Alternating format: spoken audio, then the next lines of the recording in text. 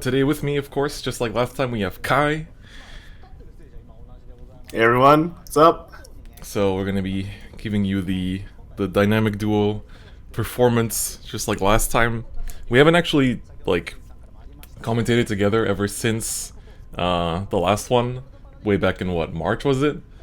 Yeah, a while ago. Yeah. Back then you didn't even play JP. Yeah, but JP got some stuff and got in right Yep. against JP Yeah, right yeah, after that. yeah. So it's been a good ride, but we're gonna be switching up here to see the actual live stream. So let's put the chat up here this time around. Might move it around, but we'll probably be turning it off for the actual matches themselves. But yeah, so going into this, we're gonna have 8 people that qualified. So there's top 8 players that qualified, and we're gonna be taking a look at how they do. I do see the hype train. We have alerts disabled for now. When we go into a break, or worst case at the end of a stream, we'll play all of them together. But looks like we're going to be going into our first match already. Wow, we had no time to actually get ready. But, so we're going to have game 1 here against, between Uzume, who is our Hong Kong representative, and the, what is it, white-eyed rainbow dragon? Yes. Interesting, they do have like a profile of the players and the history this time, and Uzume has done pretty well for himself. Looks like he was like the Asia representative for Hong Kong. Well, In he came WGP. third place at WGP 2019, or is it Yep. second place? Yeah. But yeah, he's done pretty well in real Vanguard, Mhm. and he's on a gold paladin and Aquaforce. Yeah, so this time, differently from the last finals, we had there we had 3 decks, best of 3. So basically, you would have like one deck sitting in the back that was just kind of like a mystery sometimes, or you could just like have it there like OTT just to scare people. But this time, it's the pure Conquest format of just like 2 decks, and so we're basically going to be seeing both decks of each player always come up. And for example, we have one of the players that qualified, Muto, that was also there last time, brought OTT, and in their qualifier they went undefeated with it. So it's going to be pretty interesting. But here we're going to be seeing this Aquaforce mirror match. I guess for our side, having a foreign representative in the top 8 definitely it makes me want to root for them. But looking at their hand is like actual grade 3 festival. Hey, grade 3 festival might not be that bad in the mirror match. Yeah, that's true. Usually not awesome. Yeah. But yeah, it is a best of 3. So even if he loses one, he has a chance to come back. And Yeah. I think the real thing is that everyone's brought Narukami this time. Like 6 decks, yeah. Yeah. Narukami. Yeah. And It's pretty crazy. They revealed all the lists for them, and 5 of them is a Irad gang, and 1 of them is Dun gang. So root for the Dun gang, guys. Yeah. I mean, Eradicator is also pretty interesting because it's like they came up just this set and they're already. It's very much like the TCG, It's like released and instantly meta. Yeah. It just reminds us of Break Rider, right? Mm-hmm. Descendants everywhere. Yeah, Except this exactly. Descendant is better. much better. It's pretty crazy.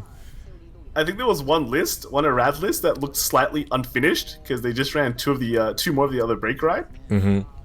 So it just feels like they're like, oh, Eradicators, let's just do it. Yeah. Honestly, it was kind of like wasn't it Aren that topped last time with just the what was it, unfinished MLB? Yeah, And then but he just never he used didn't it. have to use that one, so you could just keep it off in the side. But you have to use every single deck that you bring now this time. No secrets. Yeah. Alright, so here we go. We're gonna have the first grade 3 turn on Uzume's side. So in terms of trigger lineups, they look to be the same in terms of like just 9 draw, nothing too spicy there. But it's gonna be interesting to see. And for those of you that are wondering about the format, it's gonna be probably the same as last year, where we have like the all top 8 matches played, and then we're gonna do all top 4 matches, and then finals. But I can't remember. I didn't have time to check. I can't remember if we showed or we had to watch last year the like 3rd place playoffs. Can't remember either. I think they did. I think they did because Yeah, I think they did otherwise too. there wouldn't be an easy way to determine third or fourth place playoff. Yeah, that's I true. mean third place. Yeah. Yeah, I just can't remember if they did it on stream or not. Pretty sure they did. Yeah. They want to get all those games shown. Yeah. Lots of heals going off right now though. Yep. Wasted a heal on the dragon side, but Speaking of heals, despite having drawn into almost all of them. Alright, doesn't get the double. Interesting thing is, Mr. Dragon is going to be able to get into his limit break next turn without much issue. Hmm.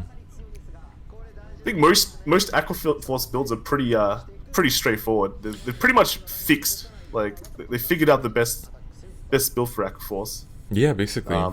Yeah. So not much variation there. Yeah. Ooh, this Dragon's Hand here is pretty interesting. Got the glory with 2 self-damagers. He can actually...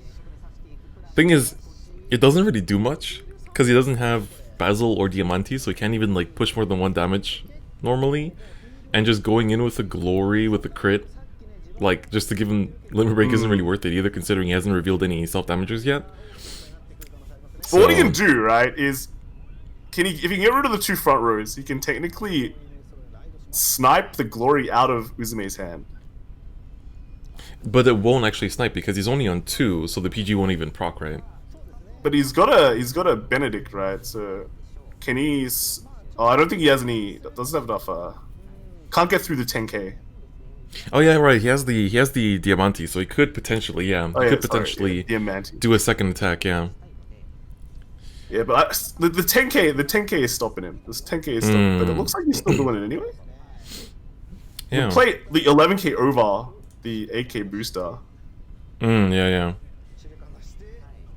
Oh no, but he doesn't have enough counterblast. That's right. Yeah. Oh yeah, that too. Yeah. So he's just doing it just to make columns and maybe trigger a heal?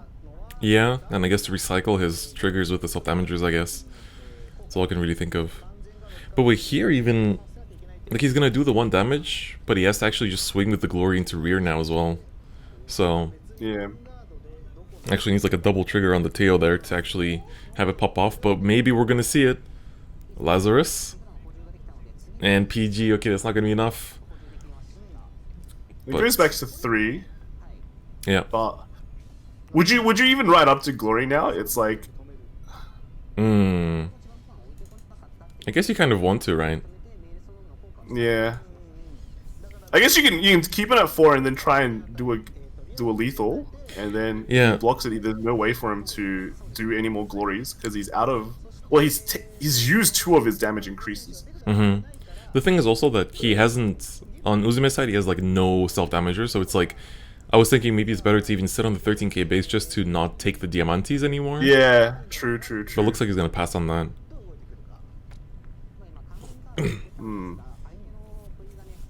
Alright. Let's see here what his play is gonna be. Sitting on the Diamantes, did draw the PG, so there's a bit of survival there, so now he might not want to actually... That might have been the reason why he didn't ride, is just to keep the glory in hand to draw for the PG. Yes, and that's correct. But having no... He has a trigger. I think your stream is a little bit in front of mine, for some reason. Oh. Yeah. Because right now I'm only on the Diamantes swing. Let me pause the stream for a sec. Alright, so... Yeah, I was just trying to also, like, pause it, unpause it, but it's still the same. Alright. Let's see here, so... I think he's gonna keep him out of 5. Just so I think that's correct. And then his last regard attack into the other rear. I guess so. Yeah, I was wondering if he would actually... If he would actually just like try to attack Vanguard if it wasn't for that defensive and just try to end it, but I guess doesn't really have that option. So now it's gonna be just like... Yeah, just trade rears and pray. So he re-rides the... Well, he re-rides the Maelstrom. Wow, that was a correct. hot top deck. Yeah. Really good. Yeah. Problem is, like, Uzume's hand is not very good. as well. So he's Yeah. gonna lose some key pieces this turn. Yeah, for sure. Alright, so ignoring intercept, going in with a Basil. Oh, the PG check as well. That's not hot. Oh man, he's gonna actually lose his PG this turn. And for Rainbow Dragon, he can actually live through a glory here too. Oh no, he's taking out the Diamantes, okay. He wants to like literally take out everything. Taking out Diamantes is pretty important, but... Yeah. Alright, there's another. Yeah, now... Ooh. It kind of cements Rainbow's like next turn to be super safe, because Uzume now has no way to really get a 4th attack, and even if he rides up to glory, which he does, is not going to be able to... He still won't win. So, overall, I think it's a pretty that's true. Convincing victory, yeah. Yeah, and having that... It's nice that he drew another grade 3, as weird as that is to say, to survive the glory, but like he needs to call that down now for the taking out the Lazarus, so it's like... he needs to like pray for heals, but he has like 1 left. This might just be looking like game for Uzume already. No draw as well to get any chance of getting another grade 3. Alright, let's see here. Nothing. And of course PG check, but rips out the glory, so at least that's nice. But even though it rips out the glory, I think there's, it's a little bit too late. Especially not drawing any self-damagers on Uzume's side is definitely unfortunate. I think that was probably like the biggest thing that cemented White Dragon's victory in this matchup, is just like who can push themselves to limit break, even though Rainbow Dragon was sitting on the glory for it. Like Uzume not having it was so big. And he was able to top deck his Maelstrom anyway, so easy times. Exactly. It's interesting. Yeah, okay, that's fine. Yeah, it doesn't hit, but he gets the 4th battle, therefore Maelstrom gets big, so I guess that's the only thing you care about. So now for Uzume... For some reason I thought he had a glory in his hand, but oh well. Oh yeah. The Maelstrom is fine too. Yep, but now that's fine. Uzume, this is just the first game. There's still possibly 2 more games. Yep. So, unless White Dragon heals here. Sorry, if Uzume heals here, which we will see not happening, unfortunately. Can anyone explain the format? So the format is 2 deck best of 3. You basically have to win with both decks that you bring. So if you win with one, you can't use it anymore that round, and then you have to win with the second one, and then you proceed if you win. If you lose though, you can choose between the 2 of your decks which one you're going to take next. So we're loading in here. And there we go. Rocking that Miwa as well. Alright, so... Ooh, they stayed with Aquaforce. Uzume decided to stick around. Alright, so, getting into this match, we see that Rainbow Dragon's going first. You're asking about the matchup. I feel like, I don't know, looking at like the amount of removal that Maelstrom itself has, it's overall an okay matchup. It's just that it has to like kind of like tiptoe around a bunch of things, especially depending on which variant it is. So it's like, because this is Eradicators, right? Not Dungaree. Yep. No, it's not Dungaree. I think some people brought Dungs, right? 3? One dung. Okay. Yeah, so it's like, I don't know, I feel like it's a pretty okay matchup, especially looking at Uzume's hand, like here, like he's basically got the Maelstrom set up, he's got like a clean ride up, got the Penguin to like generate more resources, so overall I think he's chilling. I think one thing when playing Aquaforce is that you have a game plan that you really can't deviate from, so regardless of how well or how bad your opponent is going, sometimes it feels like you're just stuck in that one move. So with Eradicators is a bit more versatile, because you have like the Gauntlet Buster, and then you have Descendants, you have ways to like deny. Yeah, exactly. Oh wow, he's actually using this starter to kill the Eric already. I feel like that's a little bit greedy, just because you get to, I mean, it's pretty flexible in terms of like being able to snipe important boosters later on, but I guess he feels the starter is important enough. Now here, I think the Eric can get him more Diamantes, right? So Yeah. It's Yeah. if you kill it early, you give him 0 chance of getting those diamantes. That means like every time you're able to kill one, Yeah.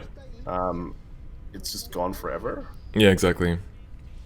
Alright, so I'm just gonna push the second damage here.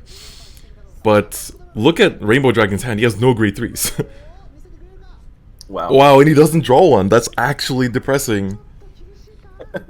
Actually great stuck in top 8. So funny thing is, by killing the thing the turn before, he can actually get that Phoenix Extra working, soul. which draws Yep, him. yep. Yeah. So that was completely... And there we go, he drew it. Okay. One turn late. Quality of plays, man. One turn late, but honestly it's better to be one turn late than, you know, not popping off at all this game. Yeah, it's like one turn late, but he's ahead in the damage races. Very much ahead. Yeah, and that heal that he triggered is just kind of pretty good. Yeah. Luckily for Uzume, he has the self-damager, so he can actually pop the Rising Phoenix in the back. Benedict could even see play here. Benedict is a card we don't really see played in Aquaforce much. Yeah, Benedict is actually very interesting, because I reckon you can play it as the one-off, I guess, but... Alright, so... It's just, yeah. I guess, like, here's the thing, right, is there's not much stuff for him to get rid of, even with else. Like, sure, you can get rid of the Phoenix, but in the biggest scheme of things, the Phoenix is not a very important card. No, it's not. Like, the Shuki that is in his hand would actually be much more of a priority. Value. Yeah. Is he gonna call the Glory? Maybe? I don't think so. I think keeping his hand is correct. Just call the Benedict, right? Or even... I guess so, yeah. Even pushing up the damage increaser, you can do it. The thing is, Benedict has to attack Vanguard for the restand, so... To get the 4 attacks, you have to basically call the Glory or something to the back. But I guess it doesn't have to. What you can do is, like, Diamantes into face, Benedict into rear, and then the 6k into whatever. Into nothing, basically. Yeah. And then Maelstrom face. So Benedict will actually not come through. And PG getting checked as well. He still has one in his hand. The game honestly probably won't last long enough for that many PGs to matter, because... Yeah, I agree. Against Glory, right, you don't need too many PGs, because you're only ever going to get, like, two max PGs off before you're basically gone. Yeah, exactly. And I was going to get pushed to 3. Narukami doesn't play self-damagers. Of course, doesn't need them here yet either, because he's going to break ride. But Maelstrom is just popping off early. Gets to spare Basil as well. Another Rising At least Phoenix he's going to get a heal off. That's pretty good. Like, one way you can deal against Limit Break decks is just push them, be aggressive early, and push them into Limit Break range. And then they can use their big Limit Breaks attack on you, but it really just brings you up to, like, 3-4 damage, where you can do a big counterattack. Yeah, exactly. Okay, you got the second grade 3 in hand too, which is going to be good to survive a potential Glory next turn. But at the same time, he doesn't really have attackers in hand. He could buff up that Shuki using the Death Scythe. Yeah, I think he has to play a bit scrappy here. A little bit, yeah. Are we mostly synced up in streams, I think? Yeah, I think so. I think so. But overall, he doesn't have to commit a full build. The opponent has no intercepts, right? So Death Scythe and a Shuki is probably fine. It's like he also doesn't need to really, like, push for a game this turn either. Also because... He still has, like... He's still on 3, and yeah, he can definitely survive the next turn. It's just that the turn after the next one is kind of... Depends on how many draw triggers he triggers here. Oh, he chose to ignore the effect, actually. So he's keeping the counterblast for other plays, which I guess is correct. Gets the heal, too. Yeah. That's gonna help a lot. Ooh. Wow. Oh my god. Speaking of heals, it's an actual festival out here. Alright. Heal Bonanza. Actual heal Bonanza. Chooses to still push the Limit Break? I think it's correct. Yeah. But, Wow. Wow. That's something else. Looks like both players not wanting to go to limit break. No, their decks are just like, no. Chill, relax. Just sit there. Just sit there. And now that Uzume doesn't have its self-damager anymore because he used both last turn, he had it too. Yeah. He had both in hand. But, you know, he's put in this situation where can't really do much. There's no point cross-riding here. Mm-hmm. I mean, getting the 13k cool, but in this matchup it doesn't really matter. The numbers are big enough that it doesn't really make that big of a difference. Yeah, break rides really just make it so cross rides are kind of irrelevant. Well, not totally irrelevant, but like the Vanguard hits 14 because it gets like your break rides get the plus 3k, and then when you do the break ride, it's 10k. Yeah. 10K. No questions asked. Basically, it's interesting here that he chose to actually replace the booster behind the Benedict to hit 16. So basically, he's gonna go for 11 here, swap the Lazarus, swing at rear, and then I guess go Vanguard swing, try to stack power on the Benedict, and then try to just like I don't know, slam attacks. I think he's just trying to get lucky. If he gets a trigger and his opponent doesn't get a trigger, then that's push to 5. It's the high roll win, yeah. Yeah, but looks like didn't really happen. Nope. Looks like this Benedict won't even hit at all. So no opportunity to even like try to drop the, you know, draw and drop with the Cynthia. It's a pretty good draw on Narukami's side. Yeah. And, he's gonna go to town. Yeah, that's gonna be. Well, the thing is that he can actually like do the double pop. Yes. And then just intercept seal, and then just, you know, go in.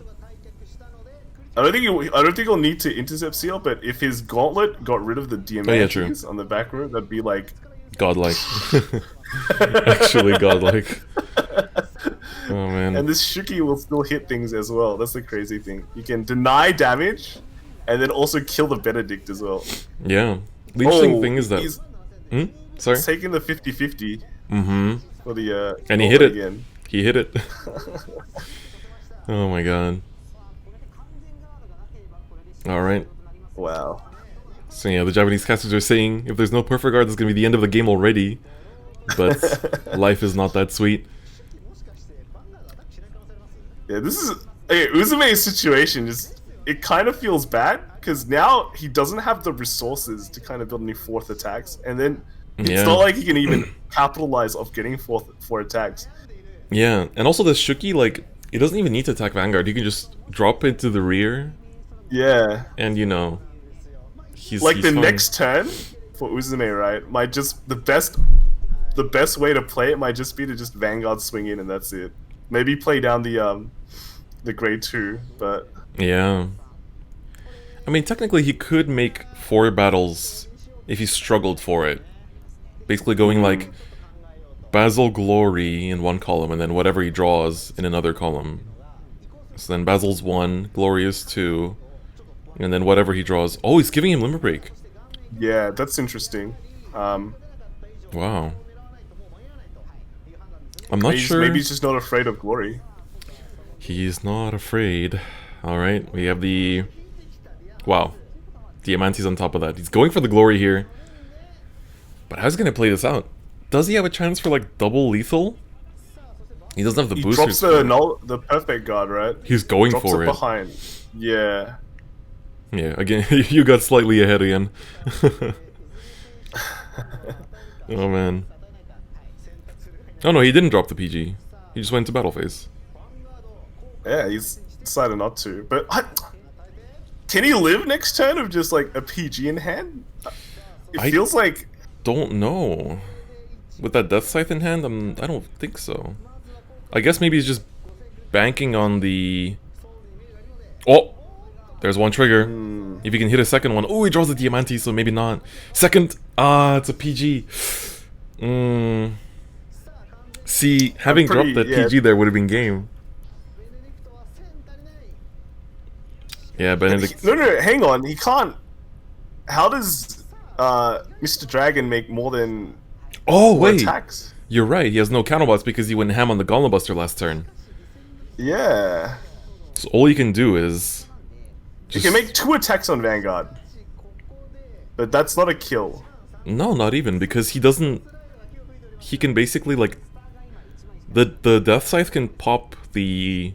Can attack into the Basil, and then you would have to make, like, the Vowing Sword and the... Or, like, do, like, Vowing Sword Intercept Sealer is, like, one attack, but Gauntlet Buster is one to passing. Yes, yeah. So but even at best, if he triggers a trigger, right, it still doesn't... It still doesn't kill him because of the null in Uzume's hand. Yeah. So, and that opens him up for if he does the attack, it opens him up for the glory, and it calls out everything. Okay, nothing with a heal that's actually quite big, but will it be enough though? All right, puts it in. So yeah, it gives the 1 damage. Glory is now active. Now gonna try to go for lethal, but Uzume does have the PG to survive here.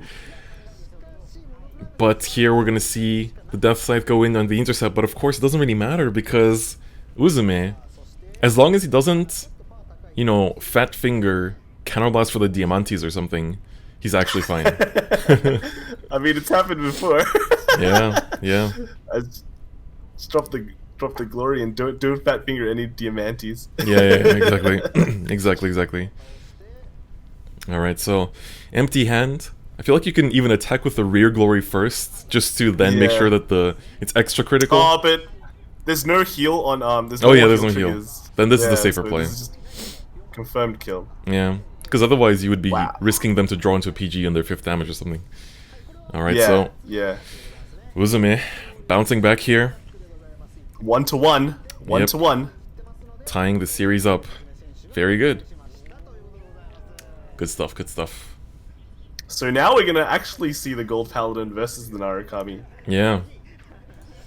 I mean, technically speaking, if you want to root for the underdog, it has to be the Gold Paladin, right? Because there's too many Narukamis. Yeah, honestly, there is. On the right, by the way, the Japanese caster is Harepin, very famous player. Also one of the official TCG casters. He came to see us at Worlds this year as well. And he also has a lot of tops in the TCG itself. He also hosts tournaments for Zero. Just overall does a lot for the community. Very great guy. He won nationals, right, with Token Rambu. 3 years ago. Yeah, I mean, Token Rambu, guys. Come on. Anything can happen in Cardfight Vanguard. But yeah, he's a super friendly guy. So, you ever see him in Japan at like a tournament venue, just don't be afraid to say hi. Yeah, at a tournament venue. Don't stop him on the street and be like, Harepin?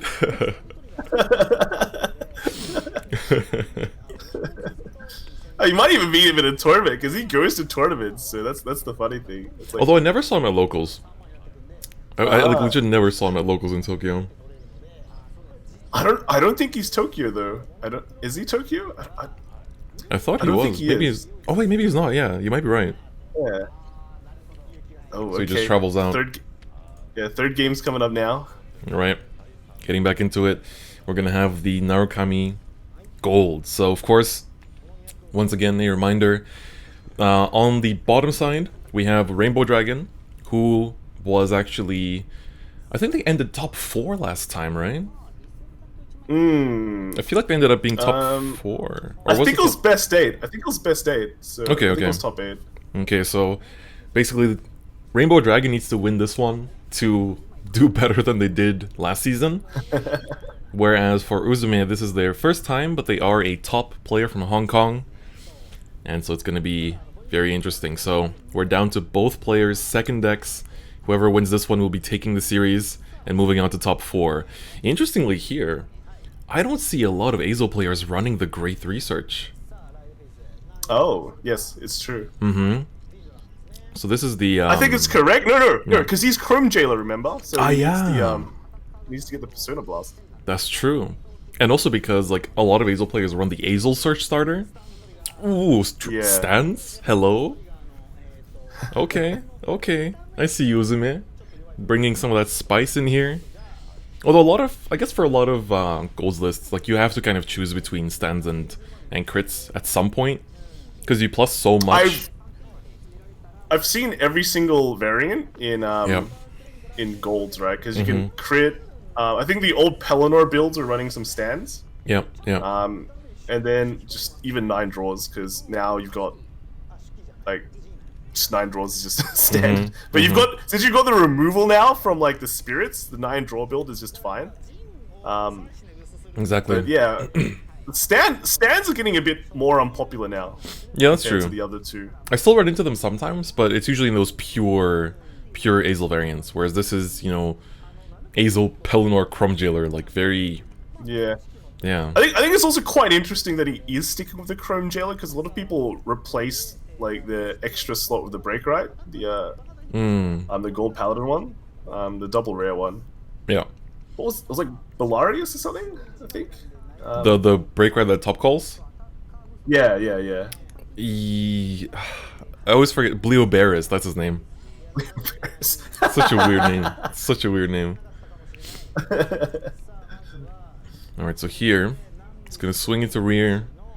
Basically, did this play with a self-damager because, actually I'm not too sure, because normally you would do it if you had the trigger in your damage zone, then you would basically, you know, would pray that it goes back, but if you had a counterblast that turn, but for now I guess you just needed to call down 2 grade 1s just to take out the intercept, so it's fine. Yeah, he just wants to be aggressive, right? Because aggressive early for golds means you're replenishing the field anyway later on.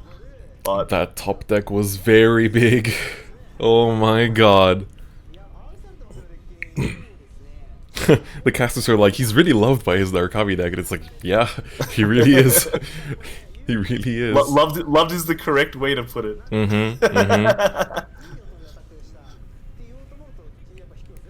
Gets a heal off, but doesn't matter. Yep, we see a stand here popped as well. More aggressive. I feel like if we could see the face cams of the players themselves, you could probably see Rainbow Dragon go like, oh, like, just like, you know, celebrating. Okay, draws the Crum Jailer, probably gonna go for Azel here. Alright, here we go. Azel coming through. Wow. Draws the Chrome Jailer, right? But you know, in this situation, just like, dude, Azel is so much better. Yeah, just spam that thing. Farm your intercepts. There we go, Blaster Blade Spirit. Sadly can't take out an intercept, but it's still going to take out a rear, allowing him to go twice into the face. I guess now he wants to do Azel again for grade 1, right? I wonder, like, when you play against the Azel matchup, right? Normally, when you think about it, you don't really care about the, well, you can kind of think, do I want to give him enough damage so that he has a chance to use his Azel off early? But then in this kind of build, the Uzume build, you don't care, because if he doesn't have the damage, you technically could just ride into the Chrome Jailer and still get the calls off. And that, oh my god, when I saw that didn't drain top deck, I was like, wow, that was impressive. So here, you know, being pushed to Limit Break already, Uzume is just going to set up double intercept, you know, blowing through all his counterblast. He still has 2 heals left in deck as well. Speaking of heals though, Rainbow Dragon checks it. But of course it is whiffed. Azel going in with the 41. Pops the stand, sadly will not really be doing much, but it's still a pretty good stand pop. Maybe double. The double? But it's still not enough, I think. It's only 26. Oh, if it wasn't for the heal, that would have been actually lethal. 5k short. Oh, 5k short. Actually 5k short of lethal. Okay, so this turn though, now now Narukami is on his... Oh, does he have enough hand to actually do it? Like... He doesn't. He has to actually pray for a draw. This is the problem with Descendant. It's like, it's such an amazingly strong effect, but very often when you need to go for it, you need to like already supply your field that you just don't have the resources. He's gonna still try to end it. Yeah, the funny thing is the buff to Descendant actually, you kind of need it because you have these scenarios where you just have no cards in hand and you need to trigger that draw. Exactly. Alright, here we go. This one trigger will determine both players' fate. Let's go. Ooh. Does he rip the PG? Oh no. The double PG. Oh man. Oh like dear. Super rip, dude. Looks like Rainbow Dragon might just end up being stopped once again in the top 8. Oh wow, my god, Uzume. The final turn from Uzume as well. No, this is big. Chrome Jailer too. Chrome Jailer, dude. Wow. Yeah, truly, he is not loved enough by his deck. As much as he is loved, just not enough. This is gonna be so painful. Yeah, we're gonna be seeing double trick to the face. Yeah, take out the PG. Oh, he needs to heal 3 times actually, because it's gonna attack with the other side first. Yeah. So he can proc the heal and then Chrome Jailer can still end it. And so we're gonna be seeing Uzume, unless this is. We have 2 heals left in deck, so we cannot actually physically heal out of it. So Uzume will be taking it. The first top 8 match will be won by our resident foreign player. That was a fast game too. That was a very fast game. Uzume representing Team Kanto with a C. Yes. And yeah, moving on to top 4. Indeed. Meanwhile, I don't know. Like, is it the curse? You know, the top 8 curse. I guess so, but I don't think. Who was actually the undefeated player though? Who went 8-0? It was Rainbow. It was Rainbow. Oh. Uzume was 8th place. He scraped in, and but you know that's undefeated curse, man. God, that is really unfortunate. Man, chat is saying that BM with the final turn. You know, final turn being an in-game mechanic is fine. It's only in the trading card game where you actually get disqualified for saying final turn. Wasn't final turn, man. Dude, you get more points if you do final turn, man. Yeah. Vanguard EX. Man, I kind of miss Vanguard EX. I've been thinking about it lately, and I'm like, oh, you know, the format wasn't super great, but it was a fun game. It'd be interesting if they, like, you know how you always used to do one every year? Yeah, It'd be interesting if they do one like every year, every 2 years, right? Like maybe they might do one near the end of V or something. Yeah, I could see one maybe like after the first year of Overdress, maybe. That could be nice. Yeah, no, it'll be great. Yeah. I think the setup itself was just really good, and it was pretty polished for what it was. Like it had its bugs, but sure, everything has bugs. Yeah, exactly. Yeah, it was pretty polished for what it was.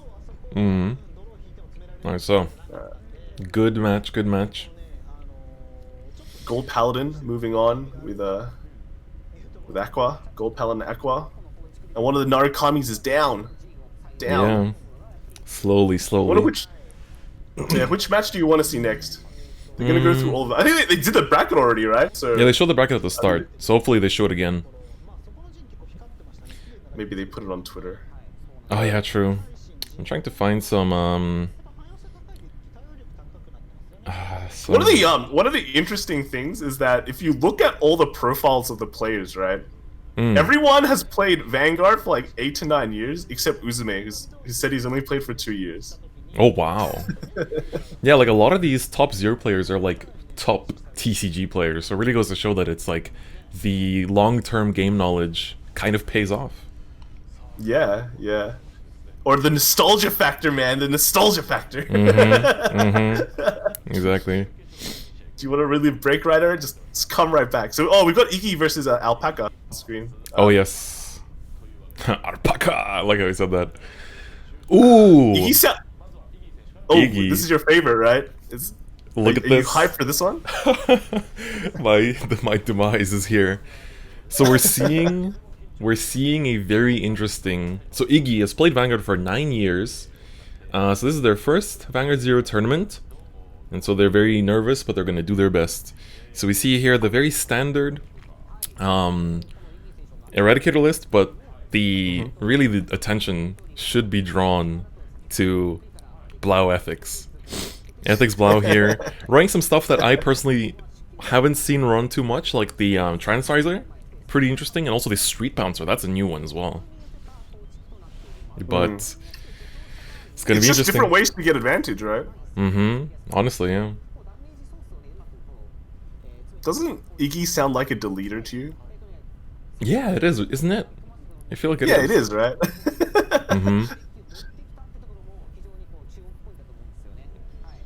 What do you think of the Iggy list? Do you like the Iggy Blau Ethics list? I think it's good. I think it's really good. It has all the pieces it really needs to have. he's basically dropping the 10k vanillas for trans risers, which I think is perfectly fine because of how much advantage you generally like generate from it. I think the 10Ks are still pretty good though. Like 10Ks against a lot of the when everyone's playing like all these weak cards because of damage increases and all that. But then again, Narukami doesn't really play that, so I guess you can kind of drop it then, right? Yeah, yeah. Alpaca showing us his decks. MLB. So a lot of people, there was some arguments saying how like, wow, why is MLB still considered so good in JP? It's like dead in global, but even after the nerfs, MLB is still quite alive. I was surprised, to be honest, because every time I went to ladder to play, I play a lot of MLBs. Right.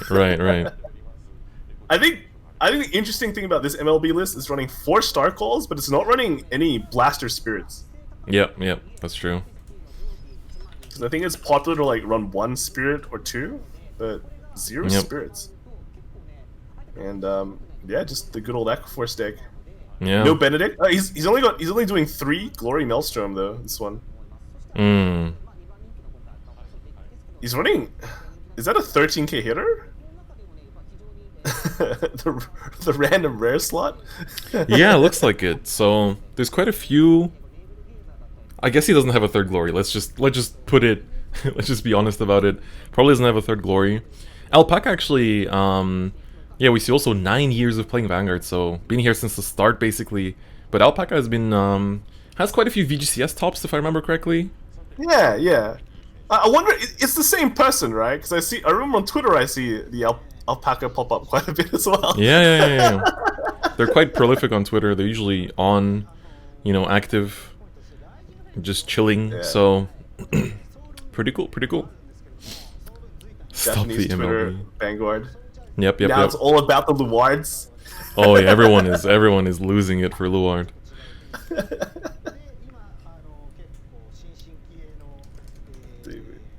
Yeah. Okay. Some Aquaforce lists run 3 or 2 Basils because it doesn't really hit much. Everything has a cross ride, right? So yeah. Makes sense. Also, Harifin was saying is like, oh yeah, this is actually a friend of mine, the Alpaca person. Oh, okay. It's the same friend. Yeah. It's confirmed. Then it's the one. Let me just Majesty, it's good to see. So here's the thing, right? If we were rooting for the underdog, do we root for the MLB? Because there's like only, 1 or 2 MLBs in top 8? Yeah, honestly. So technically MLB is now the underdog in the whole thing. There's actually 1 Spike Brother as well, so... Ooh, we might see the big bad end pop-off. So let me... it feels like this Spike Brother guy was like, man, I gotta play Spike Brother. I'll be the most unique guy there, and he made it all the way to top 8, man. Yeah. Wait, did he? I don't think there was spikes in the actual qualifier, so this must have been a new one. Ooh, and Iggy's gonna be starting out with the blouse. Hype, guys. Blau Gang, rise up. Any Blau gamers in chat? Ooh, this is a good starting hat. Let's put it that way. We have the expert Blau man. I wish I had this level of pop-off on my hands. Holy. All he needs to find is the actual stern and he's set. Just slowly drawn to pieces. This deck really, when it pops off, and Aquaforce is not the type of clan that can afford to just like pace itself out and not give the opponent the limit break. It kind of like has to do 2 damage per turn. So... And it's also like, yeah, you can't really increase your pace with Aquaforce and all, because then you start losing key pieces. Yeah. So you can kind of map how the game will kind of go, and then just hope like the heal. Oh, dude. Speaking about the blouse, man. Oh, indeed. Speaking of the blouse. Ooh, he rides the golden anglet there. That's interesting because I feel like you normally want to preserve it and just, just to have the 1 golden anglet or 2, or like, waiting for the 2 Yamato no Drakes.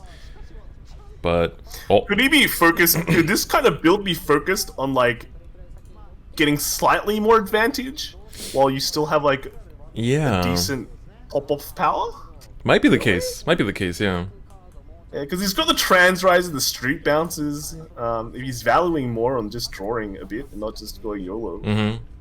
It's also interesting, he's playing the Twin Blader, which a lot of lists were using the new PG instead because it has the BCD name, so you can restand it if necessary with the, not the Azure Dragon, the Luminal. And on top of that, like, it doesn't gate you at 3 damage, like from a Glory or something. But I don't think that's going to be a concern this game. I wonder how many people still try to gate, though. Yeah. How many people have actually actively playtested against this? Yeah. But one thing is that people can see each other's deck lists, right? So yeah, it's open deck list format. Running the, yeah. I really like this play. He's going for the Kirara for the draw and then countercharge it away with the Toolkit Boy. There's only one problem here is that putting the Toolkit Boy there early means that it has a chance to get sniped by the Maelstrom already. So, which probably will be the case. True. So we're gonna see how it goes. Alright, blank blank. It really depends if Alpaca knows what to snipe though. Yeah, honestly. What was Alpaca's heal in this deck actually? Because I see the Glory is a draw, Diamantes is a draw. No, Glory is a heal. Glory is a heal. Oh yeah, it is a heal, right. Oh yeah, there we go. Alright, so now can ride up smoothly into Maelstrom, set up the 4 attacks with Basil, you know, play down the Penguin even for extra draw. This is really... They're both got... Like, we've been really paying attention to Iggy's Nova hand, but, like, Alpaca's Aquaforce hand is also, like, really good. Yeah, it just has everything that you need, pretty much. Very solid hand. Yeah, yeah. Alright, so... Yeah, I'm sipping on that boss. Lucky. Right, you managed to find strong zeros too? Actually amazing. Crazy. I think I ordered 2 boxes of like boss, because for some reason you have to order direct in Australia. Oh yeah. So I just ordered 2 boxes. I'm like, wow, I'm just going through bosses every day. Oh yeah, yeah. No, honestly, that's what happens. Like I ordered like a case and it's just gone in 2 weeks. And then they don't restock, and then I'm just sitting here deprived. They had it in the shops, but then I think no one bought it, so you had to buy from the distributors. Yeah, yeah. Okay, so Alpaca going for the straightforward Aquaforce plays. Yeah. Probably gonna push to 5 this turn. Probably gonna push to 5, and I'm also thinking if we don't see any draws on Iggy's side here, not very well timed. Oh, this Maelstrom doesn't hit actually, unless he pops the trigger. But it's like this hand is not the one. This hand is not the one for the pop off yet. Doesn't check a trigger though. Oh, he knows. He knows. The underswing. Of course, Maelstrom gonna be popping that Toolkit Boy, drawing the extra card too. But now Alpaca has 2 PGs, down to 3 damage with that self damager. Whew. He has a way to draw, right? That's the Soul Boss 2 draw, yeah? Yeah. Energy Charger. And then Taylor's Trans Riser has a chance. It does indeed. Alright, he's gonna go into the Stern Blaukluger. Let's see what's gonna happen here. This is gonna be the pop-off. If you've never seen this deck in play, you're in for a little bit of a ride. Let's put it that way. Oh! He actually drew both pieces. This is going to be big. Alright, so Hydepian is explaining... Basically what happens here is that Ethics Buster has a skill that when you break ride and the new Vanguard attacks, he restands the front row. Storm Blaukluger has a skill that after his attack hits, you can count as 2 and discard 2 to restand him. And so your front row restands, and both Yamato no Drake as well as Golden Anglet gain plus 4k power every single time your rearguard stand. So basically, as long as you keep restanding Stern Blaukluger, you keep restanding your board. And we see that Alpaca doesn't check a trigger there, which is going to be huge. Might be the end of him this turn already. So here you can basically swing the Golden Anglet into the Glory, swing the Yamato no Drake into the face, and then go in with that Stern Blau for the 25. Does he check a trigger though? He does not! This is still hitting. This might be it already. If not, this will take out both This will either take out both triggers, I mean both perfect guards, or if he checks one trigger onto the golden anglet, it's gonna be over. One PG check. Does he get a trigger on the second check? Oh no, he doesn't have a second check, never mind. Whew. This is the situation where if he would have called that PG, would have been game, but it's actually safer not to, especially because he can actually live through a glory. Wow, that was a... Those empty dry checks from Alpaca's side, that was like kind of scary, man. Just any trigger there, one more trigger would have just... saved them. Yeah. Yeah. God, be still my heart. That's how I'm feeling right now. It's okay, you can live through your tournament life through Iggy, man. Yeah, exactly. Iggy is showing me what I couldn't see. Ooh. Okay, here's a problem though. Iggy might be dead here. Yeah. Because he's gonna be... The PG's gonna get taken out by the Lazarus, and then the Glory's gonna go in with the 2 damage with no PG in hand. So Blauz really should have called that PG. It was all or nothing there. Because Glory will now use the effect, and he needs 2 heals to survive. Double heal to survive. Yeah. He's got exactly 2. He has exactly 2. They have to be stacked together for the survival chance. Iggy, do you have the answer? Nope. It was too far. It's okay. Even if he doesn't make it here, Iggy will be the hero in our hearts for bringing Blau Ethics. Alright, so... Your dream is to watch Blau Ethics ruin ladder, right? This is... Once people see this, there is a chance the Blau Ethics cult will spread. Yes, that's true. Although, to be honest, I don't really want it to. To be completely honest. It's a very annoying mirror match to play. So here's the thing, right? Is he dropped the toolkit boy early? If he had the toolkit boy at the final turn, would that have just been a ruffle stomp? Yeah, basically. Like honestly, if he would have just called that PG, it would have been over. But I guess he was trying to play it safe, but it wasn't really any point to play it that safe. Someone in chat said Iggy died like in JoJo Part 3.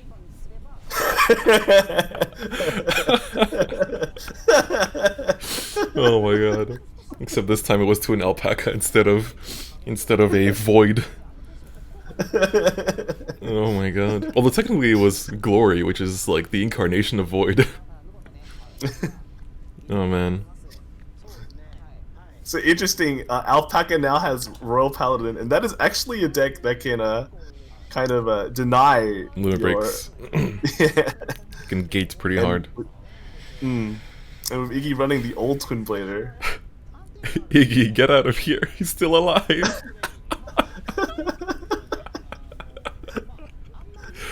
Oh, that's so good. Oh man. Alright, so we're gonna be seeing Game 2 in a bit. You were saying? We have a crazy amount of people watching your stream, dude. Yeah, that's true. We're beating the official stream. Oh my god, are we? Oh my god, we are. We are. Zero gang rise up, boys. Zero gang, global gang.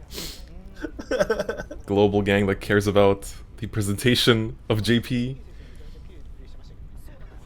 But you know, if only we had that stadium in the background, man. Yeah, if only. I mean, we're kind of in it. We're at the bottom. We're hanging out in the yellow bar. You know, it's like how like they have like the they split the whatchamacallit. What am I trying to say? It's like when they do nationals or world finals, they have like a casting table for the Japanese side and the casting table for the English side, or just on the other side. Wow, Iggy staying with the Blau Ethics. Hey, you only get one chance to show off this deck on stream. You might as well show it off as much as you can. Yeah, honestly. I mean, his hand is not bad, right? Yeah, it's quite decent. I'm looking at Alpacas too. It's like he has the Lian, but he has no MLB, no Blaster Blade. Starcall is good, just for that, you know. What did he draw? Oh, okay. It's not very okay.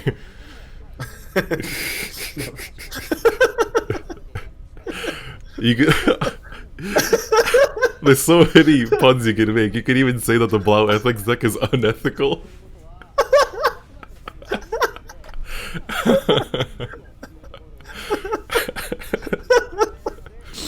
Oh man. Oh, it's the heal though. Very unfortunate. ML brick potentially. Wow. So we're just popping off.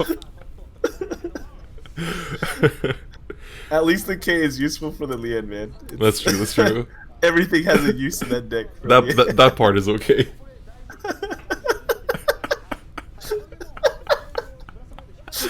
Oh man. It's good that the Japanese players don't watch our side of the stream. They'll be angry.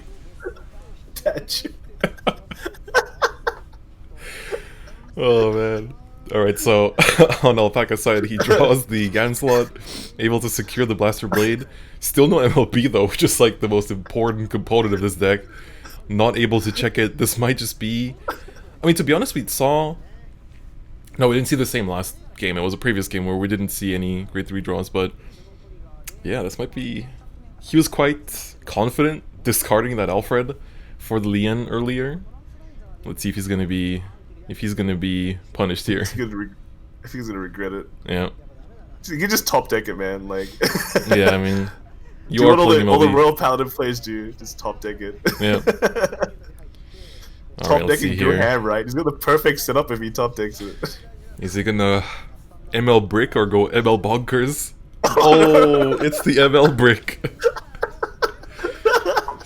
Well, you gotta sad Palamedes plays. Yep. Unfortunate, but he's gonna still produce 2 attacks here. Ooh! It's 1 card off. Actually, 1 card off. Sees the Bedivere here. Yeah, right. you would still ride the Palamedes. It's not like before where you have a wiggle break that you can always kind of get your MLB from, and you can stay at 2. Yeah. Now you just might as well go up to 3, for the people wondering. Yeah, basically. So now, for Iggy, he's in like a really good spot. Just because he's like on 3 damage when he goes, oh my god, he even drew the Blau. He's on 3 damage writing up the Ethics, so basically just wants like 1 or 2 damage next turn in order to set up the win. Wants to like push 1 damage here maybe. Transfers are coming in. Oh, whiff sadly. But it's okay, he's got everything. And as long as his opponent doesn't have an MLB, it means he'll be able to get the damage. Mm-hmm. And once he gets that damage, man, I think this board is like... it's home time. Yeah, you know? Honestly. So here's going to push. He's going to push Alpaca to 4 damage here. Going in with a 14 here. The PG gets checked too, so that's important information. And now let's see, this is going to be a 21. Going in with the potential countercharge, which won't countercharge anything, but... Still good to have... Oh, the heal. Here, the heal might actually not be something you want. Just because, like, you heal don't... on the opponent's side, though. Yeah, that's quite big on his side. But for Ethics, healing down at this stage means that you're probably not going to get to 4 next turn. So you're spending a turn of just, like, calling down stuff just to attack with. Which is, like, precious pieces that you want to be playing on the field for that combo. And cards that you want to be discarding for the Blau. So it's, like, might actually be a little bit tricky here. I guess that's why he runs the transfer as well, just for the extra possibility to yeah, basically get stuff. But it's also the funny thing is trans power is so low. This Star Call is gonna do work. We see another heal going down to 2 this time. So all these Royal Paladins, you know, Ganslot, pretty good card. yeah, definitely very good. All right, go up to 3. Ooh. Checks the draw, that SP. Ooh, okay. Drawing into the Kirara, that's very big. That'll help him kind of replace his hand. Replace the resources. Double Kirara, oh my god. He actually can't use both. Toolkit Boy, sadly, is when it hits Vanguard, so... Would have been cool to use both and still get to countercharge, but he'll get to use one of them. I think I just call down both, though, because they are not important pieces for the actual... you know, game-winning combo. Yeah. What's interesting is that if you look at the deck counts for both players, for a deck that calls a lot, you know, Nova has the same deck count. Yeah. Actually just going through his deck like a monster. Absolutely. Alright, so here, Going with the 21 against the Palamedes. Gets the draw there into another toolkit boy. We're at 7 cards in hand. Does he get another one? He does. Wow. Okay. Let's just say he is in a very good position to be popping off. Keep in mind though that we've already seen 8 triggers revealed from Iggy's side, and he has 1, 2, 3 more in hand, so 11 of 13 already out. Meaning that on his Blau Ethics turn, he cannot really depend on triggers to be winning. Yeah, and Alpaca at 3 damage. Yep. 2 chances to shut down an entire turn. Ooh, using that Counterblast 2 on the Blaster Blade there. So he's going to be trying to go in. Palamedes only 10k, it doesn't have a second grade 3 for it to actually get that attack in, so he has to check a trigger here. He does get it though. Of course, he hasn't actually checked that player. menu. Yep. Very compressed. Yep. Even though he hasn't seen the actual MLB, but... Alright. That's just painful, man. I mean, for Iggy, he actually wants that much damage, because that means that's more Sterns that you can pop. And with this big hand, you can definitely pop Stern quite a few times. And the energy charger on top of that if he wants to. Alright, here we go. This is like time. The perfect setup for Blouse, pretty much, right? Yes. So let's see here. Go into Stern, give the ethics skill to Stern to restand the front row rear guards every time Stern attacks. Setting up this really nice board that will be hitting for nice numbers. So here, after that, Yamato no Drake restands will be 14, so it's a 21 attack already with the boost. But I usually want to keep the boost for as late as possible and just scale those attacks as much as possible. You like swing under very often with the Yamato no Drake and Golden Anglet just to restand them with bigger power. Alright, so let's see. See if he actually gets checked. anything. Nothing now? Nothing Expected? there. Yeah, we've seen so many triggers. It's to be expected. There's no heals left, but on Alpaca's side, wow, also no triggers. Nothing, yeah. Empty on Alpaca's side. Yep. So we're gonna see the counter draft here on the toolkit boy. He's gonna go to 25, possibly, right? Max. Yeah. Is that enough? It's and he not. just drew one of his triggers as well. It's... Ooh. He can... I think you want to swing under with both of them here, is what I'm thinking. Yeah, because after he restands the Yamada, it's gonna become 25, right? Yes, exactly. And that will start hitting through things. Yeah, and Golden Anglet, on the other hand, will be a bit lower, so you can just stack one trigger on it if you can actually check your last trigger that's left in deck. Depends if Alpaca can check his trigger as well. If he doesn't, then it's just... this is a painful, painful turn. Yeah, it's a sad time. Alright, let's see here. Iggy gets that one check in. Does Alpaca see a trigger here, though? He does see a draw. Ooh. Ow! Oh, it's his MLB. Yeah, but keep in mind that the Stern will still be restanding here. So... Alpaca, yeah, Iggy's gonna be able to get 2 more attacks in to get rid of the 2 nulls. No, it's actually going to be... What he can do is still swing under with both of them. And then the Golden Angler will be 26 on the restand. Oh, he's choosing to... Okay, he's choosing to actually attack with the boost here. So that's the first PG. Now this turn will take out the second PG. And then he's going to... The Golden Anglet is still hitting numbers. And now the Yamato no Drake with one trigger will still hit numbers too. And he gets it. Dude. Just like that. Oh my god. Wombo comboed, man. Ladies and gentlemen, this is what we call the pop-off. And just like that, September 1st, Blau has been restricted, has been nerfed in GP. Enjoy ladder, boys! Oh dear. I feel bad for anyone that's seeing this for the first time. They're like, oh, what is this? Premium Dark Regulars? What just happened, man? Not my ladder. Hey, it worked. The 2 games, he finally got it off, and now I think his tournament life is complete. Yeah. Everything from here on out is just a plus. Honestly, even if Alpaca absolutely bricked, still good. It's part of the game, man. It's part of the game. Yep. DI, NLK, Sharot, basically. Solemn Vanguard has left the chat. So, funnily enough, right, Iggy actually is in a pretty decent position because he's going in with Narukami next against MLB. I think Narukami is okay against MLB. Yeah. He's generally chilling, depending on which PG he plays too. He runs the new PG, so it's fine. I think it's the it looks like it's the 4 Phoenix build. Ooh, okay, that's gonna be interesting. I think was Iggy the guy that won the one of the qualifiers, or just using a deck that looks very similar? I think they might have, because he's got the 4 death sights as well. That might have been them, yeah. Yeah, 4 death sight. He's got the 2 Eradicator front row removers. Mm-hmm. And could have been it, yeah. Yeah. All right. That'll be interesting. So let's see. That game. I remember that game in the qualifier where it's like every single trigger he got was a draw trigger. Just oh yeah. Feels bad, man. Actually popped off, but it's good for Iggy because he has now he had the experience of getting in with the qualifiers, so now his tournament play is a bit better. Because when you think about the people that just grind ranked and qualify, it's sure they have really good game knowledge, but then they might not have that kind of practice of playing in the actual tournament, and that round to round to round, back to back to back. But of course, since they're all Vanguard players, they probably already have the IRL tournament experience anyway.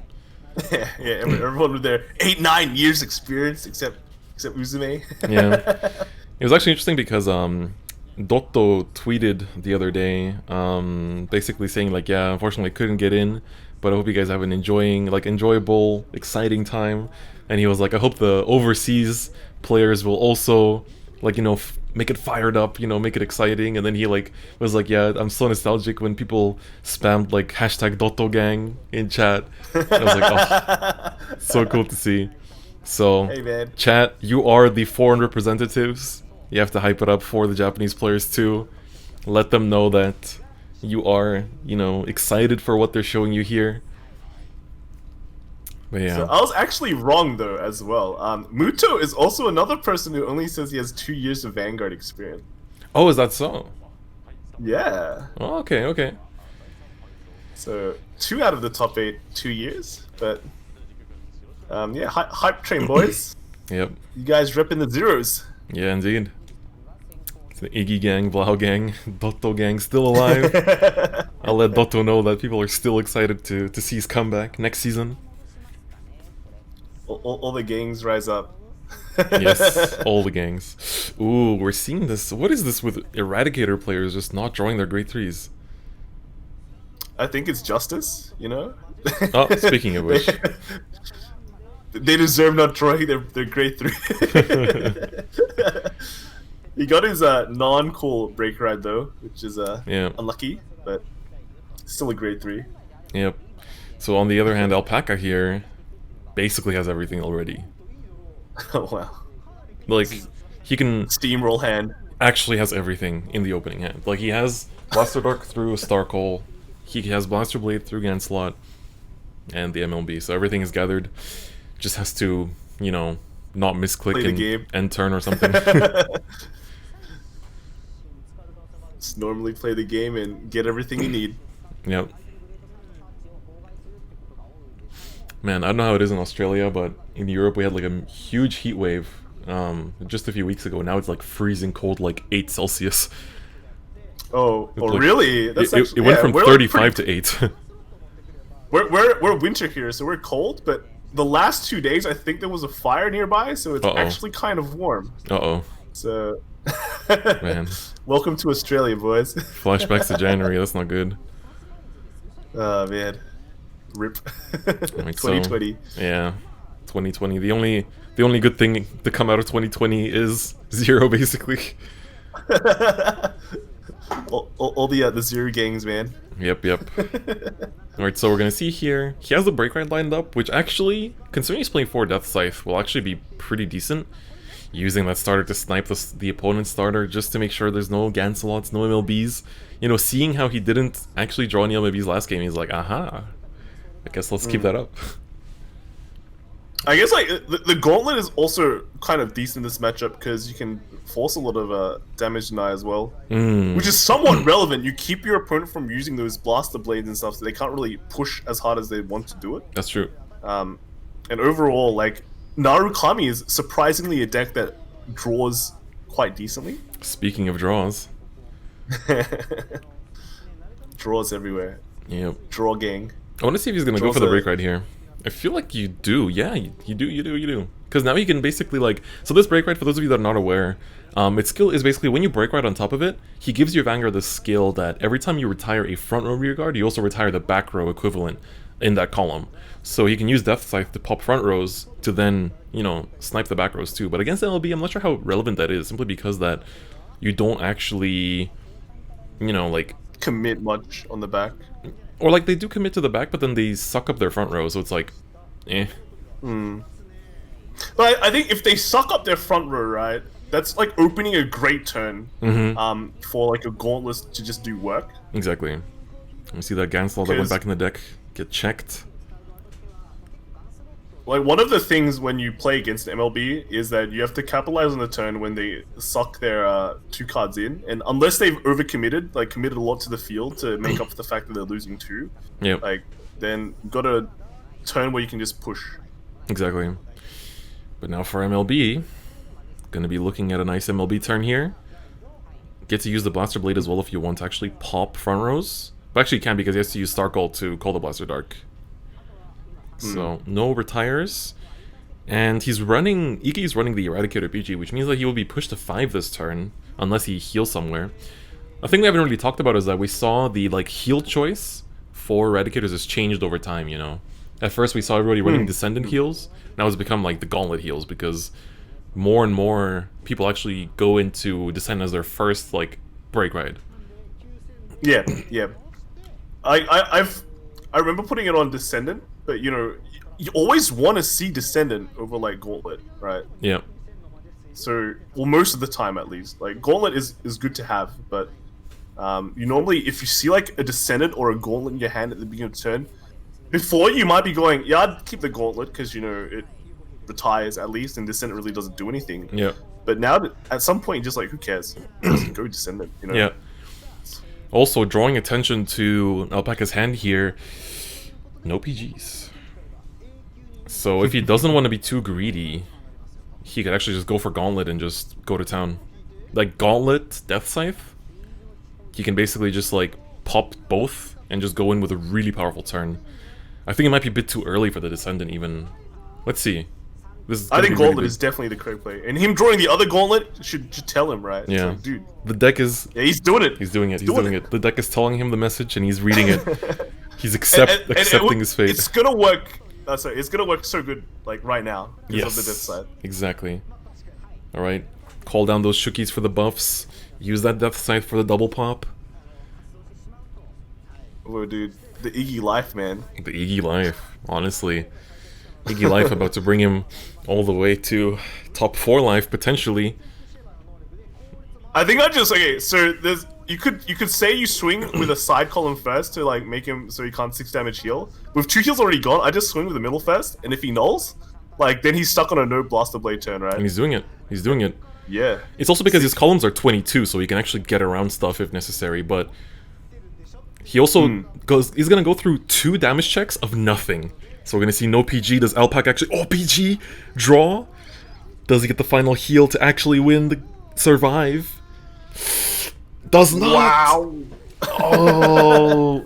Alpaca goes from 3 to 6. Boys. And Iggy takes it.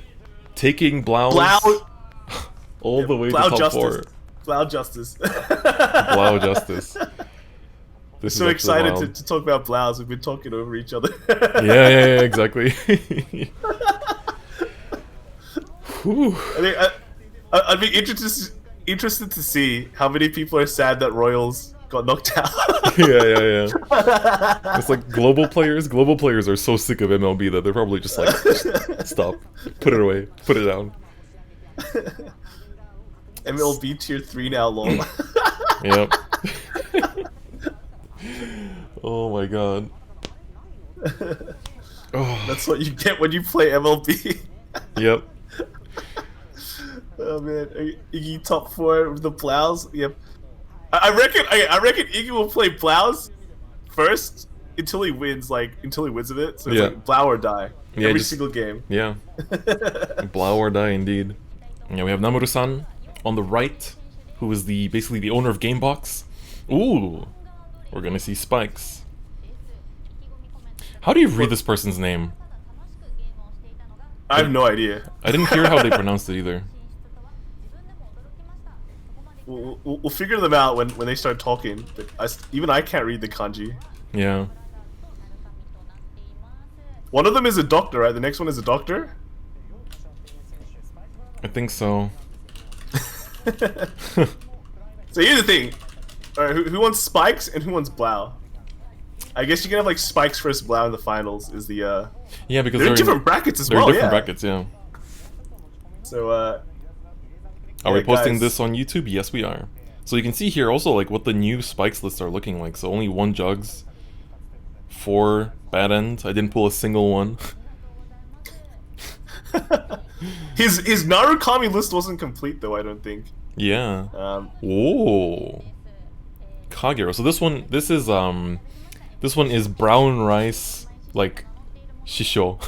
So it's like brown rice master. In his comment he says I'm gonna try to 6 damage heal. I wish I had that kind of confidence. Maybe it's the brown rice. If you eat the brown rice, you have a higher chance of 6 damage healing. Yeah. Interesting, he runs the Counterblast 2 1-hit draw. Which... Oh no, this was Dungaree! Wait, it's Dungaree Descendant. It's Dungaree. No break rights. Dungaree Descendant. Running a lot of the on-hit Counterblast 2 draw as well. Like, but...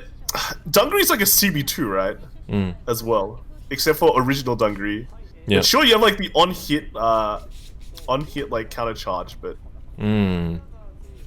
yeah. I've seen some builds run the Counterblast 2 just because like unless you go Gauntlet, you don't really use that much CB unless you use something like Death Sight for the retire, but sometimes you just want to draw. Yeah. And having like Soul Blast 2 draw and then Counter Blast 2 draw means you probably get to your Null Guards more consistently, so... And have the Eradicators in hand to use Descendant, so... I guess I can see the justification there. Yeah. But yeah, Dungaree, with Descendants. I mean, Descendant is just a great card. Yeah, honestly. Why not? It hasn't been coming through too much so far. Triple Kai in the house, yes, that's correct. Yeah, triple Kai. Well, technically quadruple Kai. Because we have 3 Kais in decks and then we have you. Like, it was Kai's birthday like 2 days ago. Yeah, 2 days ago. All the I was Kais. like, wow, so good. I'm gonna sign into Vanguard Zero to get my login reward, but then I forgot. Oops. Oh my god. Oh man, I'm trying to listen to how they're gonna pronounce the bottom player's name because I can't read it. Yokashawa? Was it? Let's call him Yoka. Let's just call him Yoka. Yeah. We can call him the Narukami player. Oh wait, no, they're both Narukamis. Yeah. Oh my god. Outplayed. So, it's a Narukami mirror, but it's like completely different contents. Yeah, of the decks. Dung Gang versus Erad Gang, guys. Yeah. Who's on Dung Gang? Let us know. That name does sound pretty weird, but just don't think too much about it. Yeah, don't think too much. Period. Think less, play 9 crits. That's the life, man. Yeah. Oh man. Looking at brown rice here, well, it's sometimes the Japanese names, you know. We had a last time we also had a rice. We had like the white rice person. White rice game versus brown rice game. Oh my god. It's ridiculous. It's like all these names, man. But we're like, gonna when you think of English nicknames, it's like Kirito XX Just Yeah. 42. You know, it's like even looking at my precious subs, generic name thing, crispy cookie, 29 azure, like all these cool cool sounding names, and then you have brown rice master. To be honest though, I guess in Japanese it does sound better. Ooh, we saw the pass there though. Getting back though, talking about brown rice, passing on the 2, choosing not to give the damage for simply because he can snipe the Dungaree starter. And the Dungaree starter, if you don't know what it does, is every time you ride or call a Dungaree, you bind the top card of your deck. And oh my god, he actually drew into the first form of the Dungaree, which is really, I would say, important to set up the bind zone and also to like get the cross ride as well. The interesting thing is that on the other side, you've got a bunch of 3s and nulls. And that's pretty... Like, sure, the 3s will hit, right? But, like, if he goes for the cross ride, they stop hitting. No boosters. Yep. And just no intercepts. So, like, you can kind of just go face and not feel bad, you know? I guess while you're at 0 damage, you don't mind not having intercepts for now anyway. Oh, he's pushing in. Yeah, he's gonna go for that on-hit draw. And then he can filter one of his Dungarees out too if he wants to. And by now you don't care if your starter dies either. I feel like he could have even traded the starter for he had a Rising Phoenix that he bound, I saw. So that would have been an extra card in hand as well, because I think it's almost certain that the starter will die this turn, so I feel like he could have traded there. But, oh well. Well, in a way, he's also offering his opponent to kill the hand filter as well. But true. Right now, yeah, he's already pretty much done with the starter. Yep. Ooh. Right. Heals back down to 1. Damn. Wow. Oh, and pushing to 3. God damn. Dude, chill out, man. Damn, brown rice is okay. Dude, never mind. These guys. Oh my god. Should I give you the gift as well? Oh my god. Brown rice is cooking. Indeed. Oh man. We're gonna go into the Vowing Sword here, calling down both of the other break rides to take out the rears, and I guess it's gonna be a pretty slow turn, just pushing a second damage and then just nothing else really. Yeah, it's fun. Here's the interesting thing though is that one side gets crits and the other guy gets crits only when he retires or when he doesn't hit. Yeah. And right now he actually runs less gauntlet. Yeah. So I think probably he only has 1 gauntlet left, right? I think so, yeah. But the thing is, the Sender's not going to do much work when your opponent's at like no damage. He's just going to hold on to it, but then slowly bleed cards if he's not triggering the draw triggers, because he's got basically 3 cards he can't use in the hand as well. Yeah, I guess he can also just do like Vowing Sword over Vowing Sword just to keep popping stuff. You know, it's kind of good in that sense too. Then here comes the crits, right? It's like the crit life is gonna begin, yeah? Oh no, well, no, only he's at 4 not damage. LB4, so yeah. No crit life. Yeah, whereas for what, Yoka, they're gonna be on 4 already, so they can potentially do that, like Vowing over Vowing, just to push a little bit. You know, like he can really push damage with it, and he has the PGs to survive Dungaree too. Oh, 3rd heal checked already, and this time it is whiffing.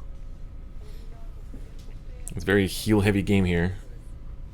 I feel like there's no need to go Vowing over Vowing though, because basically he gets 1 attack in from a Regard, and then he has to kind of luck sack a trigger. Well, or he got two Shukis now, yeah. So at least it's boosters. Yep. For some reason the sub notification went through my my filter. Oops. We'll catch up on all the subs later, guys. He's committed the 2. He's committed the 2 Shukis. So he's not afraid of anything happening to them. And he chose I don't think to there's a way for anything to happen to them, right? No, not on Dungaree here. Only Death Scythe, I think, could actually kill them. I'm not sure if he's even running them, though. Nah, he's not. He's just running draws. Yeah, yeah. Alright, so going in, giving the 4 damage here. He's got a decent hand. You can definitely grind it out. Yeah. And now the Descent is going to come into pretty good play. Yep. Alright, so looks like here we're going to see the Dungaree Limit Break come through. Alright, Limit Break coming through. Gets the extra crit here. Can also get to draw an extra card from this hitting. And that's going to be able to push out both PGs here, which is really, really strong. So we're hitting... Oh yeah, he Soul Charges last heal too, so there's no more heals coming through, so you can like push him to 5 pretty confidently. Alright, here we go. First PG coming through. Dungaree going in with a crit as well. He's going to need some draws here to actually find more PGs, but does he actually get that? There's only 1 draw left in the whole deck to begin with. Only 2... No, 2 draws. Alright, so PG will take that. Pretty bad for Mr. Brown Rice. Yeah, indeed. So it's going to be looking like a Descendant turn here. Just popping intercepts. Can you also use the Grade 2 Eradicator that can pop intercepts as well? Yeah, their Shukis are doing work, man. It's gonna get swole. It's gonna get swole.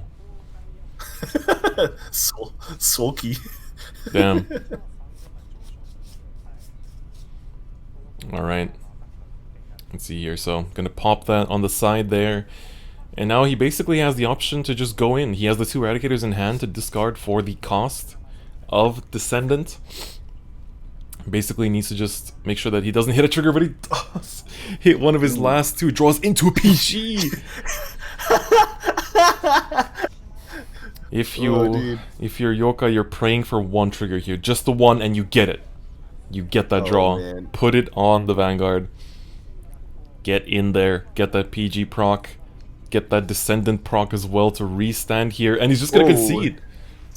He just concedes because Brown Rice doesn't have any heals left, so there was no way for him to win. Alright, Brown Rice still on the Kai trains, but yep. I don't need the other guy. The other guy moving on to Spike Brothers. Yep, honestly. Whew. But okay, Spike Brothers now. How Spike Brothers is one of those clans that is super popular in global, right? But in JP, I don't think they recognize Spikes as much. So honestly, I've been running into Spikes a lot on JP Ladder. Like sometimes you just run into those like bad ends that just pop off and just annihilate you. So it really feels kind of like in a way, it feels like more consistent ethics, to be honest. So that's one thing to kind of think about. Have they found like a solved list for Spikes yet? No, I don't think there is a solved list yet. Because some people play bad end, some people don't. Some people play Mason, some people don't. So this might become actually the list that people start copying and running with. Because like once you have one person that can bring it, you know, to a high level tournament and end up topping, usually people will adapt to that list. So it's like the Allen list for Narukami, I think. Before people are like, yeah, Narukami's good, but I don't think it's that good. But then Allen wins with it, and it's like, dude, everyone uses that build. This guy's list is actually good. Yeah. Uncle Rogers into the chat. Oh my god, he's here to examine your rice. Well, we can turn into rice discussion. Yeah. Who likes brown rice? You know, it's healthy. I actually don't really like brown rice that much. Me neither, I just like normal white. I like Indian rice though. Oh yeah, me too. White is my favorite, but at the same time it's like the least healthy one. Yeah, so it's like, But rip. You always like the least healthy option, right? That's true. Alright. Yeah. Spike's coming in. Gonna be running against the Narukami once again here. Oh, that is a hand. The nice thing with Jelly Beans that kind of like became an upgrade is that now Jelly Beans can search your Dudley Mason, which is basically gives you plays to do before you hit Limit Break to like just like do multiple attacks if necessary, or just like fetch out interceptors or whatever. So it'll be interesting to see how it goes. So far he's he needs to. Yeah, either has to ride that null though, or draw, or doesn't have to. What a good player. Indeed, a good player. Going into the what's this guy's called again? Gary Gannon. Gary Gannon, yeah. Yeah, Gary. Yeah. Such a good standard card. Okay, gets a draw. I know. Yeah.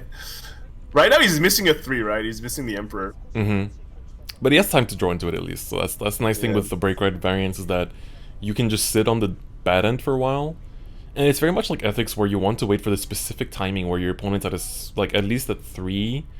But honestly, you can pop off when they're at 2 as well. Like, I've actually lost from 2 to 6 when I had just one PG, for example. Because they basically go rear. If they have a Mason, they can go rear again. And then they go bad end, and then go rear again. So, okay. It's another bad end. Would have been if it was the opposite, or it would have been perfect. Checking the bad end into a Dudley. Yeah.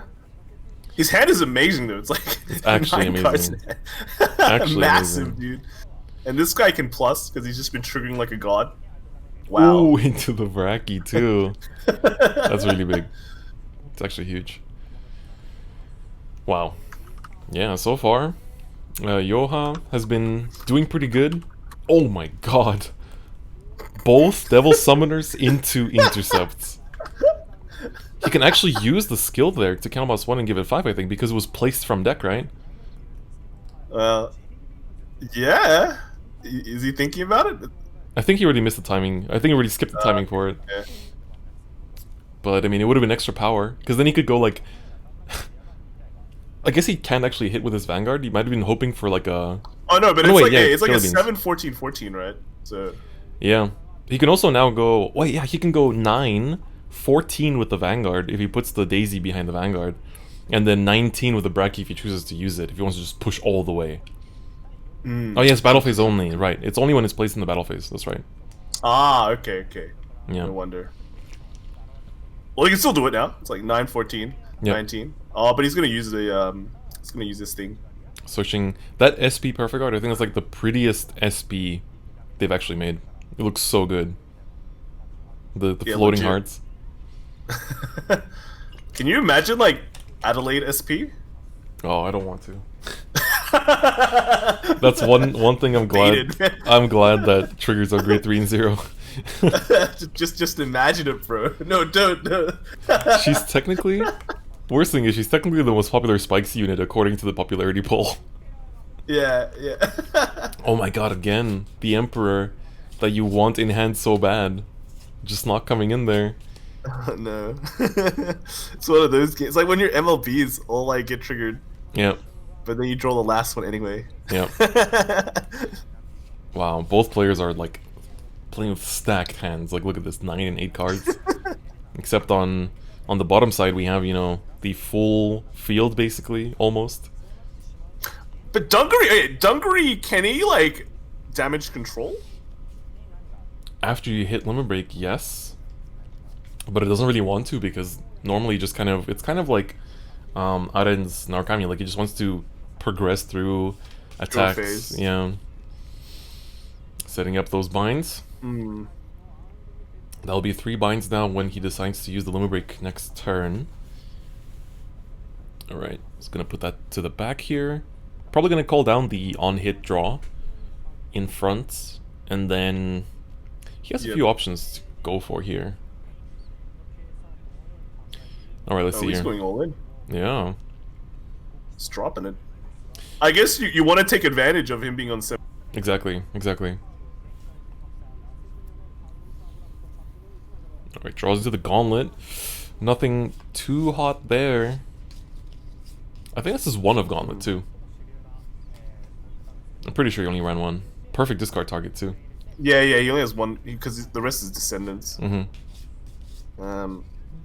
Alright, looks like gonna be just pushing him to 3. Perfect spot for the bottom side player, simply because he can go into bad end and just sit on it. Even use a Mason if he wants to. Yeah, I guess the interesting thing is you can push hard and then ride the Descendant, right? And then True. Whoop, and yep. get a win like that. Yep. In a recent update, they added Bad-End's like catchphrase, which I don't even remember Kyo ever writing Bad-End in the anime. I guess he did. I thought it was just the, like, you remember the American football team from the start of the Link Joker anime? Yeah, I remember they were using Bad-End. Mob characters. Mob characters, yeah. Oh, it looks like it's gonna just give him the... Gonna be giving him the 4th damage here. Ooh, I guess the heal, which is pretty big. Yeah. So sick. It's like what a great heal. Unlike Blouse, they don't actually mind, I would say, healing down because, like, Dudley Emperor produces pieces so easily. Yeah. So... And I mean, right now, his hand is pretty good. Healing down is just like, I don't really care. Yeah, exactly. It's gonna filter 1 into that Reckless Express. He has, like, the perfect calls. Even if he has to do Bad-End over Bad-End, he has, like, the perfect calls for it, too. So it's, like, looking good. So, there's only... How many Embers does he even have in deck? Because he checked 1 in damage, I think. So there's probably 2, yeah? 2 are gone already, I think, yeah. I mean, it's not impossible to get it. Yep. He's gone through so many of his deck already. He bound that PG with the Dungry, but he can use the starter to actually grab it. And looks like he's going to do exactly that. Now it has 3 PGs in hand. You will need that amount of PGs for actually, you know, living through the Bad-End turn. Yeah, the scary thing is if he's pushing him now, he has to make sure he's ready. Exactly. So, if anything, that was the perfect setup. Alright, so... If he gets like a heal right now, it'd be pretty good too, right? Yep. Yeah, that would actually be pretty optimal. And he has still 3 heals in deck, so I can see it happening. And this is going to be pushing the Spikes player all the way to 5 damage, actually. Oh, that's not good. That's unfortunate. Alright, going in with a crit now. Doesn't get the heal down, unfortunately. Just going to push him to 5. I think if you're playing Spikes here... Oh my god. If you're playing Spikes here, I think you just go Bad-End over Bad-End, honestly. Just use Mason to extend attacks. And just... Wow, oh no! He discarded his Descendants to draw more Descendants, man. Both times. Both times. Like, honestly, if he survives, that Descendant might not be that bad. Actually, no, his opponent's at 4. Because his opponent has 3 nulls as well. Yeah. It's like... Alright, let's see the Mason come through here. Gonna be very important to extend the attacks here and actually try to go for lethal. Not as explosive as the Dudley Emperor is, but gonna be pretty good. So if you don't know what what Bad-End Dragger is a break ride that gives a skill to your field that all your front row rear guards get plus 10k power, and after they have attacked, they go to the bottom of the deck. So regardless of what their skills are, if it's a like a Bracky or something, or if it's just a Dudley Mason, it will be going back to the bottom of the deck, but has so much power that you can keep multi-attacking. And Dudley Mason has the skill that, on attack, you get to basically Candlemas 2 and put a card from your hand into your soul to search your deck for any card you want and call it. And here we see that he's going to be using the 7k that calls the top card of the deck to extend into further attacks, which is absolutely insane. It's going to give it the extra power from being cold as well, just to make it into a 30k so it can hit over heals, I guess. But with the 3 heals in hand, this will actually... He will be surviving. But with no sorry, not 3 heals, 3 PGs in hand. 3 nulls, yeah. Alright. Man, imagine all those Descendants that he lost. Yeah, honestly. Ooh, these draws right now are really big. Doesn't matter if you draw the heals, they won't proc anyway. But you need those draws for next turn now. Alright, second PG coming through. And so now, this is the last one left. All 4 PGs checked. But on the Spike side, it's like, sure, you have no intercepts, but you have 3 PGs. Even against Ascendant, you're basically champ chilling. Yep. Super safe. Super safe on the Spike side. And the thing is with Descendant is, he has no other Eradicators in hand. So because it needs 2 Eradicators, it actually will not do much, so... All that Brown Rice can really do is attack. Just attack. There's nothing else you can really do. There's no intercepts to call down. All you gotta do is... You see that PG check, you're like, okay, I got this. It's like, oh wait, crap, I don't got this. I mean, like, he said he wanted to do 6 damage heals, so... Yeah. He has one left in the deck. He's not even getting the opportunity. Alright. But what does he draw here? Imagine Dudley Emperor. Ooh, Oh, for a second I got excited. For a second I saw like the kind of like silver gray like colors, and I was like, oh, there it is. Yeah, you just right anyway. It's gonna break right anyway. Go ham, man. Yeah, just get over heals basically. Wow, he's just gonna concede. Yeah. Brown rice, a quick forfeiter. Yeah, yeah. But I guess it saves time. So yeah, he doesn't play out for the VP. Thanks for speeding up the tournament, man. Basically doing the works. Yeah. Very good stuff. But yeah, spikes. The spikes versus Blau, man. That spikes was pretty strong. Yeah, honestly, like it. Even without Dudley Emperor, it just popped off. Like it just really exploded onto the field, and definitely felt really strong. Mason also coming in. One of the few decks that can search the nulls as well. So yeah, searching nulls, like your Ganslot is good for checking for finding your Blaster Blade, but Jelly Beans literally finds half your deck. So it's like it's pretty good, like finding the Mason, finding the grade 1 boosters when necessary, finding the grade 2 just for the intercept as well. Or for the ride even, like to fix ride. It fixes both your grades if you need them. Yeah, I think everyone's warming to the idea of the Spikes versus Blau final match. Yeah, that would be actually really cool finals. That would be an amazing finals. I mean, like last time, it was just MLB, PBOs, and Dotes, right? Yep. And we all expected it was gonna be finals, but then the Hero Allen with the Narukami pops up, and it's pretty the hot. underdog wins. So yeah, exactly. Storyline, we've got our 2 underdogs in the top 4s now. So with one more top left. And a Devil Summoner that game. Oh my god, it was crazy. It was actually really big. His destiny was already, fate was revealed to him, man. Yeah. We also didn't get to see. We didn't get to see Brown Rice's Kagero either. He just played Narukami the whole time, and it just didn't go well at all. I'm actually surprised, like, he took Kagero, to be honest. Yeah, same. It feels like it's a bit too slow, in this current metagame. Yeah, I agree for sure. Alright, so far, our top 4 is what?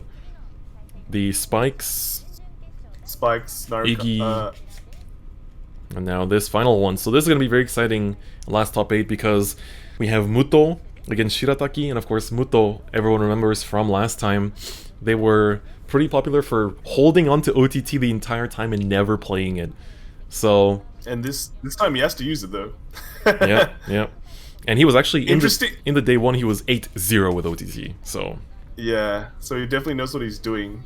And interestingly, he's also running like casters for his Eradicator. Yeah, which is just for like the drop and draw. A different kind of hand filter. Yeah, it's a very different build. So he's been playing Vanguard for 2 years. I'm just gonna read his comment. He wrote, in the last Vanguard Zero Championship 2020, I was 3rd. So I've come for revenge. He literally writes, "I have come here for revenge." So this is gonna be very exciting. He wants to make sure lightning strikes twice, and he's bringing Narukami, so kind of makes sense.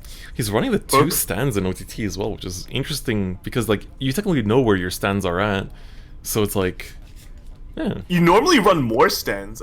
Normally 5-4. Yeah. But I guess with this build, it doesn't really have the option. You'd have to actually commit all 5. Alright, so Shirataki been playing Vanguard for 8 years, so from 2013 and 2012 rather. So, alright, so they're also here for revenge. Oh my god, it's both players are here for revenge. And so we see here the Shadows still in here, running the 1 Gigantech 12k attacker, and then on the other side we see, I can hide my camera for a second. We see the Platina Azel heals. There's like 4 different Platinas in terms of like rarities. And then... It's random Chrome Jailer. And the random Chrome Jailer. Yeah, so he chose to not play... what else would you play actually? Like, Break Ride? It could just be anything. Yeah, Break Ride. I'm surprised like none of them are bringing the Break. Yeah, honestly. pretty insane. Yeah. So The this two is stands were the I think it's the silent, not the gym, right? The, yeah, the yeah, guy yeah. that gives a Gentle Jim, I okay. think it's called. Gentle Gym. That's right. Yeah, it's a cool name. The OTT names are hilarious. Mm-hmm. I think we have a guy. We have a friend called Tom, Mm-hmm. and guess what we called him the entire time? Oh my god. 'Cause he doesn't talk much either.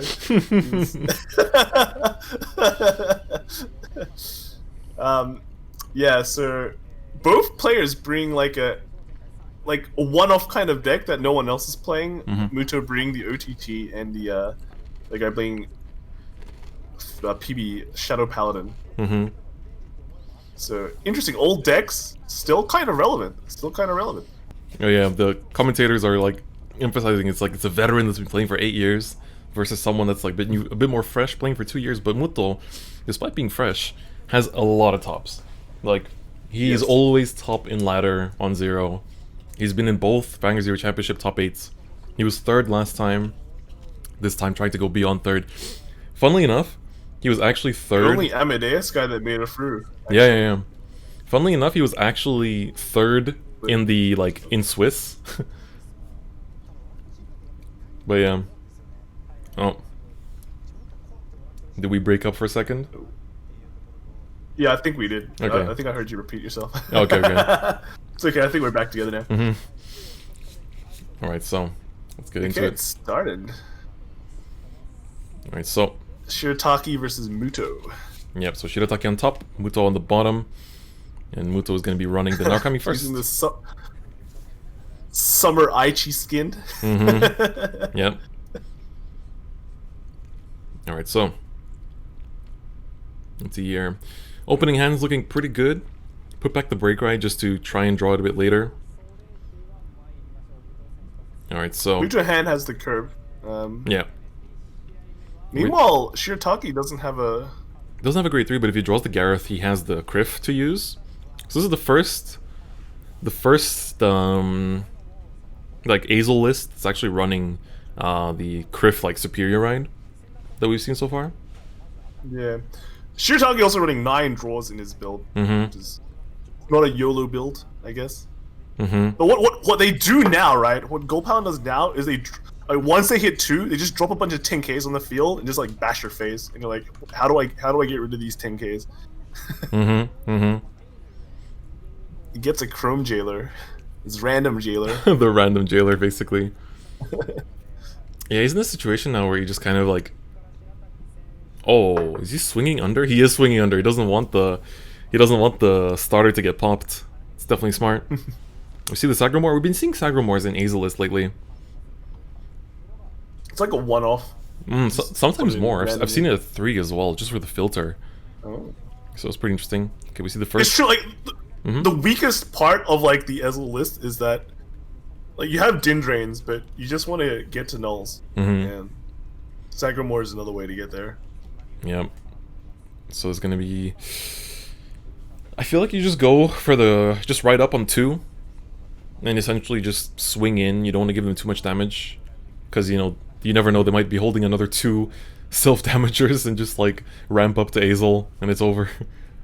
But I guess, do you actually care though? Because if they ramp up to Ezel, you're still at 0. So True. yeah, they can do it, but Oh, got the draw, but I don't still think no it- Gareth in sight. just top deck it, man. Top deck it. Here we go. He gets a null. I think it's better. Getting Yeah. the nulls is better. Yeah. He's gonna sit on that Chrome Jailer if he needs to. The random one of Chrome Jailer. Okay. Wouldn't you have rode the spirit instead? Yeah, I guess it's technically better because you get to actually tank the 10k, so that way he has to actually commit a booster. Whereas now he can attack the Blaster Blade Spirit with the Rising Phoenix if he wants to. Yeah. All right, Gauntlet being checked. So now it's gonna be again. It's a very smooth turn of he can take something out with the with just attacking. Zuitan can countercharge. Rising Phoenix for the draws is just very smooth. But you know, I guess like for Shirataki side, it's always like that tournament pressure too. Ooh, another Zuitan. It's got the counter charges. You can even you can kind of like retire the star, but at this point there's no point. Yeah, just to get rid of a booster, I guess. 10k is actually still really annoying because he has to commit like the Phoenix for no draw, and in this deck you can definitely get off like like at least double, even triple Phoenix. Alternatively, you can call like the Vowing Sword, I guess, to take out the Blaster Blade, or just Death Scythe without using effect too. Actually, yeah, no, I think Vowing Sword is kind of fine. You move up the just move up the Phoenix, play Vowing Sword, and you get two attacks in on the Vanguard. Yeah. You push him up to 3, but I think that's fine because you can damage increase, use all his Ezzels, but you're still at 2 damage. Ooh, the only problem with that, though, he's gonna take it slow. The only problem with that is that you don't really have a good follow-up play. Yeah. Like if you go to 4 damage, quit your break ride, it doesn't really exist. Yeah, you have to like loop break rides, I guess, and it's definitely not the strongest break ride to loop. It's not like Baton Dragger. Oh, the Gareth, it was close. Because, you know, there's also the option that if he drew Gareth now, he could have still rode up to Azel. But yeah, that was not it. It was not where he wanted it to be. Shirataki here is going to reveal that he doesn't have an Ezel. And I think Muta is going to feel very, very happy. Yeah, he's going to be like, alright, pop off, queen. Time to go in, man. Let's go! Yep. So he's like the one-off Chrome Jailer. What are you going to do? Yeah. Persona Blast? Basically. Doesn't even generate a gift. Oh my god. No wonder Azel to spam it with. Rest in peace. Oh, he gets a heal, man. Well, that's one type of Azel being shown. Well, losing a Platina is not that crazy. Like, yeah. Platina, I think is... I don't even think you need to run 4 Platinas. It's a very perfectly 3 of card. Yeah. Muto's still just getting his draws, man. And it's also the thing with open deck format is that, like, you know, if this was a closed deck format, revealing that Chrome Jailer might get Muto a little bit sweaty, like, oh my god, he might randomly, like, crit me or something. But because it's open deckless, he knows it's just his random one-of. So he's probably just like, alright, you can sit on your Chrome Jailer, I don't really care. I mean, yeah, the Chrome Jailer is...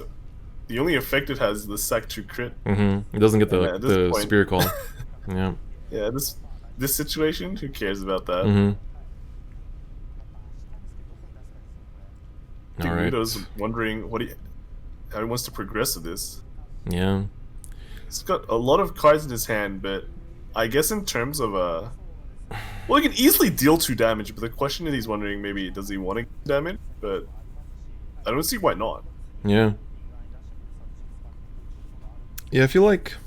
I feel like you want to commit 1 Zuitan here somewhere.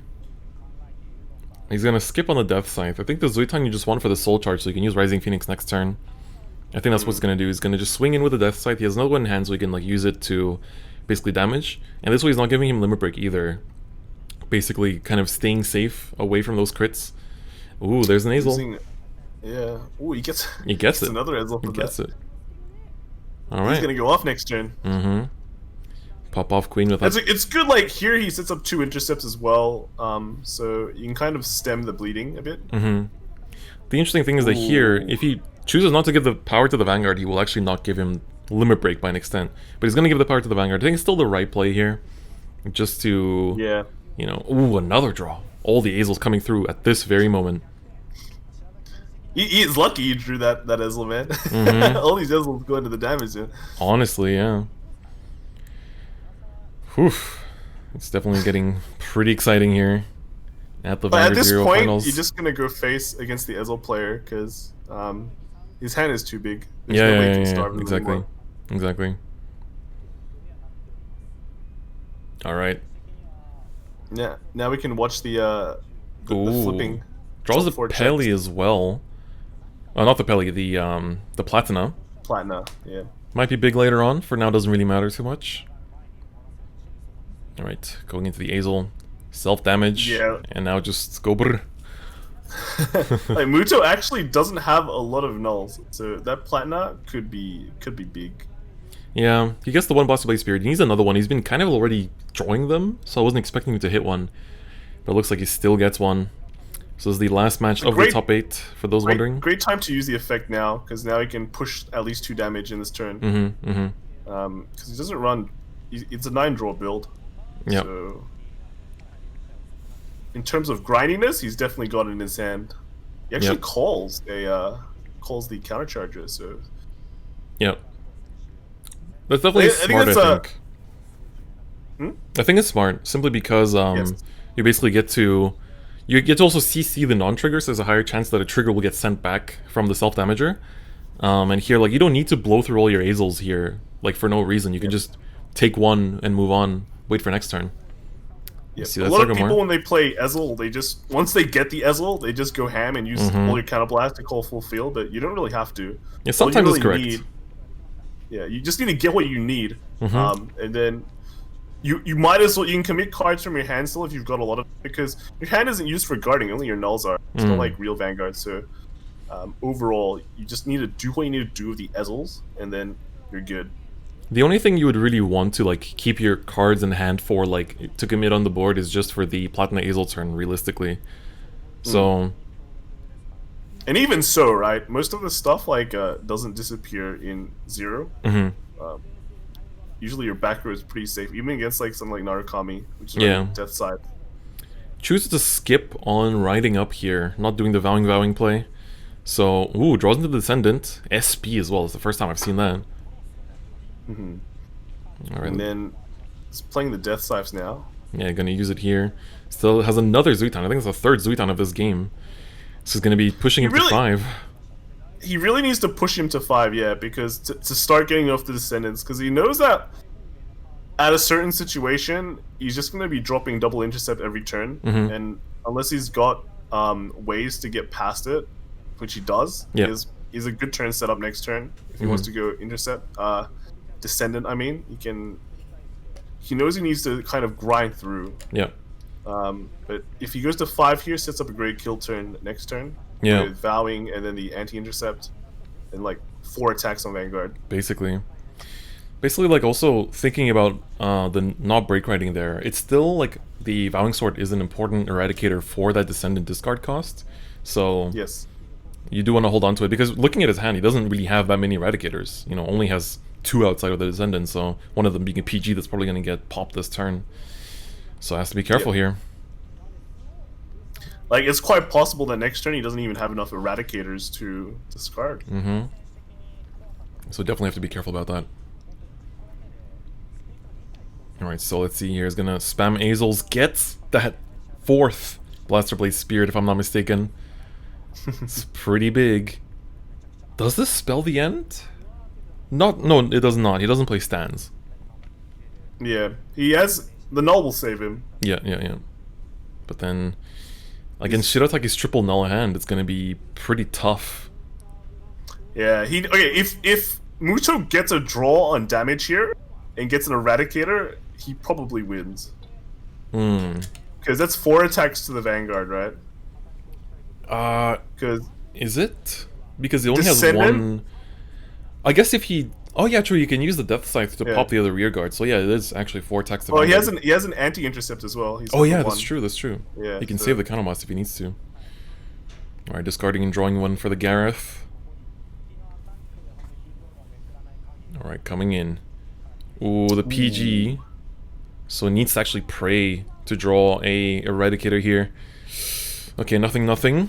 Into a PG, so now Muto is just biting his nails and just praying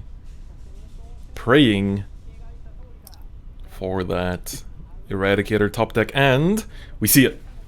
So here's the thing, in order to get 4 attacks off, he also needs to trigger a draw trigger, because I just realized that he doesn't have enough power to hit 11k. Yep, that's right. But with 4 checks, you would assume that he can do that, especially because he has, let's see, 9 triggers out, so he has 4 in deck. And his deck is 12 cards, so I'm feeling lucky on this one. I feel like it's probably going to be the case. Intercept Ceiling, and you basically have to call the Death Scythe. You don't really have any other choices here. Yep. So I think here, probably go swing first with Descendant just to proc the PG, just to be safe in case he has anything else. Gets the draw. He gets it. We're going to be going in with 4 boys. attacks to Vanguard. Keeping in mind that Shirataki still has 3 heals in... No, 2 heals in deck. 2 heals in deck. Yeah. PG Needs is a checked. perfect double heal at the end. Mm-hmm. Alright. So this is why, like, it's so... Descendant is so scary. You block all those attacks, but if you can't block the last one, that's 2 damage to your face. Yeah. Alright, now he's going to take out all the other PGs with the rears. Only to try and finish it up with the Vanguard, going in with the crit on the Descendant. He drew 2 triggers from the Descendant skill too, but it doesn't really matter. Because now Muto, he's feeling hungry. He wants to be back in that top 8 bracket. We see another heal come through regardless. All the triggers popping off right now. And Shirataki has to pray that both of his heals are stacked at the top of the deck. Otherwise this is going to be a GG. Let's see here. Ooh. It is not. Hate to see it. Hate to see It's it. pretty compressed, but if you're Muto, end. you're definitely feeling good about that.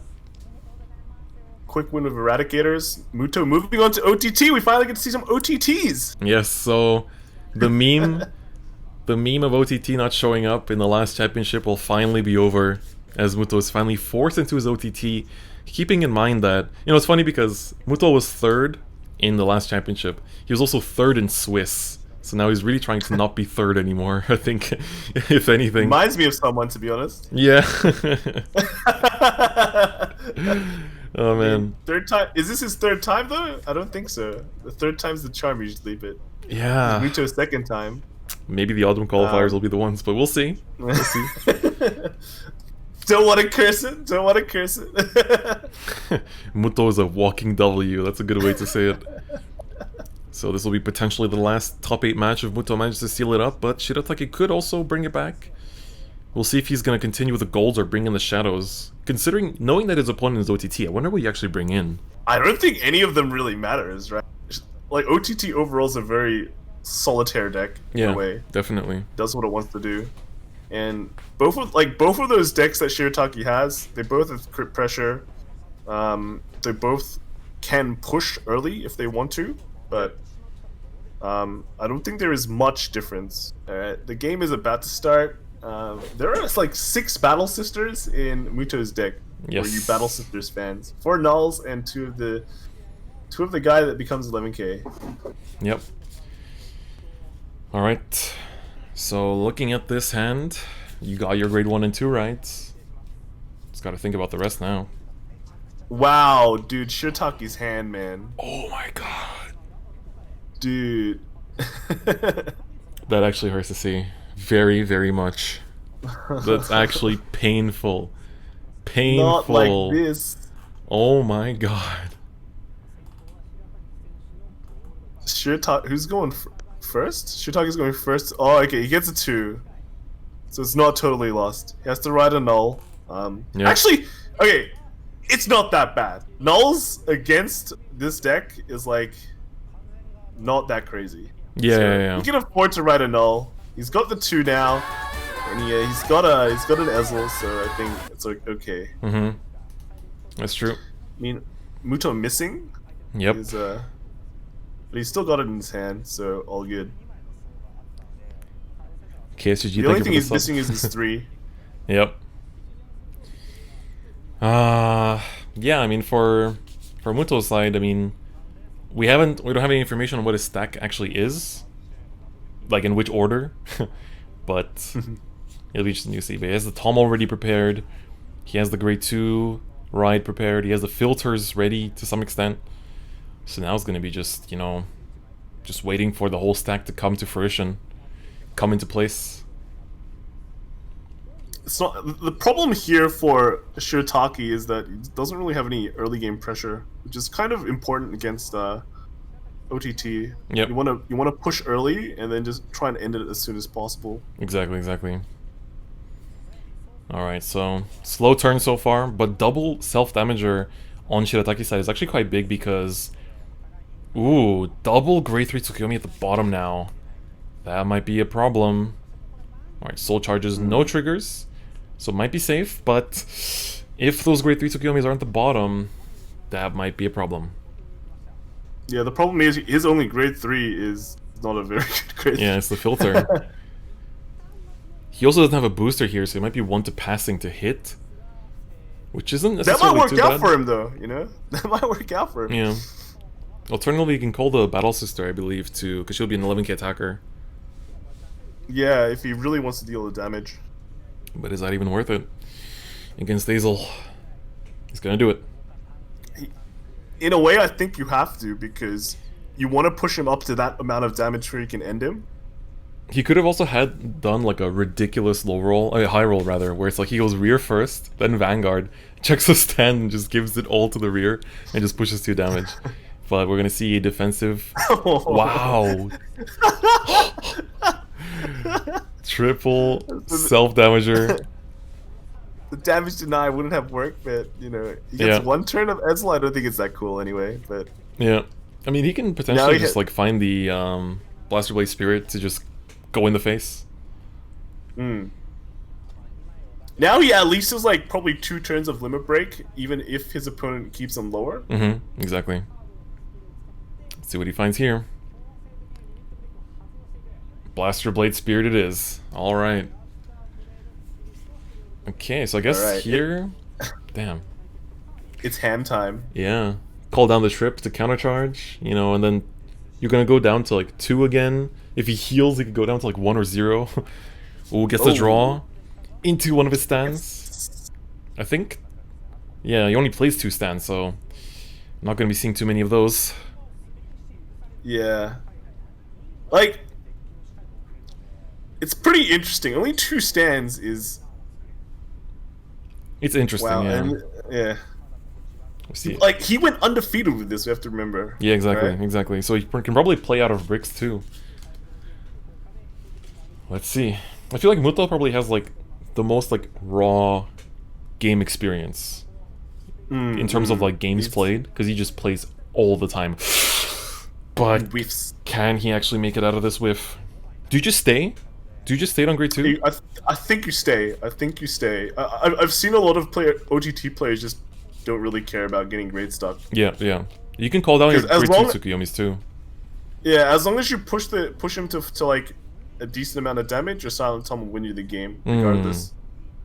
The 3 will just let you draw more nulls. Yeah. I've also seen in a way, right? Yeah.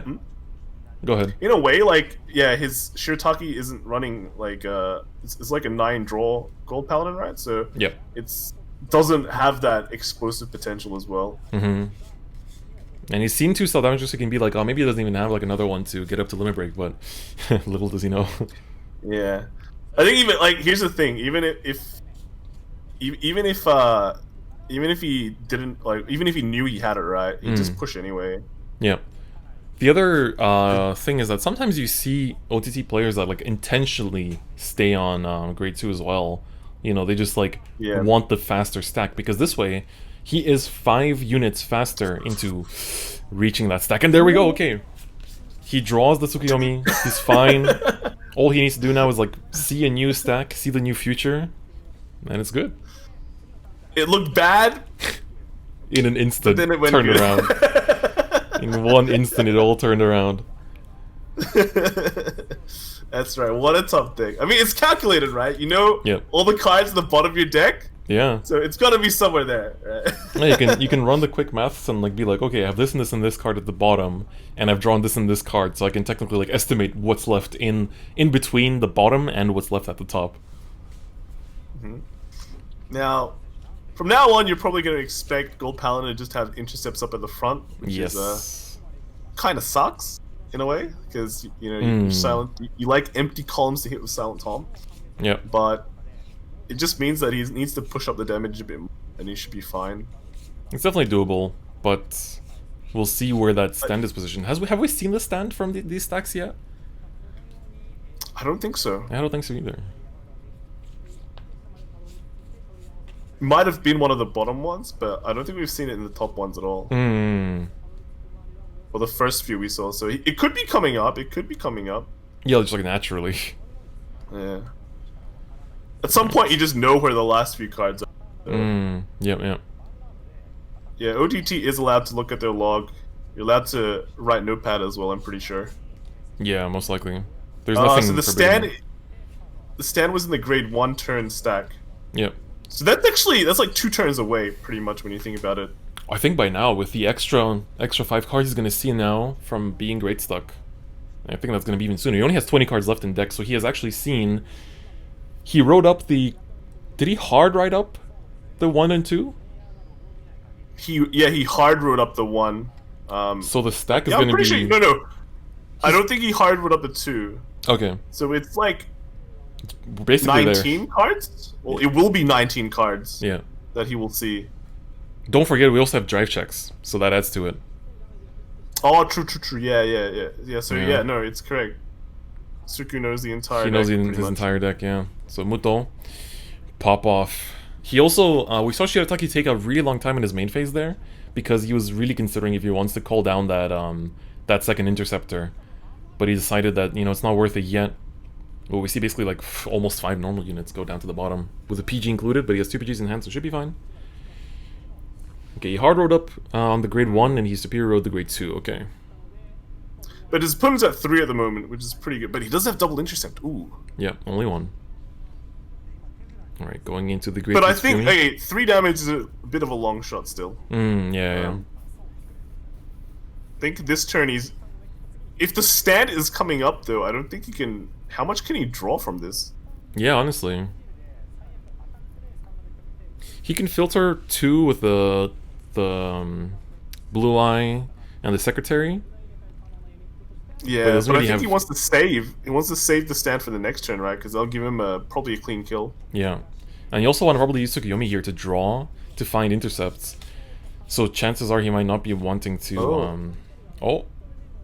Looks like he might not be drawing. I think he knows his stack and he's like, let's go. Let's just pop off. I wonder what he has going on. He might be a heal, which would be pretty big. We're going to see everything from his attack pattern. Doesn't look like it's a stand. Yeah, the heal. Yep. It is a heal indeed, so he definitely didn't want to draw into that. A dub! Ooh. Wait, so hang on. Okay, so did he know that because I think the first grade 0 check was like 2 heals, right? But did he know that last card? Like, I guess so. And he also probably... Wow. Yeah, I mean, I'm pretty sure by now he knows everything. So that's... Yeah, no, because when you do the stack, right? Yeah. If the bottom card originally the bottom card of your deck is the same card as like the top 2 cards of your stack, right? You're like going, did I screw up my stack? Or oh yeah. True. So this really goes to show that Tsukuyomi is still godlike. So now I think if the stand was the grade 1 stack, right, then the next turn is pretty much a confirmed kill. Yeah, we have to see a heal off Shirataki's side. He still has all 3 in the deck, and he's been thinning really hard. He can, like, really comfortably do double Azel here for the double intercept. So apparently next card is a draw, is what chat says. So they've been stacking it, They know what's happening. They've been looking at the stack. Oh, okay, we have the Blaster Blade Spirit. Doesn't actually pop any intercepts, but it might be... No, he's not going to choose to use it. I would have said it's maybe worth it for the Secretary, but I don't think it really is. Alright. How much, Yeah, the draw. There's a draw. Chat has ascended. Into a booster, too, which is very important here. Because he's going to basically be forced... Ooh, the heal there. The heal is very important, because that's the only thing that's stopping him from not dying to the Toms. Oh no, and the last stand is gone too. Okay, but I guess he's running 2 stands. If he's only has 2 stands, how much does that really factor into his game plan? I don't know. Yeah. I'm asking similar questions right now too. I guess here you want to be like... I don't know, let's see what he draws here. He can also, again, Tsukuyomi's skill is always there to be used, in case he has like a dry patch of just... nothing. Of nothing, yeah.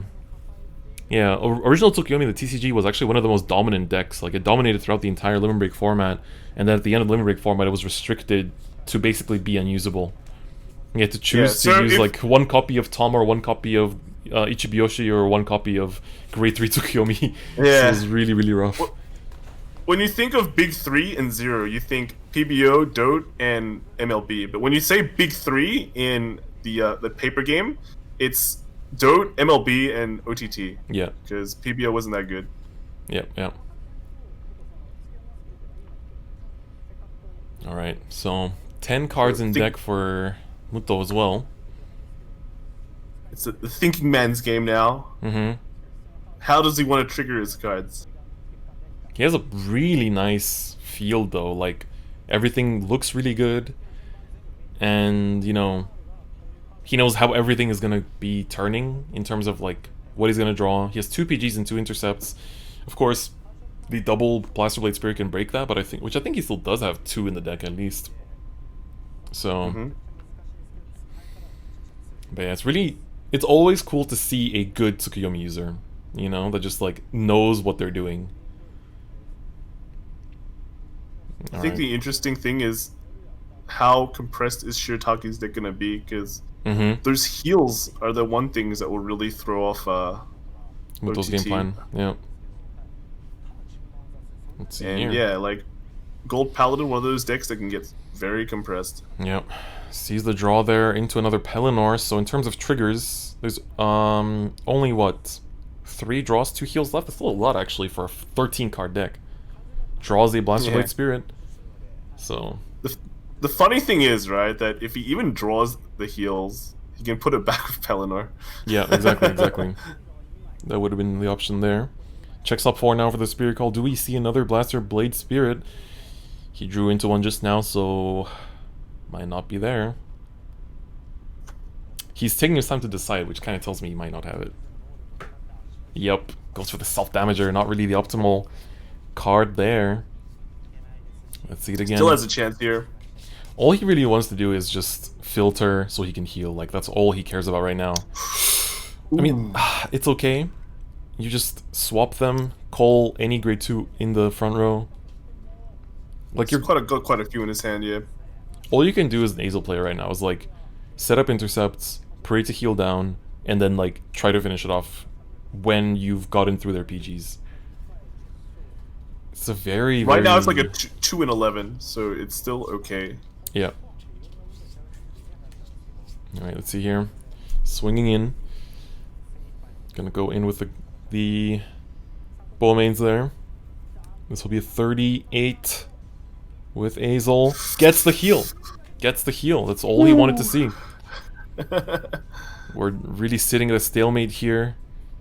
Shirataki's barely holding on. This entire game has been just barely holding on. Next turn again, push to 5. Yep. And then we play that game again. It's gonna be the same thing over and over again, just heal festival. So Muto also still has 1 heal left, and I'm sure he knows the position of it, so now we're gonna see whether he uses Tsukuyomi or not, if it's anywhere close or not. Still so safe though, he's gonna have intercepts, still gonna have 2 nulls in his PGs. hand. Yeah. I mean, he could even use one of those Silent Toms, just place it down, right? I don't think you need 2 Silent Toms. No, you don't. You don't. Oh. He's putting up the grade 3, so looks like he wants to keep the Toms. And he's also not using Tsukuyomi, which can only mean one thing. There's a heal coming. Yeah. He's gonna do double. He might. Okay, he's gonna do 1, which means he needs to filter 1 card. Haha. This also makes it look a bit threatening, like, oh, because we know he plays stands. Like, what if he's like actually got a stand plotted on top of the deck? Oh, but of course, actually, Shirataki knows this open deck list, right? so never mind. You see Both PG and revealed. heal. There it is. Alright. Heal coming through, going down to 4 again. Ooh, draw trigger. Oh, I think that's the last Blaster Blade Spirit. That's not good. But thing is, even if he had it, that would have not been game because of that heal. Yeah. It's such a weird game, you know, because it's like so back and forth. Like they're just like in an eternal stalemate, but at the same time it feels like Muto has been like the puppet master this entire game.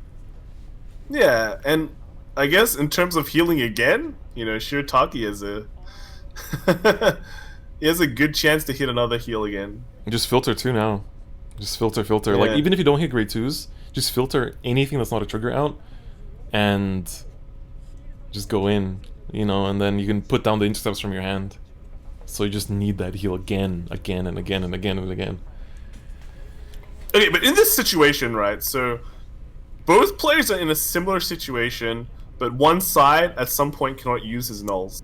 Yep. So I think it's favored for the OTT player. Yeah, Muto is definitely favored here.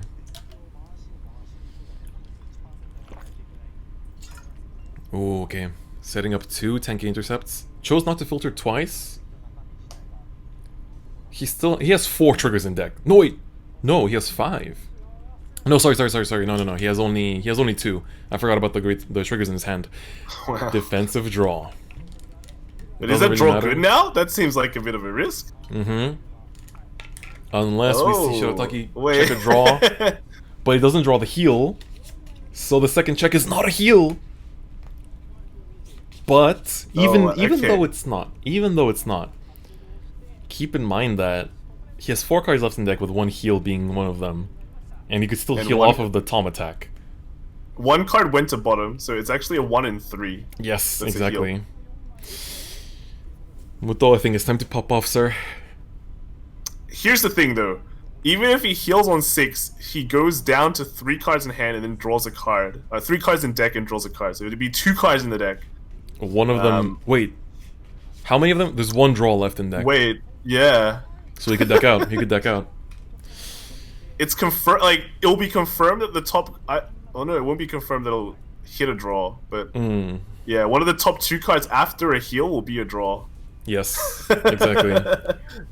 So you pray to draw into it to not deck out. Yeah, to be able to do a twin drive. This is a spicy round so far.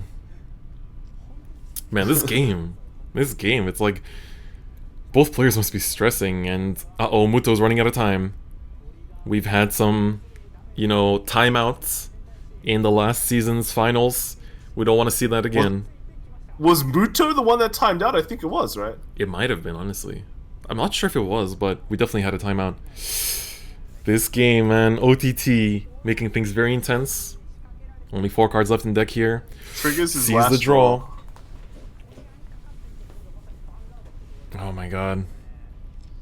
So here we go. The Tom gonna be coming in to try to seal the deal here. Drawing the last PG too. Wow. Oh yeah, I think the Tuk's got it, even though even if he heals here. Yep.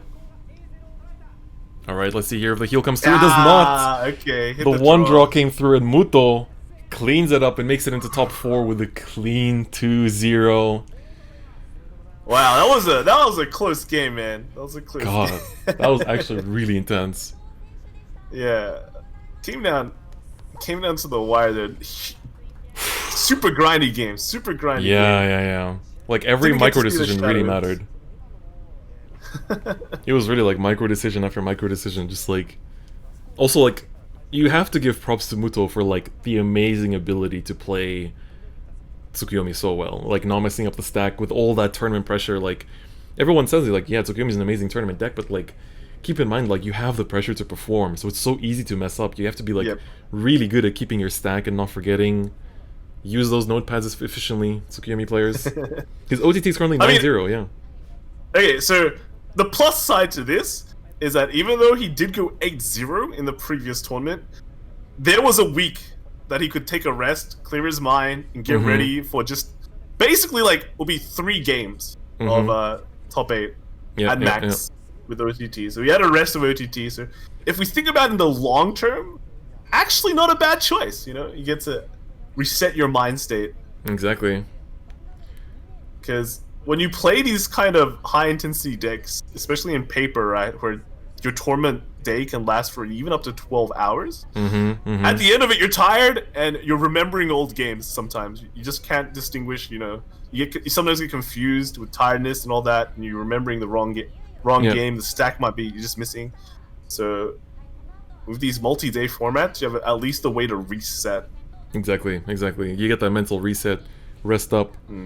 Alright, so we're going to have a 10-minute break, it seems, before we go into top 4. So everyone they're reminding, it's a big heat wave in Japan right now. They said, please make sure to stay hydrated, drink your Pocari sweats and all that stuff. Keep in mind, you can also tweet hashtag 0CS, and then how many people are getting selected? I don't think it says. Oh no, is it to people who predict the winners? 10 people will be selected to win 10 packs. So predict who you think will win. I believe you still can. So now we have a top 4. We have 4 players remaining. So you have a good chance of getting it right. So we have Uzume, Muto, Iggy, as well as the Spike Brothers user. I forgot their name. In the top 4. So stay hydrated, chat. Alright, so we have Uzume versus Iggy. This is going to be our foreign representative, non-Japanese representative, versus the Blau Man. And then we have the Spikes player versus Muto. It's a Spike. Oh my god. We need to find out this guy's name, man. Yeah. Wait, let me listen to them say it. If they actually say it. Oh, Nak is in there too. I'll make the stream audio a bit lower. Oh, I didn't say it. So Google Translate is like, I think it says Leaf Garden? So Leaf Garden? Okay, we can call him Leaf Garden. Leaf Garden. But that's like a Chinese translation. Alright. Who are we rooting for? Who's your pick out of these top 4? I don't know, Iggy's doing pretty good. He's doing the people's plays. He is carrying the people's hearts. Definitely, getting everyone excited. I think everyone's pretty happy to see Blauz at the top right now. But Uzume is from like the foreigner, right? So you kind of want to have the foreigner rep as well do very well. Yeah, for sure. You have to pick here. They're making us pick right now. Yeah, exactly. Yeah, no, I think Iggy is pretty cool. I think they're all really good. Like, they're honestly, all really good. This is a very stacked top 4. It's very hard to pick one. Let's run a poll. Yeah, you got actually. Kanto Gang. You got Blau Gang. All the gangs. OTT Gang and Spike Gang, right? Yeah. All right. So we have Uzume, Iggy, Muto, and who did you say the Spikes player? How did you translate it? It was Google Translate has it as Leaf. Leaf Garden? Leaf Court. Oh, Court. Okay, let's run Leaf Court into the poll here. All right.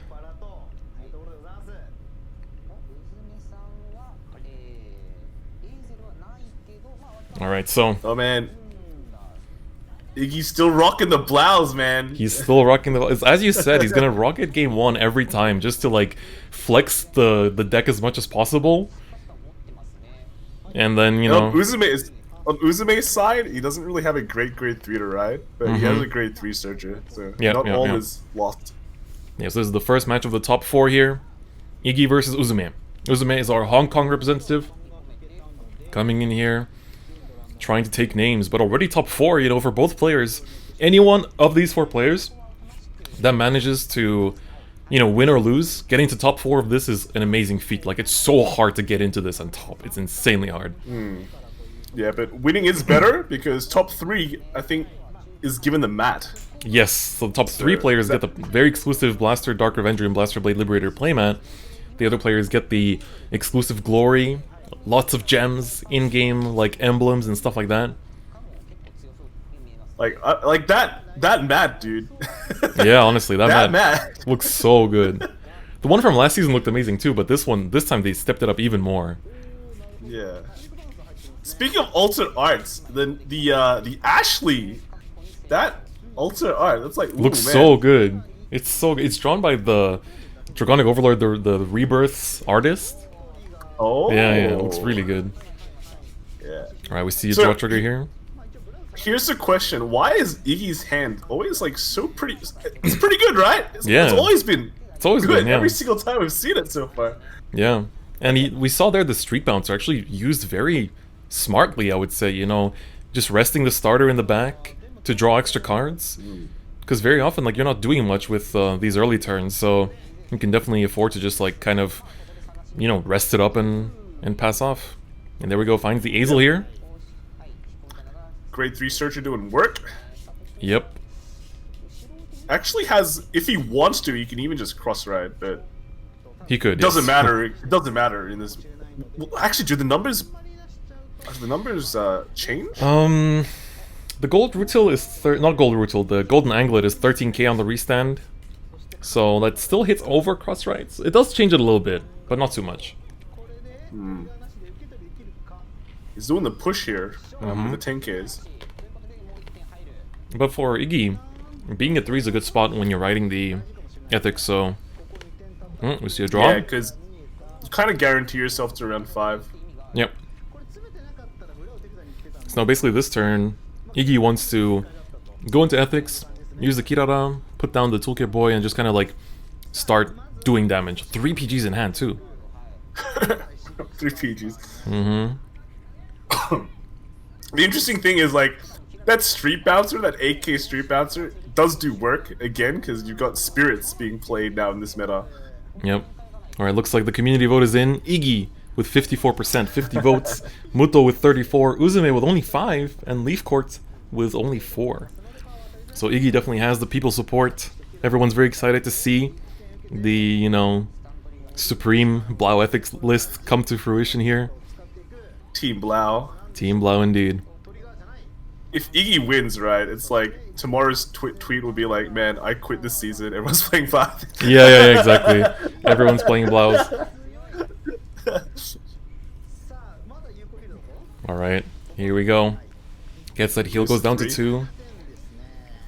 Ooh, we're seeing a lot of stands here come through already as defensives. Not too hot. Not the best. He does he can limit break next turn though, so... Yep, that's true. A plus for him. He healed back down to 2 for Iggy's side. Still doesn't have the Blau though, which is not good. Yep. Alright, let's see here. But he technically could have tried to search it last turn, right? With the grade 3 That's search. true. I feel like it might have been a turn... I don't know. Maybe he feels like his opponent isn't at high enough damage yet, because normally you want to have them at 4 to like really secure the win there. But I don't know. It feels a bit risky. I feel like you could have definitely done the search there. You didn't really... Did he need the boost? Was there a 10k? Oh no, he had to attack into Vanguard, so I guess he did need the booster there, yeah.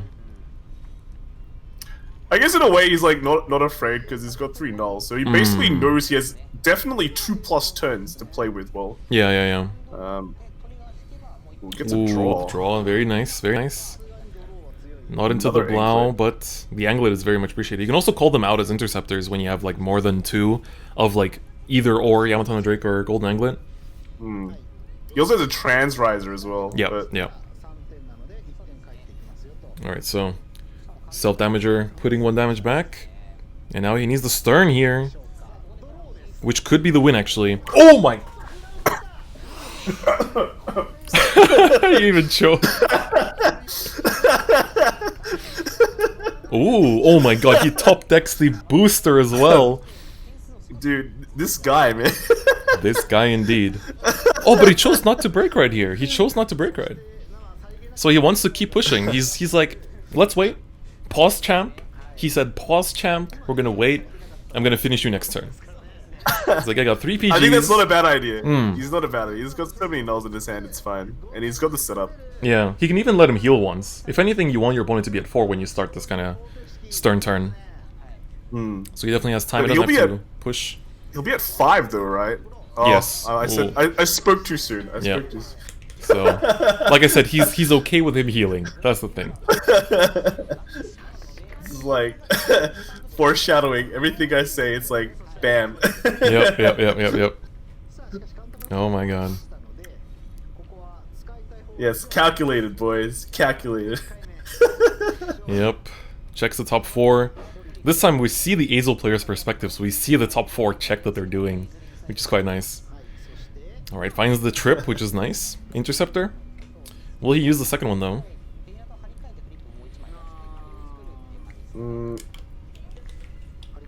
Going double. I don't think the double intercept at this point just like doesn't matter. Yeah, honestly. Like, I mean, you have to do something. You have to do your best to survive. Let's put it that way. Against Iggy's you know, the pop-off that's about to happen. Ooh, stand. Ooh. If it wasn't for those 3 PGs in hand, this could be over. Or well, 1 PG in hand would be enough, but, you know. This would definitely be one of those, like, random high roll wins. Okay. At this point, it's like compressed deck to try and get a heal off in the next basically, turn or so. yeah. But now he pushes his opponent to 5, meaning that on the 5th, he won't get to heal. Yeah. So it's only 6th. It's got a Vanguard Zero, dude. Yeah. And keep in mind that, like, Iggy's on 5 damage now, so you can, like, go to town with these turns. Yeah, this is like the perfect situation that you want to be with here. Yep. The situation that you described. Exactly. So going into the ethics here. It's time indeed, so he's going to be able to call down the Amazon the Drake. The Drake will be powering up. After 2 restands of the Drake, it's 26, which is really good. So it's the perfect number. Oh, wow. So he can choose to, like, maneuver the attacks as much as he wants to. So let's see here. So let's see if he checks the defensive to begin with, because then that means he can actually commit the boosters on those 2 sides. Oh, he checks the draw on top of that. Into a Stern that he can just discard right off the bat. Keeping those PGs in hand.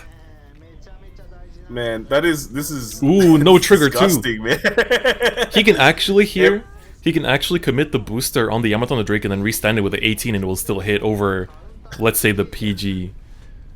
But I think here you basically just want to go in with the 18 first, take the PG out, Yamato on the Drake going in with 26, and then you basically get to attack with a Stern for 27 that gets over a heal.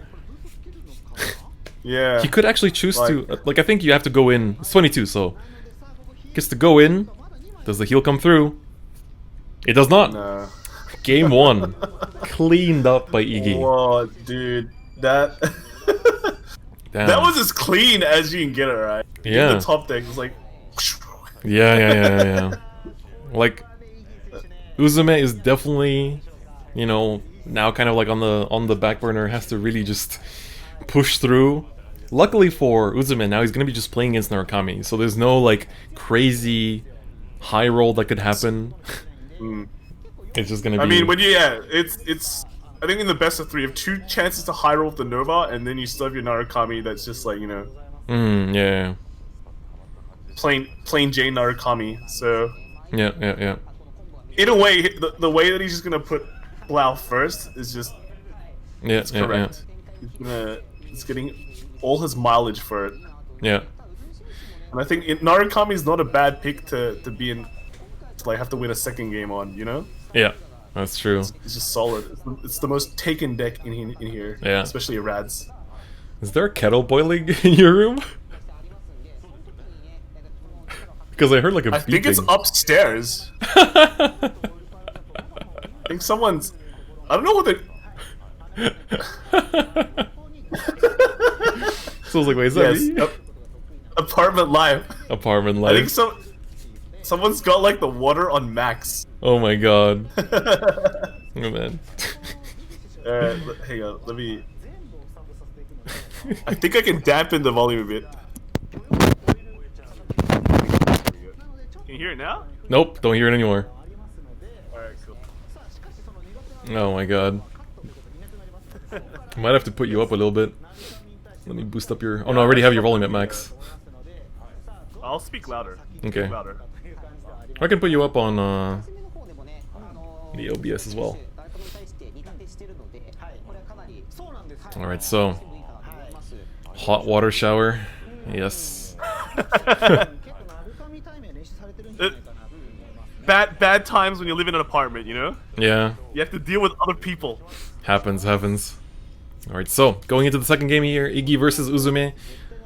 We're going to be seeing the Aqua Force coming through on Uzume's side. So Uzume chose to switch decks, actually, not sticking with the golds. So they want to get the run back. Oh. First time we see it here. Do you really think Naru and, like, Aqua? Like, Aqua's a better matchup against Naru? I guess it is... I don't know. With Eradicators, it's really hard to say. I feel like, I think like both decks kind of... I guess, okay, he might want to have a tempo change, you know? Yeah. So, you just... Oh, self-damager too. Looking pretty good. He's gonna ride it, choosing to conserve that PG, of course. And basically, yeah, I mean, it's a pretty good turn for him. He's got the Maelstroms to go up. He doesn't have like the 4th attacker yet, so he might have to use the Grade 3 Searcher to find the Diamantes. The one thing is, like, with Aquaforce, right? Your Maelstrom can retire their back row, so you can kind of wipe their field, and that can kind of put pressure on Eradicator's hand, because a lot of Eradicator's deck now are not running full Eradicators. Yeah. So they can run out of cards. Yeah, exactly. Alright, so it looks like he's gonna lose that starter here, though. Unfortunately. I was like, maybe he can heal and then, like, not get his thing. Oh, but never mind. Diamantes gets drawn anyway. Alright, so let's see here. Getting destroyed. Okay, I think the water is gone. So Yeah. change the Oh, man. Alright, so here we go. Gonna be able to write up the Lazarus here. I guess it's just Lazarus pass. There's no real point to like commit extra cards or anything. Just give him 1 damage and just swing. Yeah, you don't need to push that early. I don't think. Yep. It gives them like no opportunity to hit anything else. Yeah. All right, here we go. So there's no perfect guards in Iggy's hand though. Could Which be is like quite yikes. oh, Ooh, I speaking of spoke which, too yeah. I think more interestingly, it's Yeah, like dude. no break rights, so that he's gonna have to actually go use the Descendant without the extra 10k power. He has to play a bit more honestly, it seems. Yeah. I think it's fine. It's fine actually. It's not that bad. Wow, that's really good. Basically going through not just like drawing extra PGs from the Rising Phoenix, but the extra draw here as well. Really replenishing his hand. You know, especially when you're sitting on Descendant, that extra cards in hand will be very important. It's like interesting as well. Like you can also use Descendant as kind of like a hand filtering tool. Yeah. Exactly. A hand filtering tool that only works at 4 damage. It can get you the nulls, man. Just that extra grind. Yeah. So we have the 4 damage now with the self-damagers. Can even go up to 5 if he wants to, and just like burst through heals if anything. Yeah. But he's got everything he needs, right? He can start doing the swaps. Yep. Diamantes at the ready. Self-damager. I wonder if he's gonna call down the other one. He is. Okay. I think he has to. No, actually, no. Yeah, no, he doesn't. He technically didn't. Doesn't hit. Yeah. So just there for like the multiple heal high roll, I guess. It's like the only reason, I guess. But there's no other way to make Not this really. field, though. Yeah, his Maelstrom has to attack last to get the effect off. Yep, yeah. Which I think you still want to do. Like the extra draw, the retire is very, very important. So. Yeah. So the only thing is, yeah, the multiple heal high roll, but yeah, but 2 then are already out, right? The thing is with the multiple heal high roll is that he will actually then be put in a worse position for next turn if he can't be given limit break.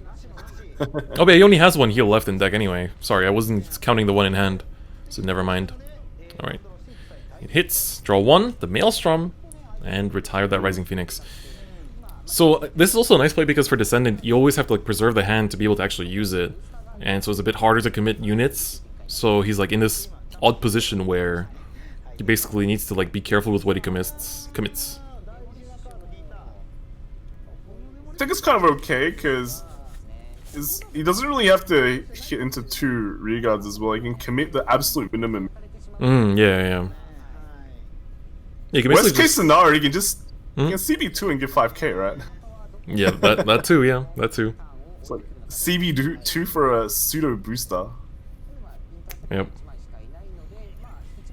Looks like he is gonna commit a bit. Yep. So Yeah, this makes 2 damage. So yeah, this does make 2 damage. Easy turn. You want to just be pushing him anyway to get the sweet win. But yeah, Iggy he's like in a pretty good position regardless. Like, you know, it's been feeling a Yeah, bit I think shaky, so. but it's still a pretty good position. You know, he has the discard for the glory as well. So overall, looking pretty solid. Like, Uzume is forced to kind of push him. Yeah. And if, like, in either situation, it's just bad for him. That's his last heal, right? I believe so. Is it? Oh, no, I think he has one more. Wait, does he? One more. Yeah. Yeah, one more. Yeah, he does have one more. Yeah, I think you just call the other Maelstrom here, not to reveal that you drew the heal, just to protect yourself in that sense. You really want to check that heal soon, though. That's the thing, though. Alright, so the other problem is no intercepts on, like, Uzume's side. So... at all. Uzume, our Hong Kong representative, needs your strength to pull through here. Definitely needs that one last healing deck to come through here. Yeah, the one heal from last turn went back for the self-damager, that's right. Alright, here we go, Cynthia. So he could actually not do an attack on his last to not give him the ability to CB2 on... For the power. Eradicator? Yeah. I feel like you might want to pass here. Will he attack or will he pass? Oh, he's gonna attack. Okay. This might be the punish though, and the draw too. That's definitely a punish. Into the Rising Phoenix, which is literally another card, basically. That's so perfect, because you just put it behind the Eradicator. Oh no, you can just CB2 on the Eradicator. Yep. Descendant. Everything is an Eradicator. Yes. But everything is hitting. Like, you can make okay numbers. Yep. Alright, Rising Phoenix. Alright, Descendant's power increasing. Now he just needs to call down the rears, basically, to finish it up. Iggy, looking very solid, going into finals here. Of course, he could still heal out of this, but, like, I don't think he actually statistically can, because, well, Iggy will. Because the PG procs here, then he procs PG with another rear, then the last rear swings. If he heals there, he's 23. Then I guess Iggy needs to hit 2 triggers to actually finish the game there. So he could actually live through the heal, depending on the attack order. If he attacks now with the Descendant, then it's over. Okay, never mind. That is going to be the right play. Another heal. So even with the heal checked on 6, Uzume will not be surviving, but Iggy looking really solid going into finals here after this really quick top 4 game. And the last PG getting checked there. Unfortunate, but Uzume ending their journey at top 4 will still have the chance to play for 3rd place for that playmat. But honestly, that playoff very important. Yeah, very important for that playmat. but let's be honest, right? Did you ever think of Blouse at the finals? I did not, but this is definitely the right timeline.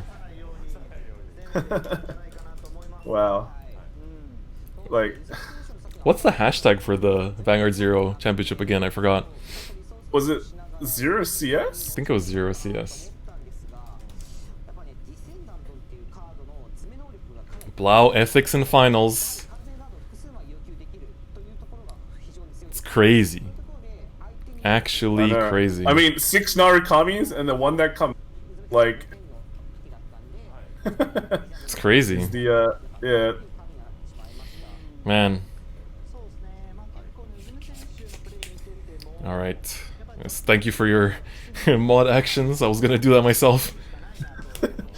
I have to figure out how to do it. Yeah. The tech, you can right click on a name, and then you can like scroll between the time. Oh, okay. Man, technology is amazing. Yeah. I'm the boom. Yeah. So interesting. We got the Blau in the finals. We have a good chance of it actually winning now. A 50-50 chance. He's on a roll. He's steamrolling. He is steamrolling. Needs to keep it up in the finals now. Yeah, but now we've got another cool. Got Spikes and Muto with OTT. Mm-hmm. So this is actually, although everyone's brought Narukami, their second deck has been really. I think the entire tournament has been pretty much defined by their second deck. Yeah. Narukami is like the bread and butter that you have to bring, you know, It's like if we're doing a sandwich analogy, it's like it's the bread, but the what's inside, like the meat and whatever else you want to put in there, that's been the second deck. So you know, whether it's the spikes or the novas or the OTT, been very fresh. Yeah, very. And I mean, sure, you have to see an eradicate. Dude, what do we expect? Come on. Yeah. If we had to change these decks into like fillings for sandwiches, it's like, I guess OTT is like the Japanese style sandwich, so maybe it's like a musubi or like a onigiri kind of. But then you have like the spikes. Natto, man. Oh yeah. Spikes is like as American as you can make it, like chips, hamburger, beef, you know. What would blouse be? Be something mechanical, I guess. I guess blouse. No, I mean it's still sandwich. Blouse needs to be something that's like depending on, like, it's either really good or really bad. You know, there's like some foods where like when they're not ripe, they're terrible. It's a poached egg. Yeah. Bite down, it explodes. Yeah. People are saying Blaurito. Blaurito. I can get behind. I can get behind that. Oh man. And then I guess the Aquaforce one is very much like, it's your just typical sandwich, like the really like the rich salad as well, like the watery cucumber, you know, it's very rich in liquids. Alright, so we got Muto and the Blaurito. Was it Leaf Court? Yeah? Yeah, Leaf Court. Oh no, but if we quieten down, we could hear the commentators saying their name. Yep. Yo Kashiwate. It's Yo Kashiwate. Yo Kashiwate, I think that was the name. Oh, that is a weird. I'm gonna stay with Leaf Field or whatever it was. Just call him Leaf, right? Yeah. Alright, so we're seeing here a very good hand though. Holy. For both players, to be honest. Muto starting off with Naru and Leaf starting off with spikes. It's the same as the top 8 game. Alright. Both players honestly have drawn really good starting hands. Who's actually favored in this matchup though? I think it's Naru slightly, right? But I guess so. I don't know. I guess like the explosive power of spikes just doesn't matter. Thing is, I actually think it's spikes because Naru has to kind of push them to 4 or 5 for Descendant to be most efficient. Like, it's really... You struggle to do Descendant on 3. So then you have to, like... You have 2 options. You can either go for Golem Buster and just Limit Break starve them the entire game because this clan does not have a self-damager. Or if you want to go for the Descendant game plan, you literally cannot because the moment you give them 4 damage, Bad End will end your life. Yeah. I don't think it's that hard to just see it happen, but... The thing is with spikes is they get to search their null guards as well, so exactly getting over that two null threshold is pretty easy. Yep. Finding the second one there as well. Getting those SPs, yeah. Beautiful SPPGs. He only has 2, so he's gotten all his SPPGs. Yep. Now it's only the non-SP ones. That's right. All right, so for Muto here. He's in a, like, nice spot. He could just ride the Zuitan, Soul Charge 1, not really have to do anything else. Pretty standard plays. Yeah. It doesn't... Nothing to retire. Yeah. Just, sure. Oh, he wants to call down the rear and the back in case of overdraw. You know, 7 cards is always a little bit yikes, and when you're playing at something that doesn't retire, it's like, whatever, I'll just put down my whatever in the back. But it might have been okay just to push. Maybe. I'm not sure. Honestly, this matchup is a very interesting one because, like, we can kind of see it from the spikes perspective in terms of, like, you know, don't give them 4, keep them at 3, you know, damage deny, all that stuff. But I guess when you say that, you know, spikes can kill from like 2, you can put that into mind that Muta has no null guard. So you could be considering that too. That's true. Don't push too hard, otherwise he might just die. Exactly. Alright, double blank. We're looking at an 18k column though, with no defensive. Oh, I spoke too soon. So it looks like that will not be anything. Got the Rising Phoenix too, so you can potentially draw into a PG. Really needs PGs, man. Still, that hand is like... Yep. He's got everything but the PGs at this point, you know? Honestly, yeah. It's really, really good. Commentator's curse indeed. Well, if we're saying he doesn't have PGs, it means to get PGs. Yeah. It's the commentator's curse. Alright, let's see here. Yeah, so now it's like, I guess you want to just do the Rising Phoenix just to draw into something.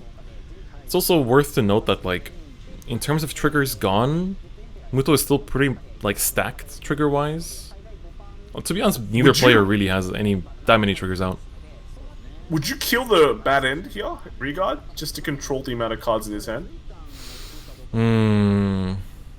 That's a good point. You could actually, looking at how small Leaf's hand is, yeah, he could actually like choose to give him the limb break here, but then with no PGs, I think it's too risky. It's too risky.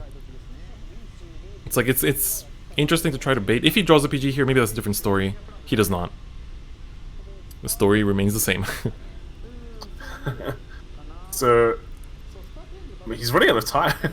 Yeah, but it's an important decision to make. Ooh, okay. Okay. Gonna go in here.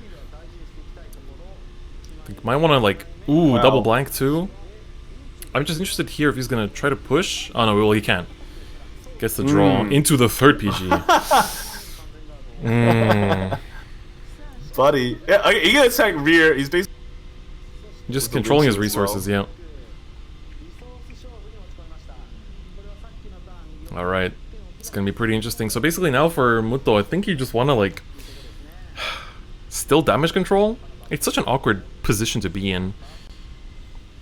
Like Leaf also has the chance to just like not necessarily like commit too many cards to the board, but looks like he might be giving him the. Is it giving him the limit break here? Not necessarily. I don't think he cares if he gives him the limit break because he's got 3 nulls in his. Yeah, honestly, but. Ooh, okay, he's actually trying to give him the 4 damage because he wants to end it. And he's also, I guess... Wow. That's confirming the damage. Another thing is that by doing this, by giving Limit Break to Muto, he's inviting him to give him Limit Break. Because it's like, if you're gonna break right here, you're gonna probably try to kill them, you know? Hey, here's actually the funny thing, right? Is that if you descended him this turn, you're getting rid of junk. Yes. From more nulls.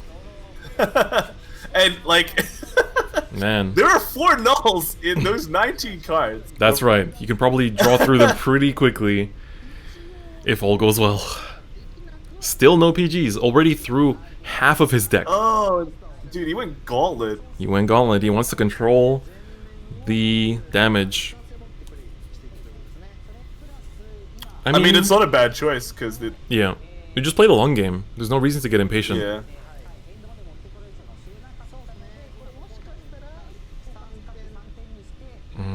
Yeah, I think he's gonna just pause champ right here, but he needs to like retire 1 more with an effect, which the only way of doing that is Gauntlet Buster. And then you do that, swing in with a 3, because you've seen him search the new PG, so it's basically confirmed. And he knows from the deck list too that there is no old PGs. Oh, calling out the double intercept. Yep, there it is. Is he gonna try to just push him to 5? It could be just calling him to not just to have intercepts, soak damage, right? Seeing he has no PGs. Yep. Alright, PG coming through. Yeah, for Muto, the triggers have been drawn instead of checked. And the PGs as well. Yeah, he passes. Immediate pass. But the problem is, now he doesn't really have a kill from 3. Because he's now on Gauntlet. And Gauntlet doesn't can't get do the much. plus 10k anymore. Does he re-ride the Descendant? Like, the amount of like, he doesn't know, but with the amount of PGs in Leaf's hand, it's gonna take a long time for it to get through that. Yeah. While all that Leaf needs is just cards to attack with. Exactly, and he has plenty of that now with the Jelly Beans as well. Setting up more intercepts, so, Just rewrite the break card. Just do it all over again. Because just like swing rear. Let's play the long game. If that's his only chance, then sure. Yeah. It might not be a bad idea. He is relying on luck to stay alive. There's one PG. We all Maybe like he'll draw another one. the Japanese casters and us together were all just like, oh my god, oh no. And that's like 3 heals gone as well. Yeah. It's like, it's not Muto's good game right here. Drawing all the heals. I think you just gotta pass, run it back. Let him have the spikes win, as long as you can win with your OTT and Narukami the next ones against his Narukami.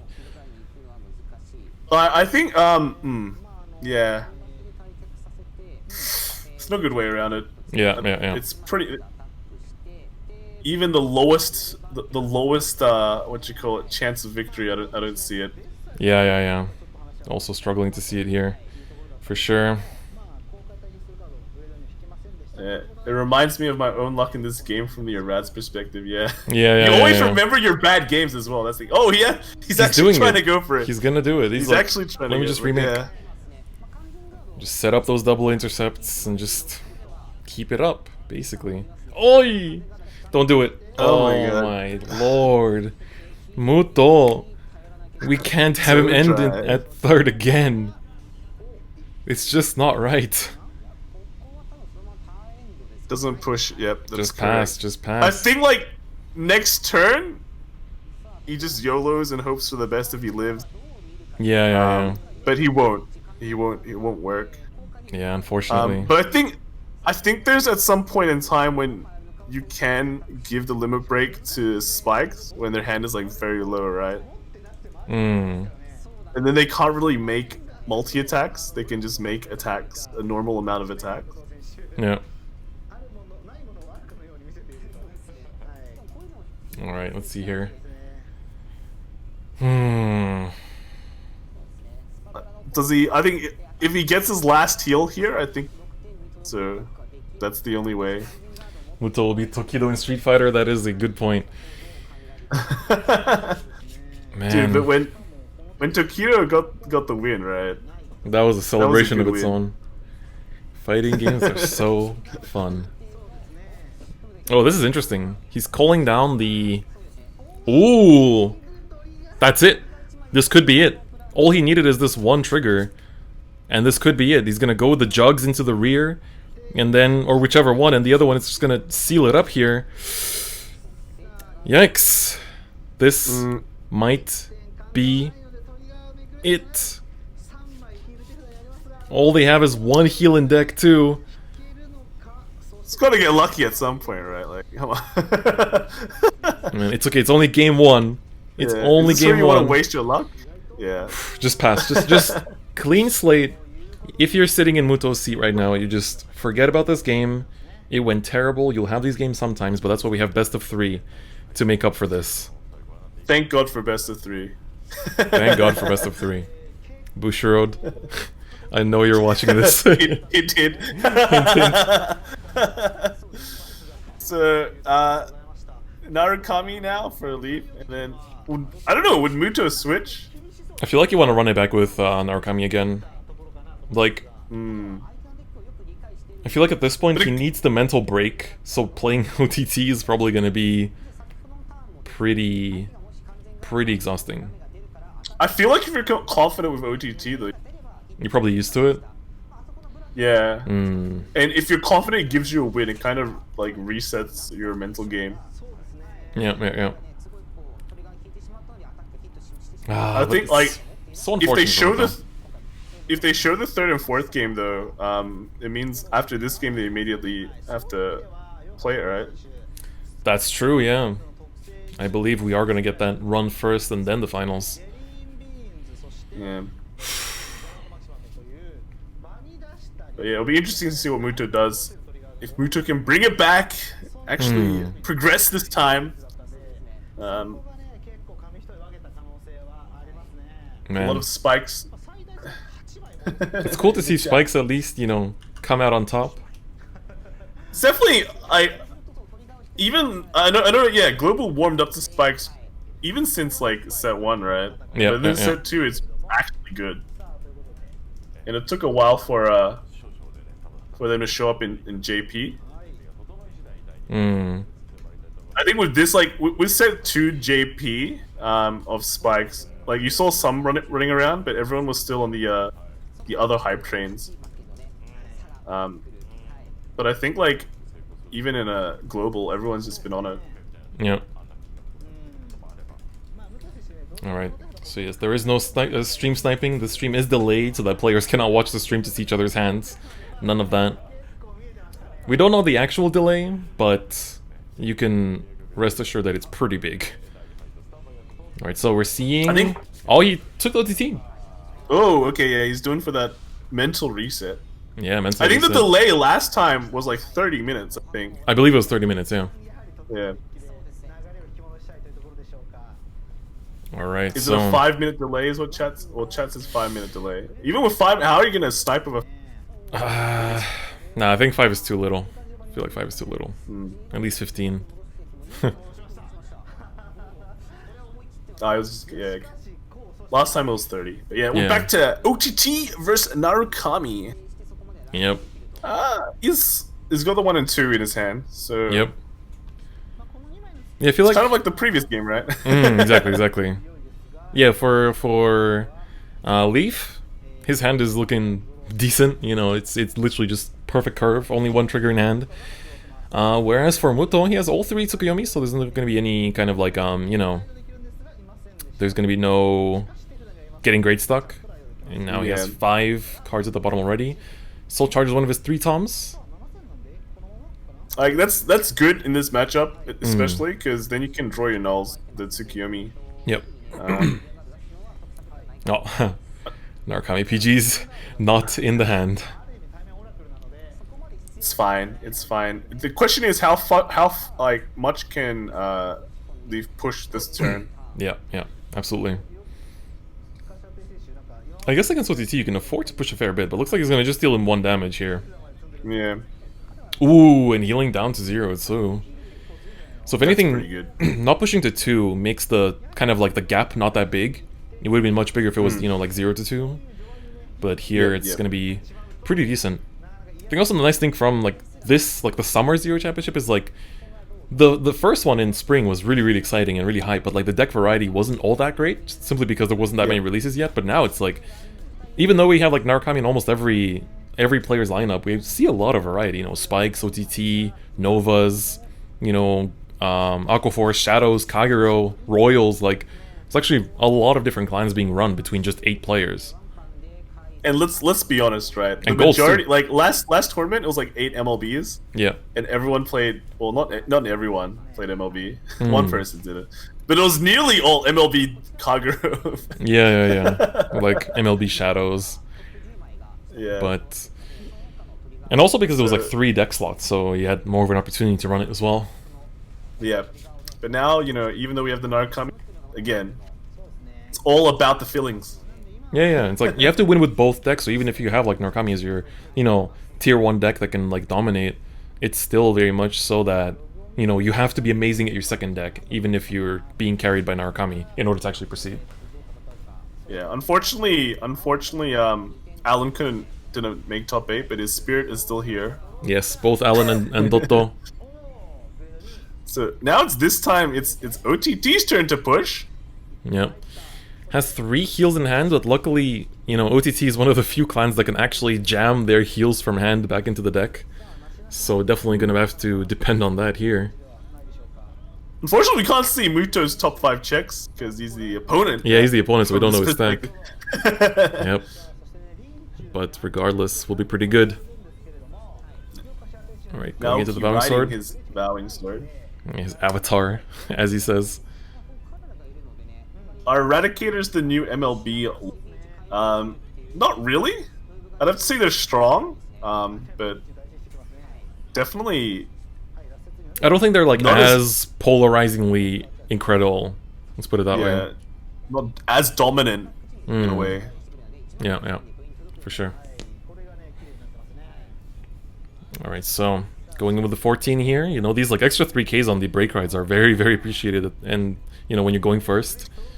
Yeah, they make a huge difference. One, they hit up with cross rides mid game, but yeah, against the 9Ks, you don't even need a boost. Look at that double PG and the damage. That is definitely not what you want to see. Oh, He draws never another mind. one. Draws one. Just draw the fourth one and you're good. Yeah, one is not enough against the Descendant. Yes, exactly. You gotta have the two, at least. Alright, so he's seen 14 cards so far, so 7 down. You can actually kind of estimate. So he's seen 14 cards, he knows what he's seen so far in the field, in his hand, etc. So you can estimate what the next 7 cards are, and then kind of decide, like, oh, am I gonna use Tsukiyomi here or not? Looks like he's gonna do it. He really wants to draw. He wants to draw the cards that can return Amaterasu back to the deck, especially. Alright, so he drew into... It's being covered up by Tsukiyomi's effect box. He didn't draw any of the recyclers. Unfortunate. But more grade 2s, so intercepts are appreciated, of course. Right now, it's just not very good on Muto's side. Yeah. This game is sad times. He only runs 3 of those secretaries as well, so I think we want to go. Yeah. Alright, so this is of course the semifinals, the last top 4 match. So we're at 1 up for Leaf over Muto. Leaf won with his Spike Brothers in a pretty unlucky game for Muto. But here we're gonna see. Because of course, don't forget that Muto does run the stand. And we might... Oh, but I think he already checked or soul charged it or something, because it is part of the like public counter, and the second card is in his hand, so that's not in the counter. So no more stands left, but he can still kind of like bluff that the stands are there. Right now, he's on 3. Leaf's at 3. But his hand's just excellent. Yeah. It's got CB2 for the draw. You can then counter charge it again. With the Zutan, yeah. It's really good. Wow. Yeah, you basically just want to go like... You could even clean up the board, because you can go CP2 draw into a rear, the Vowing into a rear, and then Zuitan into Vanguard, and then countercharge 1, and then use the starter to pop the Gemini. Oh, he's just going to go a bit more facey this time. Yeah, I mean, you can. That's kind of the thing here. You can actually do that. He has 3 grade 1s he can put down too, if necessary. Oh. Wow, going in. Really going in. But I'm wondering how he's gonna like angle his attacks, because it looks like he might have to go... Yeah, like this into the rear. Oh, no, he's playing the 7k down just... For next turn. Yeah. To go the ultimate erratic, the Descendant pop-off. Yep, 21s is a good number. Yes, very much so.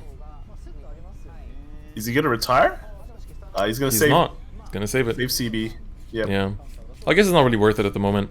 Gets the extra draw too into a PG. Wow. Ay. Ooh, the double. This guy can't stop, won't stop, man. Can't stop, won't stop indeed. Alright, we see here.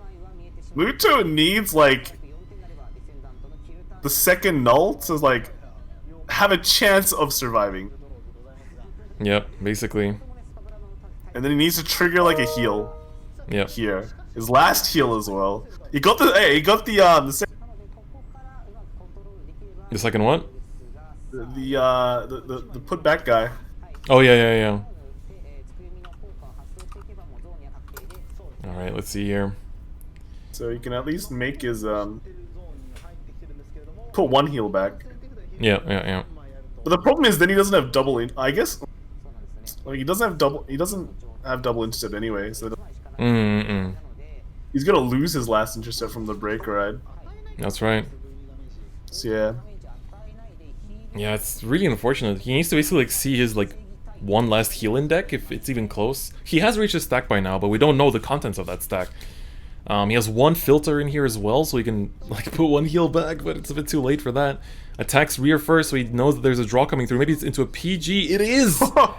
Okay, and now heal. Okay, gets another PG. Oh, dude. Another draw, but it's not going to be a PG because he already got 2 in the damage. Damn. Oh, he's... Okay, oh, so this is so smart. This is so good. He basically gave all the power to Gemini so he can attack with this unboosted to deny the damage. Ah, yes. Big brain Muto coming through. That is smart. Okay. Nope. Oh, man. That is the only way he lives, because if he gives Descendant, he's dead. Exactly. He's 100% dead. Exactly. Oh boy. This is gonna be big. And usually Eradicators don't run damage. No. Man, that's like genuinely pleasant to see. Pleasant to see is like the best way to say it. This is like premium plays, man. 10k Yeah, to yeah. 11k. Exactly. So what probably happens now, right, is at least gives Muto a chance to. Yeah. I think it's still a bit far off because 2 nulls are probably disappearing this turn. Yeah, looks like it. But what can happen, right, is like next turn he triggers the heal. Oh no, it's still a bit far off. Yeah, it's still far off. It's still far off. He has the 2 heals to survive now, but it's like he doesn't really have the means to end it. He doesn't have stands left. You know, he doesn't have Tom yet unless he draws into it like right here. Whiffs the heal too. That's very good for Muto's side. Muto's really putting in, you know, all his work into just surviving here, man. All PGs are gone. Yeah, like the problem is the heal goes to the bottom of the deck. Yes. Right. So how does he get to his heals? And that's like the only way he wins. Like, you can draw now. You draw 2 now. Enough to... Yeah. He has 3... Does he have enough to move? Let's see. He draws 2, goes down to 9. He drive checked 2 triggers, so that heal is still at the bottom. So... yeah, it's gonna be too far. It's gonna be too far. Yeah, there's basically no way for him to go through enough cards to actually reach the heal. Unless, of course, he knows... I mean, he knows the stack, of course. So he used the Tsukuyomi skill knowing that you can draw into this Tom, for example. But... There's he can't end it. Like, there's 2 filters here. Oh, he's played over his Angel as well. Yeah, and he called down the Tom as well. 1 bar of time left. Muto, you have to be careful. Don't risk it. Go into the battle phase. Alright. So he's gonna be doing a double filter here. I mean, he still has 1 heal in there. So this might just be the 1 heal coming through. Draw. But I don't think the 1 heal is enough on the Descent turn. Well, he has no PGs to begin with. He could always just... like, Deny? you can't just pass here either, because he puts down 1 intercept and you're back at the same stage. This is kind of the problem with Tsukuyomi, is that... he can kill the Phoenix and, like, pass? Is what I'm thinking. And he's then setting he up a 6 damage heal, I think. Yeah. Yeah, he only 6 damage heal. Yeah, he only filtered 1, so he's setting up a 6 damage heal. Yeah, It's gonna pass. It's gonna pass. But still, like, there's... He's still struggling. Like, he's still struggling so hard. Oh, no. Oh, no, indeed. Anti-intercept will probably be all he needs. Oh my god. Because middle line hits 21, so... Yeah. Muto needs that 6 damage heal to come through. Now, I'm sure that Leaf has kind of understood that it's there. Yes. He must be cognizant of the fact. He plays like something down here. That's fine. Kills his intercept. Rearguard swings in to trigger the 6 damage heal. And then Vanguard goes in with 21. Yep, to seal the game. Muto, unfortunately, Jesus Christ, looking to be 3rd place forever. We're gonna see that heal come through here. But he doesn't have the 2nd one set up yet. It's still far in. Gets the draw on top of that, just to rub it in. The Doombring double draw. Dude. This guy. In case you needed more convincing that Leaf is the one that's gonna go to finals.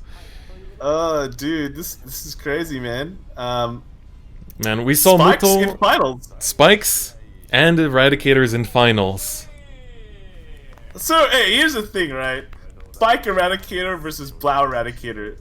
These, like, two explosive decks, right? Seems like a pretty fast final. Yeah, honestly. God damn. So we have a very exciting finals, though, between Spikes and Blaus. Like, two decks that just wait for... There could be... One way that it would be not so fast is that they just fight for whoever gets Limit Break 4 first, because they're both Break Ride reliant decks. True. And they have no way to get to Limit Break 4. Exactly, exactly. That'd be interesting. Yep, we've also broken 500 viewers on the English stream here. Thank you guys for tuning in. So we just finished top 4. We will now be seeing the 3rd place playoffs after this. And then we're going to see the finals. We might be going into a break here first. And then probably go into the actual final game after that. Finals. Yeah. Whew. Yeah. Wow, Very guys. exciting. Global repping it, man.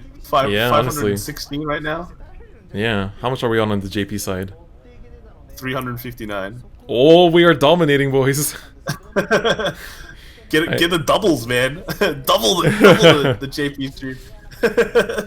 Let's just, you know, hope that Game With doesn't come after me. I'm not Game With, Game Studio. Is the finals today? Yes, it is. Today is the it will be today. whole top 8, yeah. Guys, make sure, hit up that exclamation mark WCC. Follow Kai on the World Class Card Fighters channel. You know, he's been sitting here with me, commentating, doing the hard work. Make sure to drop some subs. They do amazing content both for the TCG and Zero. You'll be doing some like bantery content later too, lately. Yeah. It's been amazing. You know, oh my god. We've got a lot of time to do stuff. Yeah. True. That's true. Oh man. Almost 4 hour stream. Yeah, no. They said the stream will last 5 hours. Yeah. And so far they're pretty accurate because we've got 2 more games. They go like 30 minutes each. It would be. But you know, some of these games have been going so. If anything, it feels quicker than last time. I think last time there was a lot of issues though. It was their first time doing it, and yeah. delayed on delays. But you know, we know JP tournaments like to stay on time, and things have to end by 7 p.m.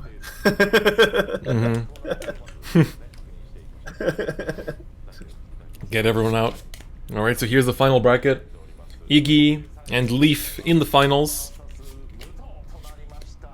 And so the 3rd place playoffs will be Uzume versus Muto. You guys want to come 3rd, guys? Yeah, I mean... The sadness of 3rd place, or... Like, 3rd place is still amazing. You get the playmat, man. You get the playmat. Yeah. Playmat gang, let's go. Yeah, I want that playmat, man. That is so Same. good. Pay like 200,000 yen for it or whatever, right? Yeah. I wonder how much they actually go for. I don't think any of them have actually sold them from last season. You know what I'm actually, like... I wonder if the fall season... Because the fall season we might get, like, a Link Joker playmat. Ooh. Imagine. Oh, dude. That... Let's not get too ahead of ourselves here. Yeah. And imagine like alternate Arc Chaos. Oh, dude. Even like, can you imagine Rebirth, Dragonic Overload Rebirth? Yes. Alternate art. Oh, dude, that is Yep. All right, so it's gonna be the 3rd place playoffs without a break. All right, Hong Kong versus Japan. Japan, yeah. Eternal 3rd place Japan. If anything, let's see if he can keep up the streak. I mean, yeah, it's 3rd place, man. It's really unfortunate. I was actually rooting for him. I didn't make my prediction on Twitter, actually. Kind of forgot, actually.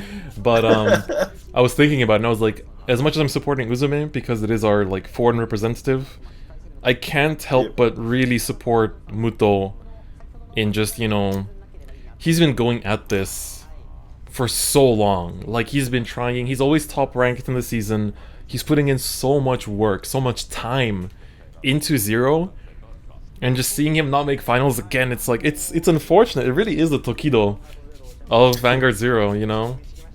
He is just like super consistent. And I think like sometimes he's getting consistent in like the wrong times, you know? Exactly. In this like top 8 scenario, you want to go big.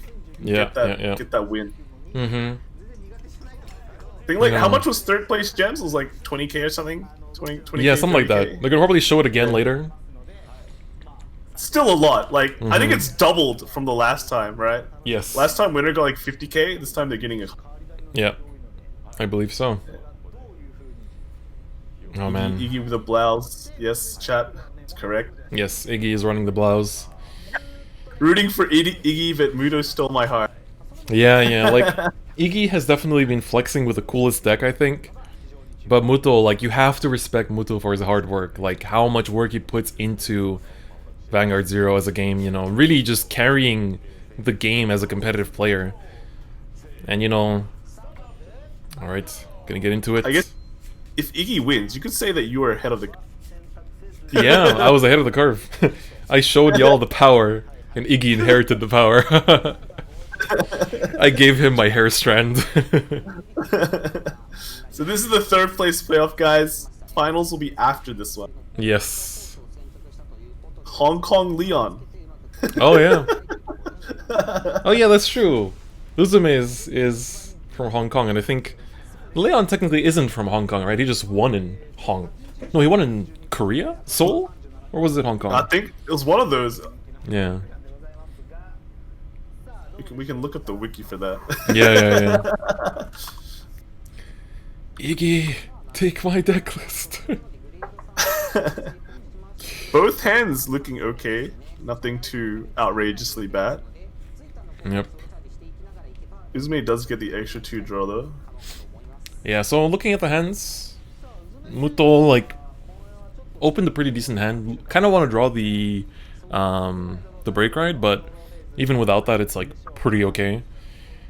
And going into Gauntlet, it's okay in this scenario. Yep. Wow. Leon did win the Hong Kong circuit, so Yes, Hong Kong yes. Leon is correct. Yeah, Ren won in Korea, that's right. Alright, so going in here, Rise the Self-Damager has a very smooth ride-up with the Lazarus. We've seen like every Aquaforce player ride the Lazarus, like on turn 2, I think. That's just great. Stops damage, 10k, everything you could want. Mm-hmm. So now... Yeah, like honestly just very nice. Ooh, draws the break ride, and now Muto can basically go into the Zuitan, take out the starter, and countercharge. It's very good. Yep. He can even play down some stuff if he really wants to. Yeah, he could actually play down the caster to drop and draw, but it doesn't really have like... You could drop the Rising Phoenix in theory, but you can do double Rising Phoenix next turn. Because you Soul Charge one here, Soul Charge the starter, and then ride. So that's going to be the perfect double Rising Phoenix. So I think his hand was actually perfect. You can get rid of the Gauntlet Buster and try and get... Yeah, that's true. Because right now there's no nulls on his side, which is kind of not cool. Still want at least one in this matchup. 3 Maelstroms have been drawn. Alright, He's no got the null self-damagers. from that last attack too. Yep. He's got the SP PGs too. It's pretty attractive. Alright. It's like if you... Ooh, the heal comes through. So if he would have filtered... Oh no, actually he wouldn't have drawn it because he had to Soul Charge from Zuitan. So never mind. Alright. Let's see here. Get the Death Scythe. the double Phoenix plays. Like double Phoenix into potential caster. Yeah, that's pretty good.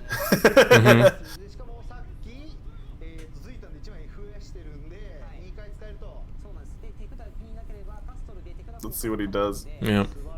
You usually never want to put anything, but then again, like putting Phoenixes on the side sometimes because they're 5k. Yeah. Exactly. Alright, draws Just into another Phoenix. another Phoenix. Well, that's a perfect Castor discard target at least. Yeah, true. Yep. Yeah, worst case, you can like call the caster behind. Oh my god, you can call the caster behind Vanguard and Rising Phoenix, 2 of them in the same column to just like have like a 10k and a 21. Oh man. Hey, here's an interesting thing. Does he want to commit that many boosters? Because remember, like Maelstrom actually does have retire. Yeah, it But, does. I mean, he's on such little damage here that, like, if he goes like, he doesn't have any damage increases. He doesn't have damage increasers, and he doesn't have like Basil or Diamantes. So Uzume's hand actually is pretty poor right now. Alright. Into PG. Wow. Pretty hot. He's And profited, caster. man. Done. Yep. So you can discard the Phoenix. Yep. Drawing 2. Oh. Zuitan. Also good. Also good. And he's gonna call it right down. But you know, he's drawing so much and filling up his field. It feels very good. Ooh, speaking of Diamantes though. Still pushes. Oh, that is a great draw. That is a good draw. Yeah. But can he, you know, finish it up now? Although technically, he does have 4 attacks thanks to Benedict. Because now he has a booster they can put behind the Benedict. Whiffs another heal. Alright. Can't do much about it Benedict though. doing oh no! That's not when you want to see the heal. Not when you want to see the heal. Can you Bad draw heal another time. self-damager? First world problems. Yeah. For Uzume, that definitely could have been a better check than that. Alright. And so, like that, yeah, that PG could have gone back to deck if he played with like damage self-damager? increase. And all that. Yeah. I guess it's fine though. Like, you can just kind of take it easy this turn. Just play like a Lazarus or something and just like ping for 1, you know, not really like commit too many pieces. Take it easy. Yeah. This turn just like a kind of a. Well, looks like he's Oh. at least He wants to go a little bit hard. tank. Yeah, I guess he's banking on a trigger. He needs a third attack with that grade 2. I think he also wants to just like damage control a bit and not take too Oh, much. he's gonna so... do it. He's Oh, not no. gonna care. Just doesn't. Yeah, he's just like, okay. You got 3 cards in hand. You're bored, even though you got a lot of units on it. It's not that strong. So he wants to just kind of like pop off, maybe check another heal or something. There's still 3 in the deck, so there we go. There we go. The way you just said it, man. Yeah. Perfect. Yeah. Perfect. The timing. Yeah, so now it's gonna be 2 to 3. Push to 3. And you know, got the double intercept set up. Has the hand, you know, ready to do 4 attacks. And there we go. This time the heal actually pops. Both players just like keep, Heal like, Fiesta. man. Oh yeah, Uzume goes back down to 1. I forgot about the self-damager. It's pretty big. Oh wow, dude, this is. And yeah, that's the 3rd Descendant actually, so the chances for Muto to actually break right Descendant are getting aggressively lower. Aggressively low. Yeah. He needs to somehow make a field as well. Yeah. Using the Death Scythe now is not actually Death Scythe now is not bad. Yeah, because you can Death Scythe Zuitan Zuitan? CC. Yeah. Yeah, kill the 10k, Death Scythe into the 9k. Your Zuitan counter charges. Yeah. How many Phoenixes does this guy run? Is this the 4 3 or 4? Phoenix build? Because I know some are running 3. It wasn't Muto. At least Muto wasn't the one that qualified with 4. Yeah, Muto is a 3 Phoenix build. Okay. So, no more Soul Blasting. Oh, Yep. he doesn't use the Zuitan. Okay. Oh, interesting. Okay, I guess he It's gonna wants to play be it. given Limit Break? Question mark? I'm not sure, to be honest. It's gonna Or play just it like slow. yeah, preserving pieces as well. See another Death Scythe into another one. Oops. I guess that's a card you don't really mind going down to the bottom too much. You have enough retire as is. Like, if he committed the Zuitan here, and then he triggered Blank like that, even though technically the Blank drive check is quite low in a way, because there's still 7. I guess no, 6. There's 6 draws remaining. Yeah. No, there's 7. It's 7 draws remaining. So there's still you can trigger a draw somewhere. But if you don't, then Yeah. your next turn's pretty bad. Yeah, exactly. And gotta keep in mind that for Muto, he's like hot off of his top 4 match into this too, so it's looking to be another long game, you know, just long game after long game. So here's the thing, right? Is both hands are going low, but Yeah. one thing is Narcomi has retire. Yeah. And with Gauntlet Buster retire, it's not bad Yeah. because you're just gonna slowly get rid of his cards. But also, like Narukami can kind of work with not very good hand quality, while Aquaforce kind of starts suffering. Yes, exactly. But Uzume's been protecting like these key pieces quite diligently. You know, just like making sure to not call down the Diamantes yet, just calling down like kind of like the units that don't really matter that much. So it's interesting to say the least. I mean, he's got 2 nulls here. There's no glory on in Uzume's hands. Yeah. Ooh, Gauntlet rising up. Gauntlet. Yeah. Gonna get rid of some stuff. This is gonna be pretty punishing though, because he's gonna force out a null. He's gonna. He could use the Zutan here to CC as well and get away with counterblasting for Gauntlet Buster. Yeah, I definitely think counterblasting Gauntlet Buster is correct because there's just nothing. There's nothing on his opponent's side of the field. It's like the only problem is that you're kind of starving your own counterblast for later turns. Yeah. But yeah, it's also like calling down that glory. I mean, calling down the gauntlet is a question mark because if he has glory in hand and you just feed him the limit break here, which he won't actually. He's gonna stop at 3, so he's gonna need to self damage into the victory, or into the limit break rather, not victory. Gets rid of another null. Yep. And now it's kind of on a clock here. Yeah. Blank. Keeping in mind, Uzume actually only has 3 draws in deck. 3 heals though, but oh, speaking of, that was a great top deck. But don't really need it right now though. He doesn't like right now. He can just push like some damage, right? Yeah, but thing and is, kind of like anything into the Diamantes right now. Oh, is he thinking about it? He's going back and forth, back and forth. I remember last season we had that one guy who kept going like back and forth, back and forth. Man, let's see here. Yeah, low cards in hand can kill Aquaforce. Something he has to be really careful with now. Yep. But the thing is, like, Muto's damage is quite high, so he can try and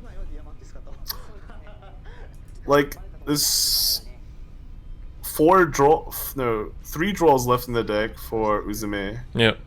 2 heals, 5 triggers. It's not very high. Yeah. It's not very high.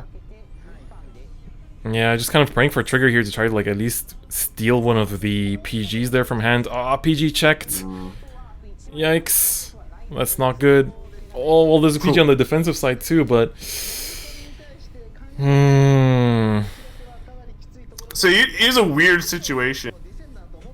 Maybe not so weird after all, because he can actually push a bit now. You can use Gauntlet too. Yeah, you can go for the game. Yeah, this looks like game.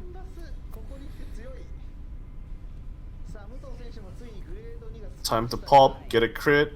Yep. And no matter what his opponent does or triggers, unless he gets a heal. Yeah. So for those that don't know, Benedict, the Aquaforce rear that's still standing, it's basically has an effect that after it attacks the Vanguard, it basically restands itself and loses 5,000 power. So it doesn't have to hit. And when you're going first, it's quite good because your opponent's Vanguard is usually on like 10 or 9. So if they like crit you or like give you some early rush, you can usually like kind of punish them with that. But if anything, you don't really care about it hitting so much. You care about just getting the extra battles out of it. But right now, Muto looking to pick up a win here, most likely. On his on his road to 3rd place. Yeah, on his road to 3rd place again. But honestly, at this point, that's the best thing you can take. Yeah. He chooses not to. Yeah, he chooses not to call the last grade 3 just in case he heals and he has to like bear a glory. Yeah, so he basically has PG correct for the glory and PG for something else. Draws on top of that. He wants to see the heal though. Wow. Okay, into another grade 3. And now does Uzume. He has 3 heals left in deck. Can he actually see them on the 6 damage? Cynthia followed by nothing. Unfortunate. So Uzume sadly loses the first game, but we're still gonna have game 2 and potentially 3 if Uzume can bring it back here. Muto gonna be bringing his OTT now. Yes. Uzume. Ooh. What is a good match? I guess Gold you can kind of just rush early if you have the. I mean, we saw that super grindy game before. Yeah. But it's like Muto knows how to deal with just knows how to play with OTT. That's technically his better deck out of the two. Yeah, it's a exactly. great record of it. Exactly. Don't forget, so, guys. I don't know. Like both decks seem not amazing. I think Aquaforce has like a better OTT matchup. It's a win. Yeah, I feel like just because you have so much like resource control, so like anything they commit to the board, you can start like popping with Maelstrom, and then you just kind of try to clean it up with Glory. But with their ability to kind of like control PGs on demand, it's yeah. Don't forget, guys, stay hydrated. Make sure to drink your waters. I hope the commentators on the JP side have been drinking their waters too.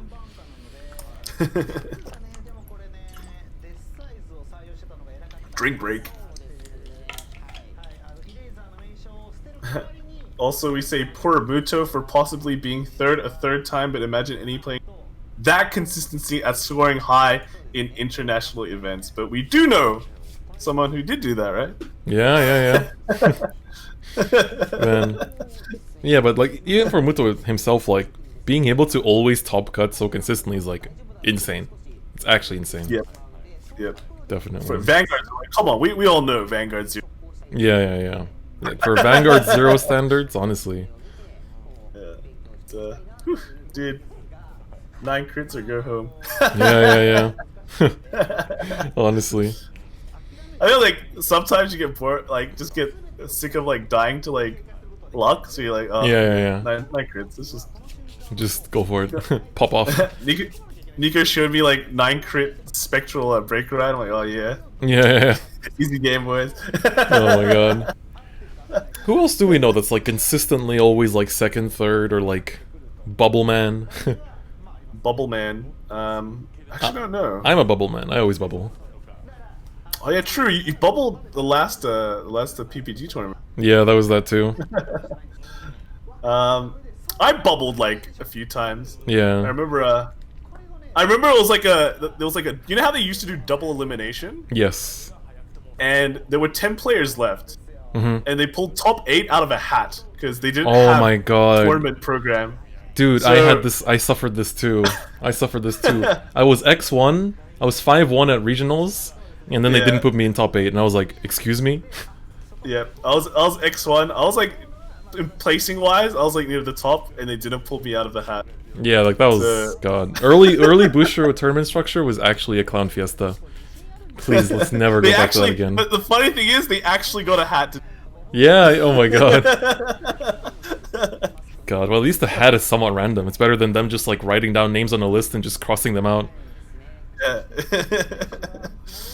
Oh no. Alright. Muto, looks like he's got the right curve, even if he doesn't do his thing. Yep. Drawing into one of his stands. We haven't seen his stands pop off at all. Yeah. Who needs stands, man? Stands are overrated. Yeah. Only one's 2 anyway. Yep. So, I'm gonna see here. Uzume has a pretty nice opening hand. This time his starter will be alive to actually search that Maelstrom potentially.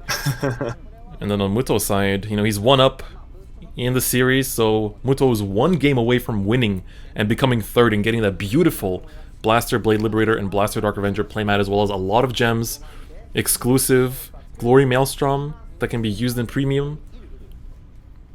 Alright, so both his stands are gone now, but again, yeah, he has ways to put them back. yes. Would you put back the stands or the heals? Right, 1 heals out. I guess it depends how early. If you can start putting back on the 3rd turn, then you still have a chance to check them pretty consistently. So I feel like at that stage, by the time you check them, it's either like you have to read the state of the game, right? If you've pushed enough, then the stand will win you the game. But if you're the one getting pushed, then you want that heal to come through. Ooh, draw into the PG. 2 PGs now. Yeah. But again, I think one thing like players need to also realize, he also draws the Maelstrom. Right? Yep. Wow. It's like they can technically, if they have in their hand against OTT, you can just put like 1 down and not feel too bad. Yeah. Oh, another draw. Okay, Uzume is like, the wind is blowing really hard apparently. I actually really like this for Uzume, pushing early like this, and he's gonna get rewarded. That, Exactly. you know, with the Whoa! Discarding the PG! Because he's like, you're probably Smart. gonna tell me anyway, so I'm just gonna drop this Yeah. PG right now. 1 PG is enough to, like, you know, at least survive if you're pushing you, like, on return. If you push you fast to 5, at least 1 PG will save you. And then next turn you're dead anyway to a Tom. So at least 1 is fine. So far, Rizum has been popping off, and he's also, like you said, that early aggro is really important against OTT, which takes some time to set up, doesn't really have the rears to always, you know, supply in the field. Soul charges a PG as well there. Yeah, when they can start manipulating their triggers, Yeah, then you're on the time then bomb. it's... Yeah, and there's really nothing much you can do, but if you're pushing this hard early, then their options become severely limited, because even if they reach their stack, right, what is it gonna do for them if, like, they're at the wrong part of their stack and they haven't had time to really use their resources to go through them? Exactly. And triggering the heal is very good, though. Yeah, for sure.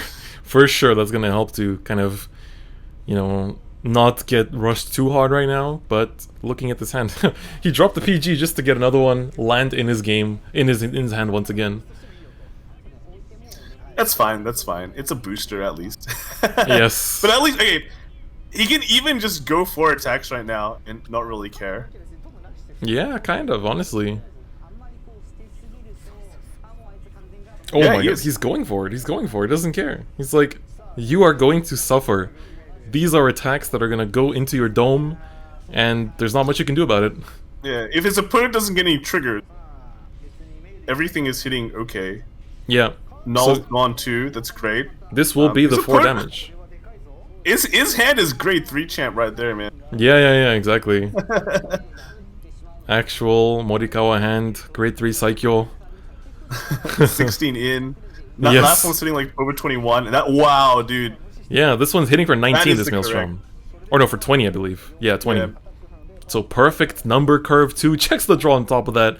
Why not? Ooh. Gets the Okay, self-damager for Maelstrom. Muto will at least deal 1 damage next turn, but 1 damage is not good enough, you know? That Yeah. damage increaser will do work. Discards another null. Oh, I love this. It's so confident. Uzume is just like, I got this. I think it's 100%. Yeah, it's the 100% play. It's the correct play. Especially when you're at 2, it's like you need the other pieces for now, like more attackers. You know, that Cynthia's putting in work. You know, I talked about I did set analysis last night, and I talked about how Cynthia is like, it's used in some builds just to do exactly this, just filter. You have to know your matchup pretty much, and he's still got the Eric, to the grade 3 searcher. Yeah, If he needs a grade 3 to set up next, still do it. yeah. And that just basically mean like what glories. That's pretty much it. You know, it's a weird thing that can be observed in this situation. Well, I guess not anymore, but he could have actually done Amaterasu's Mega Blast.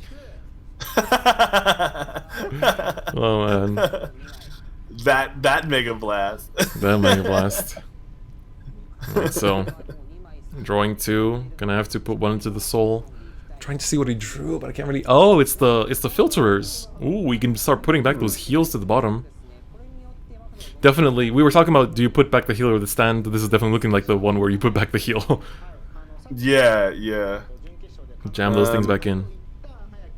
The thing is, he just has no defense right now. It's like, it's bad, big bad times. He's doing double Tsukiyomi. Wow, just drawing through everything. Alright, let's see what he draws into.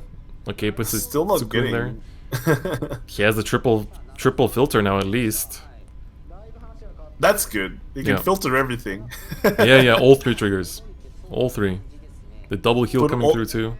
Put the heals first, and Yeah. the stand last. Yeah, so he can double heal and then win with the stand. Oh, I guess you draw the stand then. Yeah. Alright. Looks like he's gonna just feed it with Draw. Limber Break. Yep. Into the Get Tom. to Tom. That's important. Is being pushed. Uzume is pushed to 4 this turn, so that could be setting up to be a Top that glory. thing. Yeah.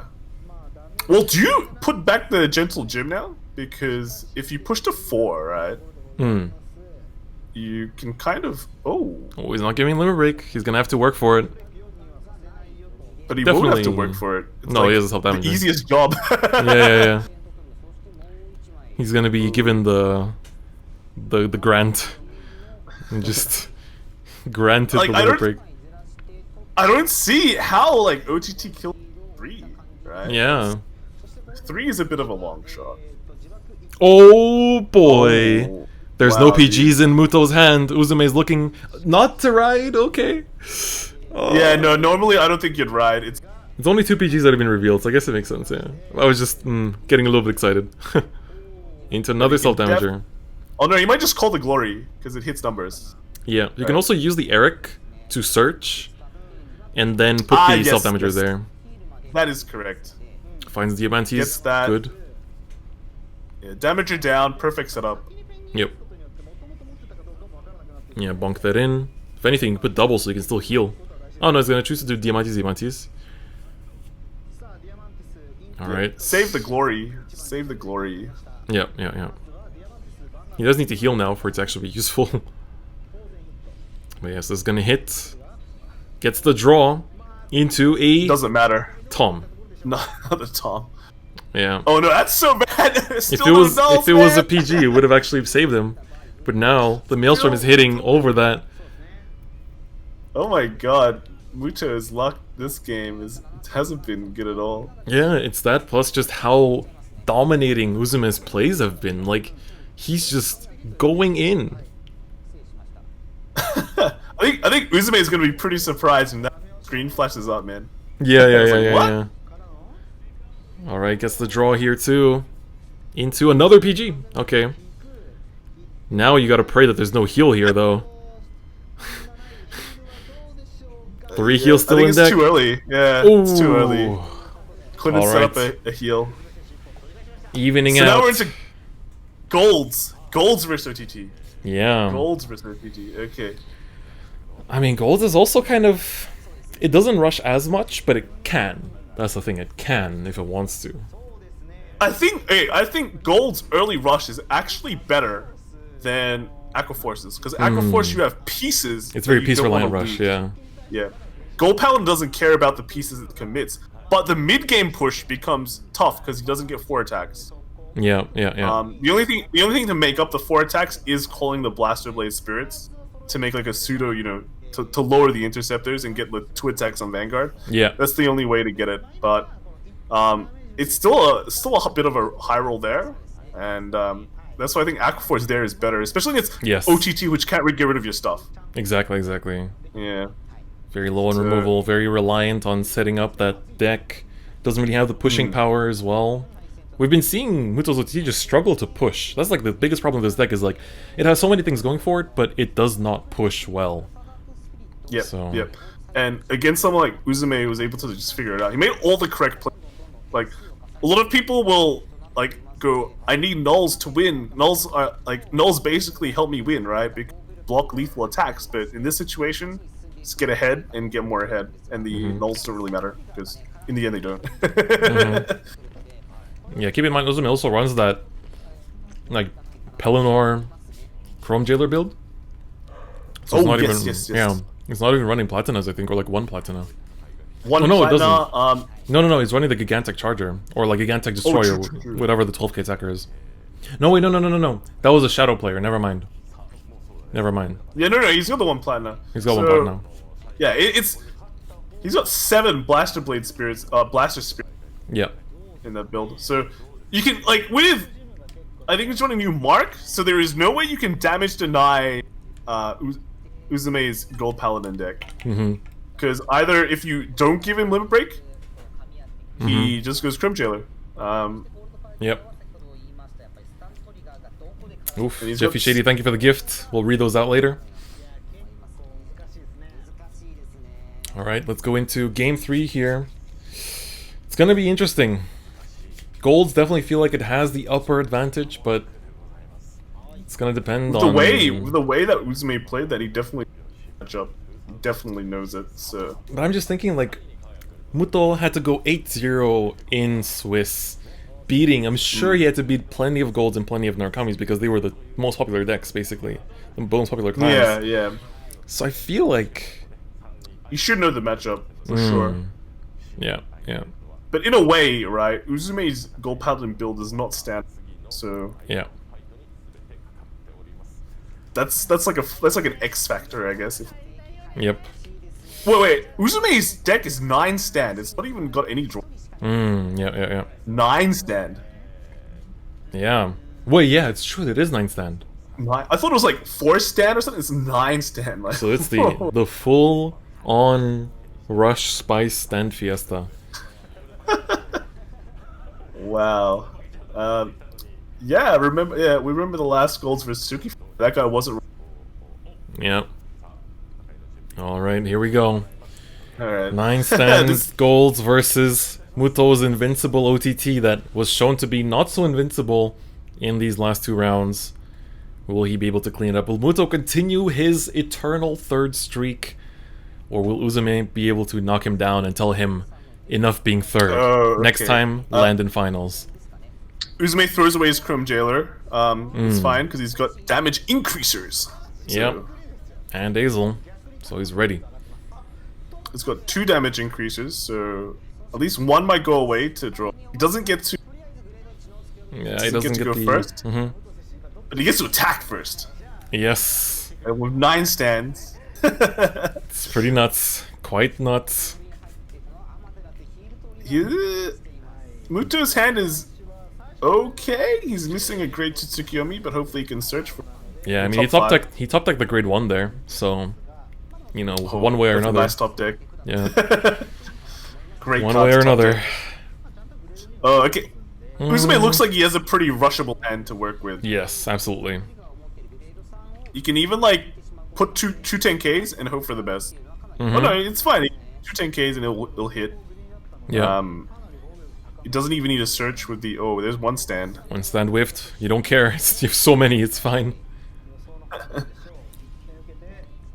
Yeah. If anything, he wants a grade 1 to be able to boost those restanding rear guards. That's the thing he's missing the most right now. Yeah. If he gets a booster, his next turn is pretty. Like another grade 3 Tsukuyomi. Does he get the grade 2? Yes, he does. Oh. Ooh, okay. We're fine. That was close. He's also going first, which is going to help him kind of like tank off some of this aggression a little bit. Man. But he's Tsukuyomi is... Is he gonna do anything this turn? I think he's just gonna attack and attack. That's it. Don't commit anything. I guess so. He might be anticipating the rush though. Yeah, if he puts down a 2, then it saves like 1 damage at least. And also the 2 is gonna be 11k, therefore it can get over, you know, the defensive mechanic. Yes. So he can push 2 damage in a way. So that way at least it's like, you know, the intercept more importantly is there to just like not let him take too much damage early, which he definitely doesn't want right now. And it's happening. Yeah, great 2 Tsukimi checked. Does he get defensive here? He does! Ooh, another stand. Alright, we're gonna end at 1 damage, but the intercept, as I said, is gonna be very, very important. Yeah, getting rid of a stand is still good too. That too. Slowly they've been leaving. Muto can play it slow if he wants to. That's his overall game plan. Yep. So will he commit 2 more grade 2s down? Let's see here. It'd be a trip as well if he commits it. Yeah, it has to be a trip. Damage. I feel like you probably do. Just push him to 3. No, he doesn't. Okay. He doesn't. Gonna stop at 2, let him have the Tsukuyomi effect. So, choosing to take it a bit slower here. Maybe he wants to preserve the CC for later when he wants to like burst through the Azel. Yeah. But the problem is GG. here now is that his opponent can keep it at 2 and then he won't be able to get the effect. Alright, let's see if we can see that last grade 3 Tsukuyomi in the stack. Hopefully not, to be honest. Nope. Yeah. I think the stack right now is 15, so 2 checks of nothing. 1 check that found the grade 2 Tsukuyomi and 1 drive check, so... I believe we're at 15, so 10 cards to get through. It's gonna be a lot. It's not bad. You can counterblast 2 to get some cards out now. Yeah, dig into the deck a little bit. Hopefully draw some filterers. Put that stand back. Alright. He's thinking about it. Let's see what he gets.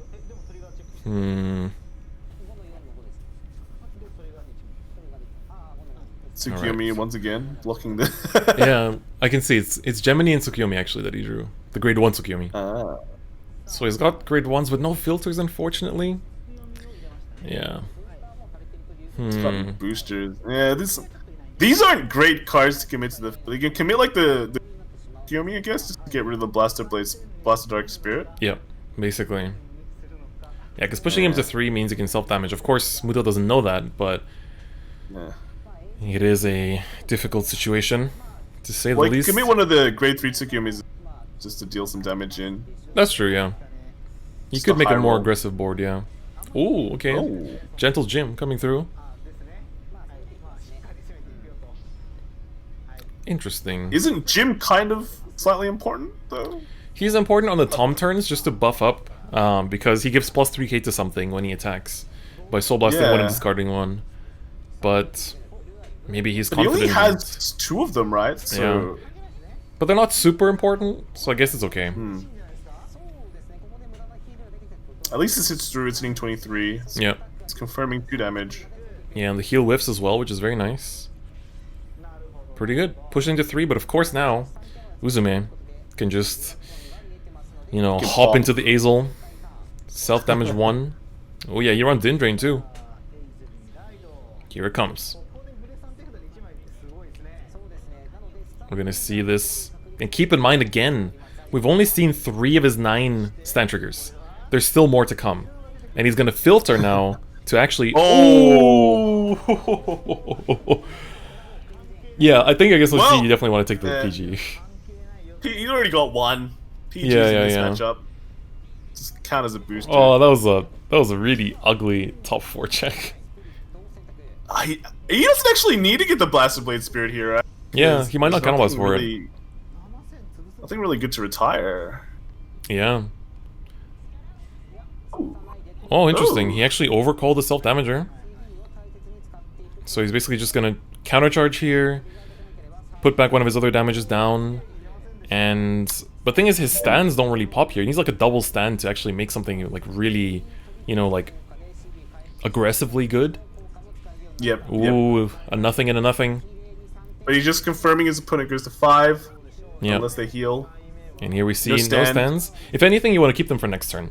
Like, next turn is going to be the turn for those stands. Stand Fiesta next turn. Yeah. Confirmed. It's also good that he countercharged that Blaster Blade Spirit that he put with the top deck from his self-damager. So now the 2 counterblasted triggers that he had, actually, one of them got sent back. So that's very good. So that's 7 stands now in his deck. So he has a higher chance of just winning next turn. Muto. Once again, Uzume making the right plays. All the right plays. Muto's in a bit of a strange position. Has to somehow deal with his opponent at 3. His like range is like his first turn where he can start killing his opponent. Turn. Yeah. This turn he cannot do anything. Next turn is where it starts working. Yeah. But can he even survive till the next turn is the real question. Only 1 null in his hand. He doesn't see... Oh no, he's gonna use the Tsukuyomi. I was gonna say, he's like, he doesn't look to be jumping on it, so maybe he's like got a perfect stack or something. But looks like he's gonna draw into... Oh, one of his heals. That's a bit unfortunate. He has to commit like a Silent Tom here. Yeah, basically. That's so rough. It's unfortunate, but that's all you can really do, right? Yeah, Tsuku reached the stack, but does it really matter right now, dude? Yeah. It doesn't.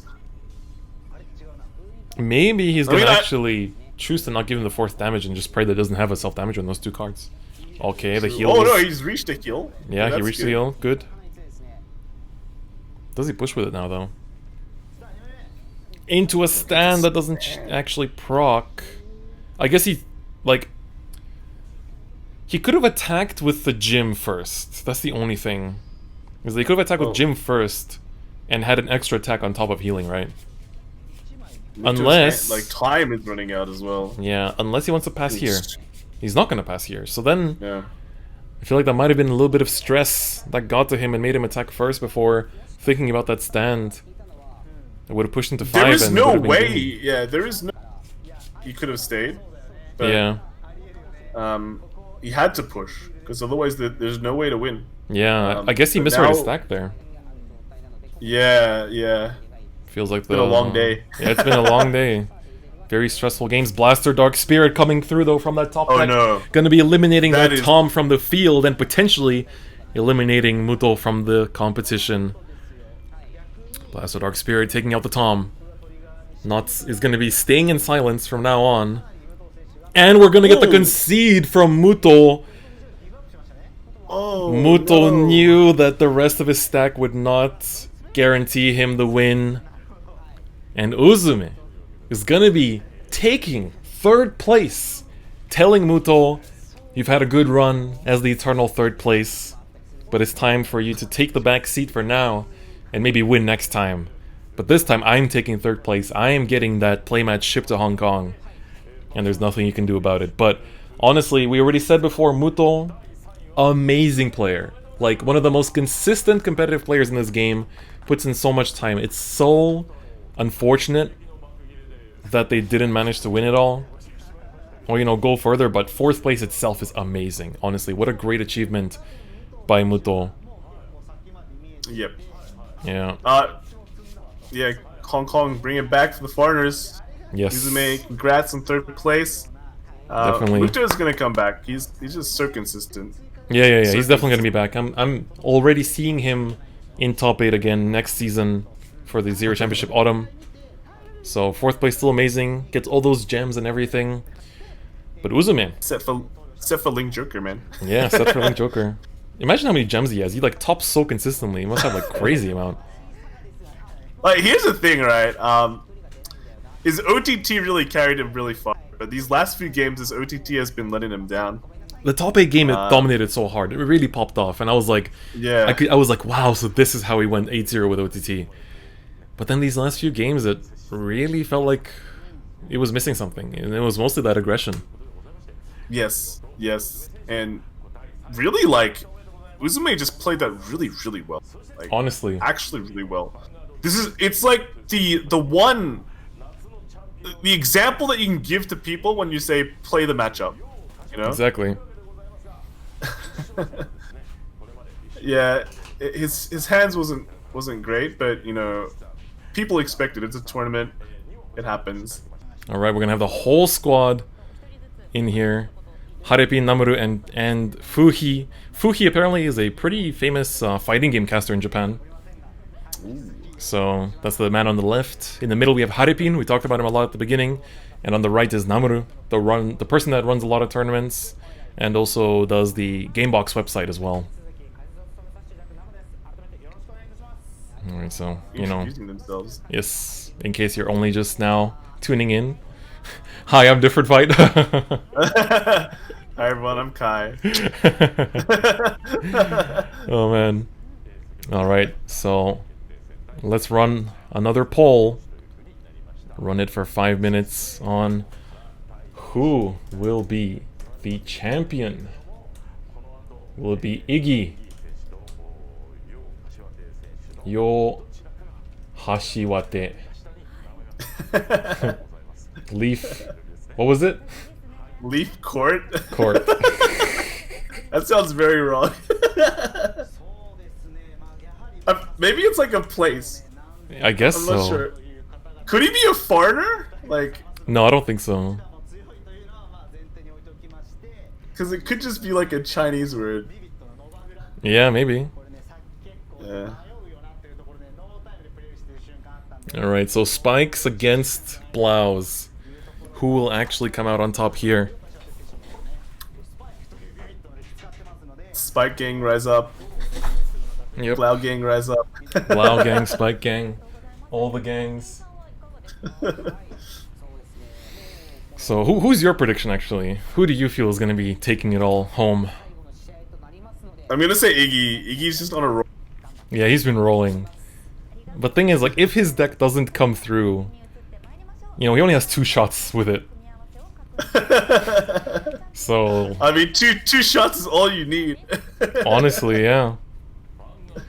Alright, so Iggy, he was 4th in Swiss versus Yo Hashiwate. Kashiwate, Yo oh my Kashiwate. god, it's Kashiwate. Alright, I'm gonna write that down so I never forget it. Alright, so Iggy versus Yo Kashiwate. We have the Blouse versus Spikes. Yol was second in Swiss, so just behind Rainbow Dragon.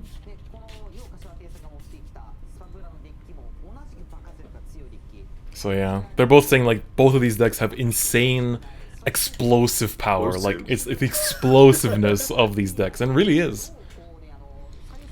Yeah, is it gonna be slow or is it gonna be fast? Sitting around at limit break. Yeah, we might just have this kind of game where, you know, both players are just stuck on 3 damage. They're not giving each other limit break. That's actually, if you've ever played the Blau Mirror, the Ethics Blau Mirror, it's toxic because both players just stay. You just sit on Ethics and just don't attack. Nobody calls rears. Nobody does anything, so you just don't attack. You just pass until somebody crumbles, basically. Oh no, that sounds... It's terrible. It sounds awful. That's why I like, props to everyone that's gonna try to bring this deck now to ladder, but don't get too excited if you're gonna run into the mirror.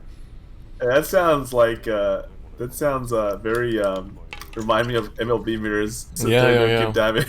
Like, it's not as linear because of course if you have like the nuts and you feel like you can survive or something, or like, you know, you have like 3 PGs in hand, and like sure, you're probably gonna survive if you're like on 3, but you know, this is the kind of deck that can break through PGs, break through defensive triggers, break through heals, you know.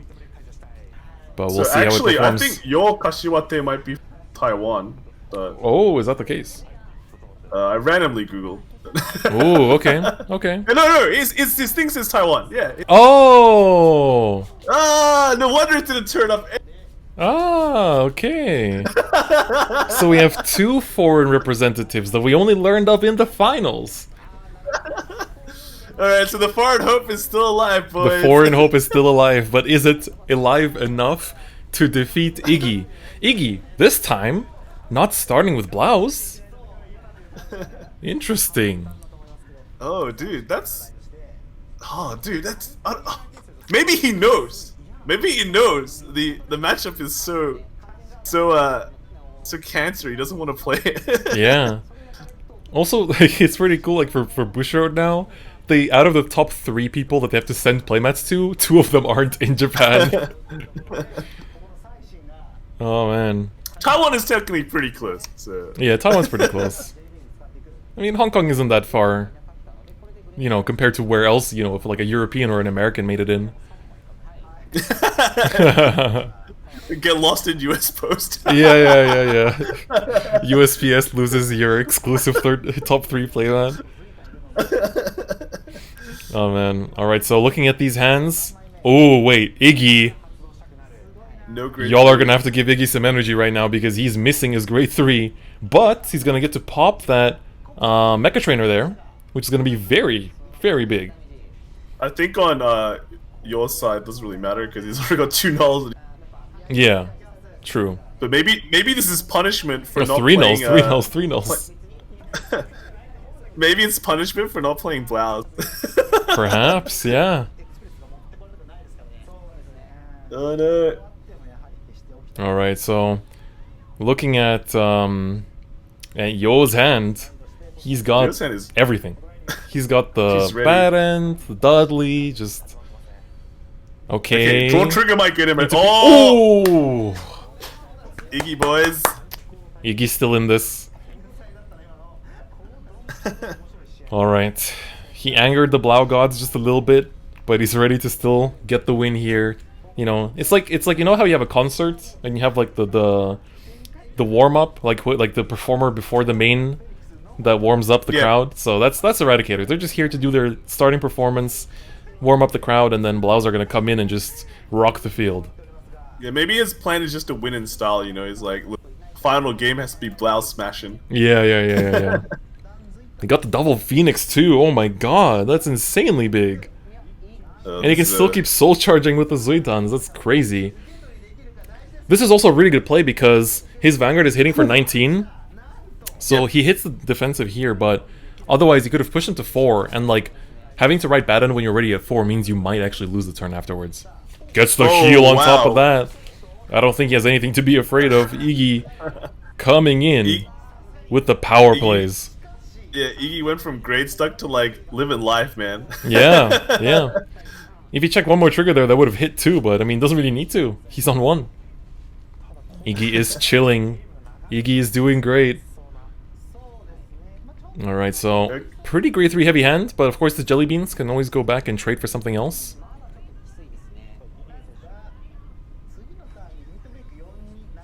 Alright.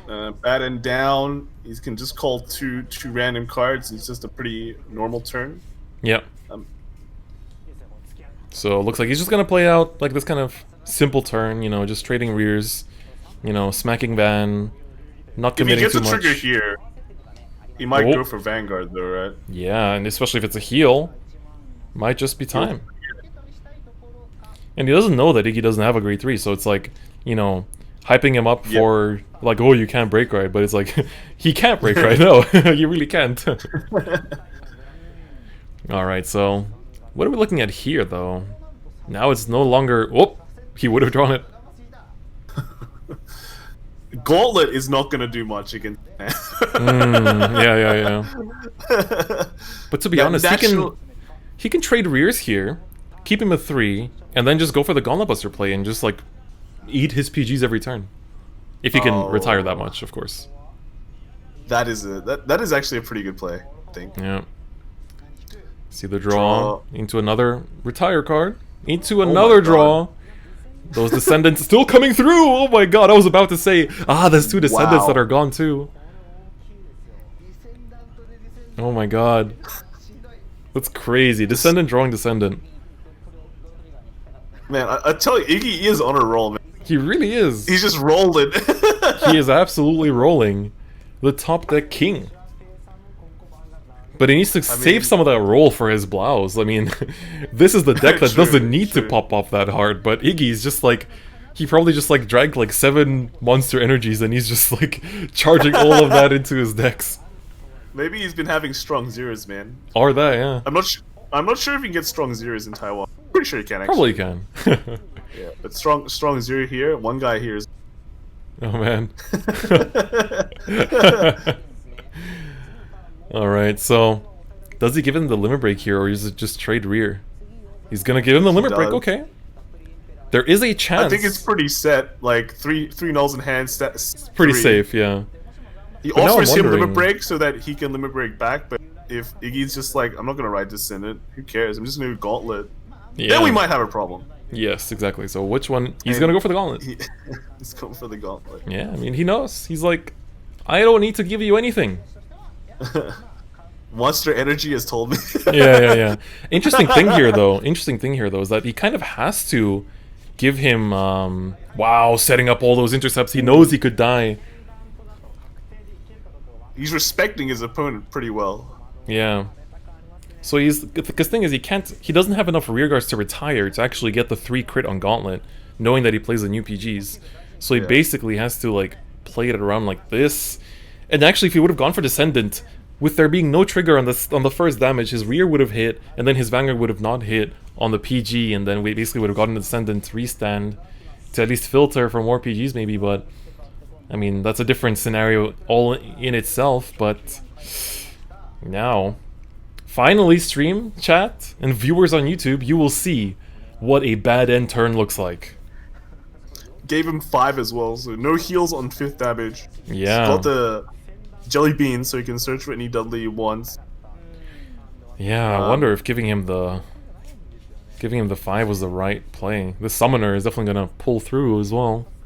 I guess if he's considering the next turn, he probably has to, because no break right on Descendant anymore. I mean, he can counterblast too, but yeah, you might as well just try and get as many cards in as possible. Yeah, alright, here we go. Bad End Draggler on Dudley Emperor. I think you just call out your entire hand. Like, call those boosters.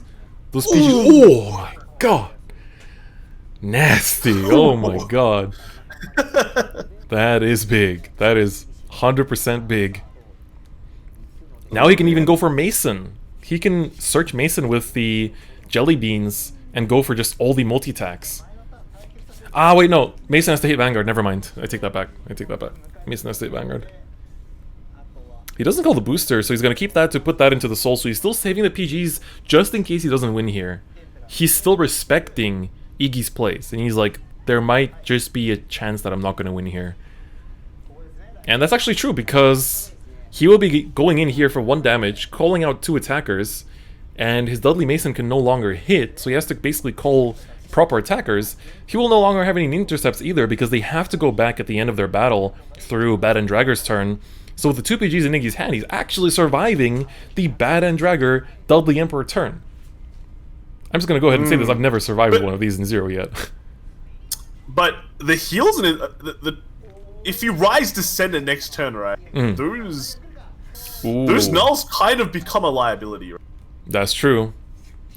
Will he use the extra power skill? Yes, he will. Almost 1 for the 5k. Going in. Gary Gannon, followed by another Devil Summoner. Does he get a defensive trigger here? Nope, it's the Rising Phoenix, so this will be the 2 attacks going in to steal those PGs. But he doesn't know about them. He just has to attack and pray that there will be no more PGs. The intercept going away. Devil Summoner going in for the 2nd PG, and this is where Yo understands the situation. So Iggy needs Eradicators. Yes. He's gonna go Descendant. He there gets we go. 1 there, but that means he doesn't have anything to call. Yeah, he needs to like just promote his back row maybe. Alternatively, he just stays. Whoa, and he gets the Mason. Basically what he's gonna do, this is way better than going Descendant. You just pop the entire field, go in with the rears to take out the 2 PGs, and then you go in with the Vanguard with a 3 crit, and you just end his life. And you just go in, that's it. Game 1 of finals is just gonna get taken. This is so powerful. Wow. It feels like it was all calculated too. Like he calculated that he can survive the entire, break right turn. And he's like, Gauntlet Buster, we're riding this one out into the win. And the only thing... He calculated since the beginning. He went Narukami instead of Blouse this game. The strongest Stardust Crusader. Will he stand up against the double heal potentially here? No heals to be found. Iggy, coming in hot. Already picking up wins with his Eradicators. Whew. That was big. Now he's got his Blouse. He's got 2 games to play with Blouse at least. Well, that was... insane. Yo still has to play Narukami and Spikes. I wonder if he'll swap now. Yeah, same. Oh wow, dude. It looked bad for Iggy at some. After his grade 3 top deck. Yeah. Honestly. It all went better for him. Honestly, yeah. Oh man, alright, so now for Iggy, he has 2 shots to win with Blouse. Whereas for Yo, he is pressed. Like, he just saw his bad end turn that probably he's never lost on just get stopped, That's definitely going to be pretty tight. Let's put it that way. I think the casters, the Japanese casters, are showing how to multi-attack. Yeah. Oh my god. Oh man. Oh, wow.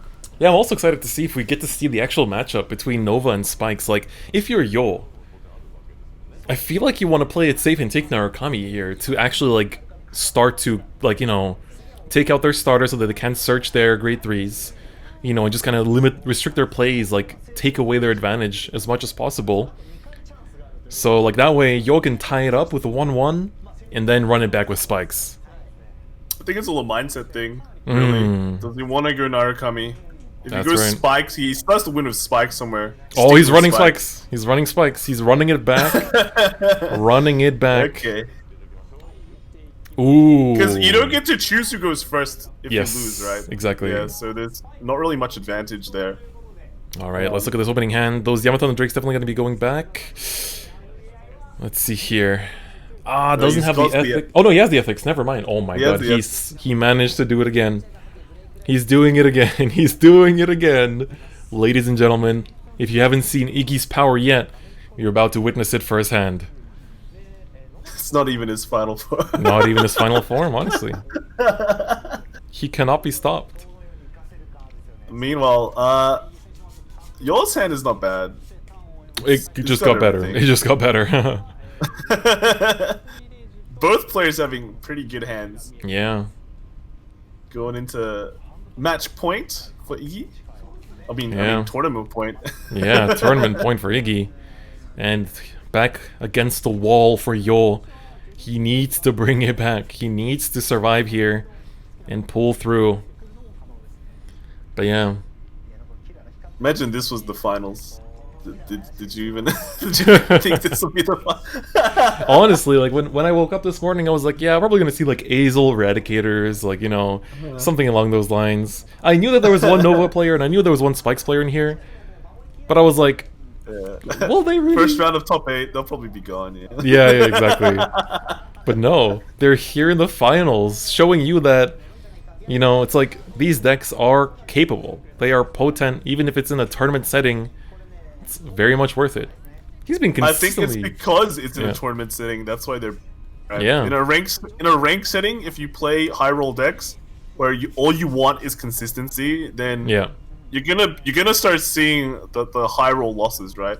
Yeah. Again, in a tournament, when you're against good players who are gonna do the same thing that like you do, pretty much make the correct plays that you would do, then getting a high roll means you actually win against the good players. Because you need luck anyway. You still need the luck anyway. So exactly, high rolling will just ruffle stomp your opponent. Basically. Well. Oh man, this is gonna be very exciting to see how this paces out here. He has the Mason as well, so that if he doesn't... The thing is that each of these decks has like some grade 2s that can help them pull through when they're not given the limit break. So for Novas, this is Transriser and the Kirara. And for Spikes, it's the Devil Summoner, literally Transriser, and the Mason. So the Mason can actually enable some multi-attacks, you know, power scaling and all that stuff. Sees a draw here too. And Devil Summoner. Yeah, speak of the devil. Oh, wait. I said that, it was like, aha. Calculated. Yeah. Ooh, speaking of calculator, that heal coming through right there. I believe one thing though is Spikes, the starter just gets you the null. I mean, sure, you get a lot of attacks as Blau, right? Wow. But filtering into the third PG. Yeah, having PGs is still pretty good. Alright. Ooh, Energy Charger. Speaking of cards that help you survive until Limit Break. Here we go. Ethics Buster. The Break Ride that shook the heavens. He's SP as well. Yeah, I love it. Shake even more. It really looks like the Hito Endo. Oh! Speaking of Hito Endo, this is looking like a pretty heated top deck. I guess here you swing with the Kirara first. Oh, chooses not to. No! So gets the heal, can't do Kirara. Kirara first, but it's okay. No defensives either. I mean, he still has another Kirara in hand, so it's kind of okay. Yeah, it's alright. Pushes to 3. This is where the stalemate begins. We're gonna see if how much they respect each other's break ride turns, honestly. I feel like with the way Iggy has committed to the respect his opponent's break ride turn, he's just not gonna care. Yeah, he's just gonna eat it. Yeah, because right here he's gonna go to 2, and he's probably just gonna go. He can break ride me, whatever. I'll just. He could actually get pushed to 3 because he could go Mason. Mason actually hits here. Oh, it actually misses with a Devil Summoner here. Oof. The second Devil Summoner. Ooh, into another Devil Summoner. What is this? Into Jellybeans again. The thing is, the Devil Summoner can actually hit the trap. Yeah, that's true. That's true. Look at this formation. Look at this formation of units on Yo's field. Alright, here we go. Rides into the rear. And then gonna get to cycle 1 card, actually, with the booster there. Let's see here, pushes him to 2. To 2. Yeah, as you said. And gets the draw! Wow. That's big. Street Bouncer as well! That's gonna be important. You can, like, call the Street Bouncer behind Vanguard. And just to draw, rest one of the rears in the back. Yamato no Drake, the piece. It's interesting because And now he rides the golden anglet every time. Like, always on 2, if he has an option, he rides the golden anglet. It's like he doesn't prioritize hoarding the pieces, which a lot of, like, myself included, Blau players do. So he just kind of, like, bursts through the pieces and just kind of waits to draw into them eventually. Oh, so he can... Oh, no. He chooses didn't use not to do Street it. Bouncer, Yeah. because then he can't use Carrara's. Carrara's just better. Yes. Alright, so he's gonna draw 1 into the Illuminal. That's always, like, the backup. You can do, like, Illuminal. You can even do, like, Ethics over Ethics to just, like, push. So that also works. So now he's gonna... He's gonna give the 4th damage now, though. I think he will, right? I feel like he might. But he's thinking. He's stopping. Yeah, he's paused, champed to think, but he's gonna give it. He's like, I'm at 2. I still have, like, plenty of triggers in my deck. I feel like I can survive this. Like, he has, what, 4 draws and 2 heals. So... He has no nulls. Though. He has no nulls. That is important. That is very, very true. Alright. Dudley Emperor here can come in. He's also kind of missing the toolkit, but it's not doesn't hurt that much because normally the Blau's only going to hit once anyway. So the toolkit is like... Opponent's at 4 right now. Yeah, exactly. Alright, so... Wait, he skipped. He didn't break ride. He knows, like, Yo knows that he can't finish him off yet, which is very interesting. So even though Iggy was like, oh, go ahead. Oh, no, you first. You know? Yo's like, no, you first. That's... Okay, that's kind of interesting, because with no nulls, pausing here is actually correct. Yeah, and healing down, and on top of that, not giving the break ride to Iggy either. He is actually playing around Iggy's game plan really well. Like, he's actually really doing good to play around it and not give him what he wants. You see the Transfight, that would have been a really great plus. Unfortunately, not coming through, though. And now there's no intercepts in his hand either, which is like, not that hot. That Transfight Riser would have been appreciated. No perfect guards in Iggy's hand is the big thing. Yes. That is gonna really cost him. Yeah, like now he can't afford to give him the break ride anymore. Now he needs to be careful. Now he needs to do this. Oh, there we go. I told you, it's the stalemate. We are now in the stalemate. Even though Iggy offered him to have the break ride at the perfect timing, now it's oi! Oh no! Oi! That is bad. Don't... man. Hate to see that happen. You hate to see that happen, but we're now at a stalemate. Yo still has 2 intercepts. Yeah, who will break first? They both know each other's... Yeah? I think like Yo can start killing his opponent's rear guards and drain Iggy's hand. Because Iggy doesn't have really any good way. Outside of like Energy Charger and... he has no more soul anyway for Energy Charger, so Kirara only. But I'd like to also point your attention to one thing. Null? Oh, no. That's not a null. I'd like to point your attention at one thing. That... Yep. Yo can read the fact that Iggy just checked double PG, which kind of lets him say like, okay, I don't think you actually have that many resources, so maybe I can let you do your pop-off here, and then we see how we do. Okay, draw into draw, into a heal, but that's okay. Like, with 3 PGs in hand while on 3, he will actually survive. This will not actually win him the game yet. Iggy will probably go for it right now because there's no other choice. Yes. Another ethics. You can go for an ethics over ethics. Nah, he's gonna go for it. He's committing to the play. He needs to go into this. There we go. Ethics Buster gives the break ride skill to Stern Blaukluger, given the effect that every time Stern Blaukluger will attack, he will restand the front row rear guards, meaning that every time that the Vanguard restands and attacks again, we'll be seeing the field restanding. PG gets checked in the damage. This gives Iggy a little bit of a feeling that maybe he can ease it out. Alright, here we go. Get that 4k extra on Yamato no Drake. Get the draw trigger, that's very, very important. Put that on the Illuminal so he can hit 21. Toolkit boy checked, it doesn't matter anymore. Does he get the trigger this time on the 5th damage here? He does not! No. Will this be it? This could be it, this could be it. Hold on. Wow. We have 3 attacks into the PG there. He gets 2 attacks in here, then he gets to restand. If he can get 1 trigger on that Illuminal, it will actually swing for lethal. This will be PG checked here, and then he restands. The Yamato the Drake takes out a PG One as trigger well. left. Oh, No. he doesn't hit it. Unfortunately, there was only the one trigger left in deck, so that PG gets checked as well. Yamato the Drake going in with a 22. How many more PGs can he have? He has all of them. Yo simply cannot be broken. Yo That was Kashiwate. really close, man. Really, really close. But My now heart. It's Yo's turn. It's Yo's turn to try again. This time around, going into the Dudley Emperor, he was like, Iggy, you survived the break right turn last time. This time it's not going to be so close. This time is his turn to break right now as well. Mm-hmm.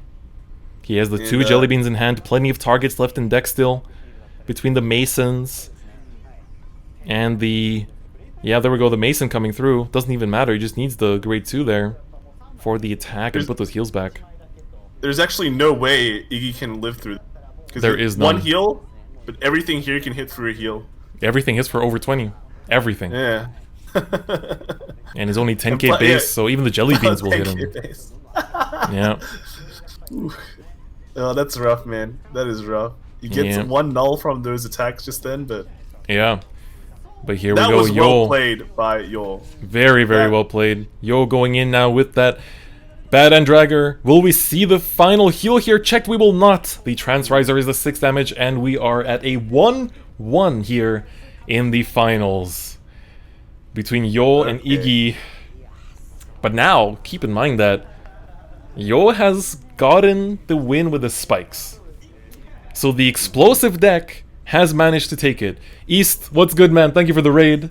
Appreciate it. Welcome, guys. We are currently watching the very finals of the Vanguard Zero Summer Championships. We're at 1-1 between Iggy and Yo Kashiwate. So this will be the final matchup. We're at 1-1. So looking at that, Iggy still has his explosive plays as long as he take care East. As long as he doesn't brick on the Blau game now,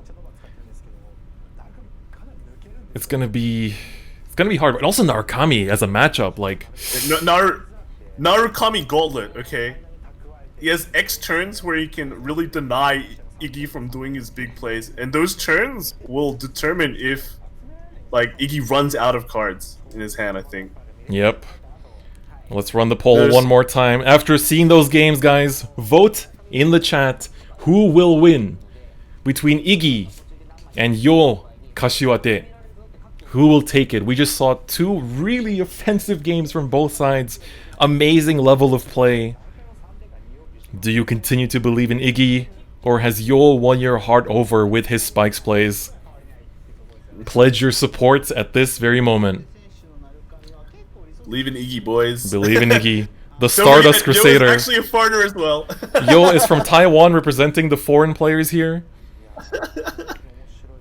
And once again, don't forget the exclamation mark WCC. Check out Kai from WCC on his channel. World Class Card Fighters.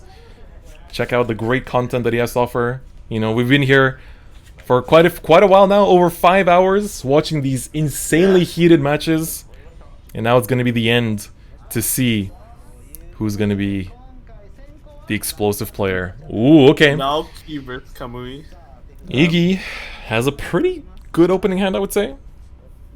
He's still waiting for the Blau. Yeah. He can... Thing is, in this matchup, he will actually not get to search it because most likely Yo understands that he needs to pop that starter.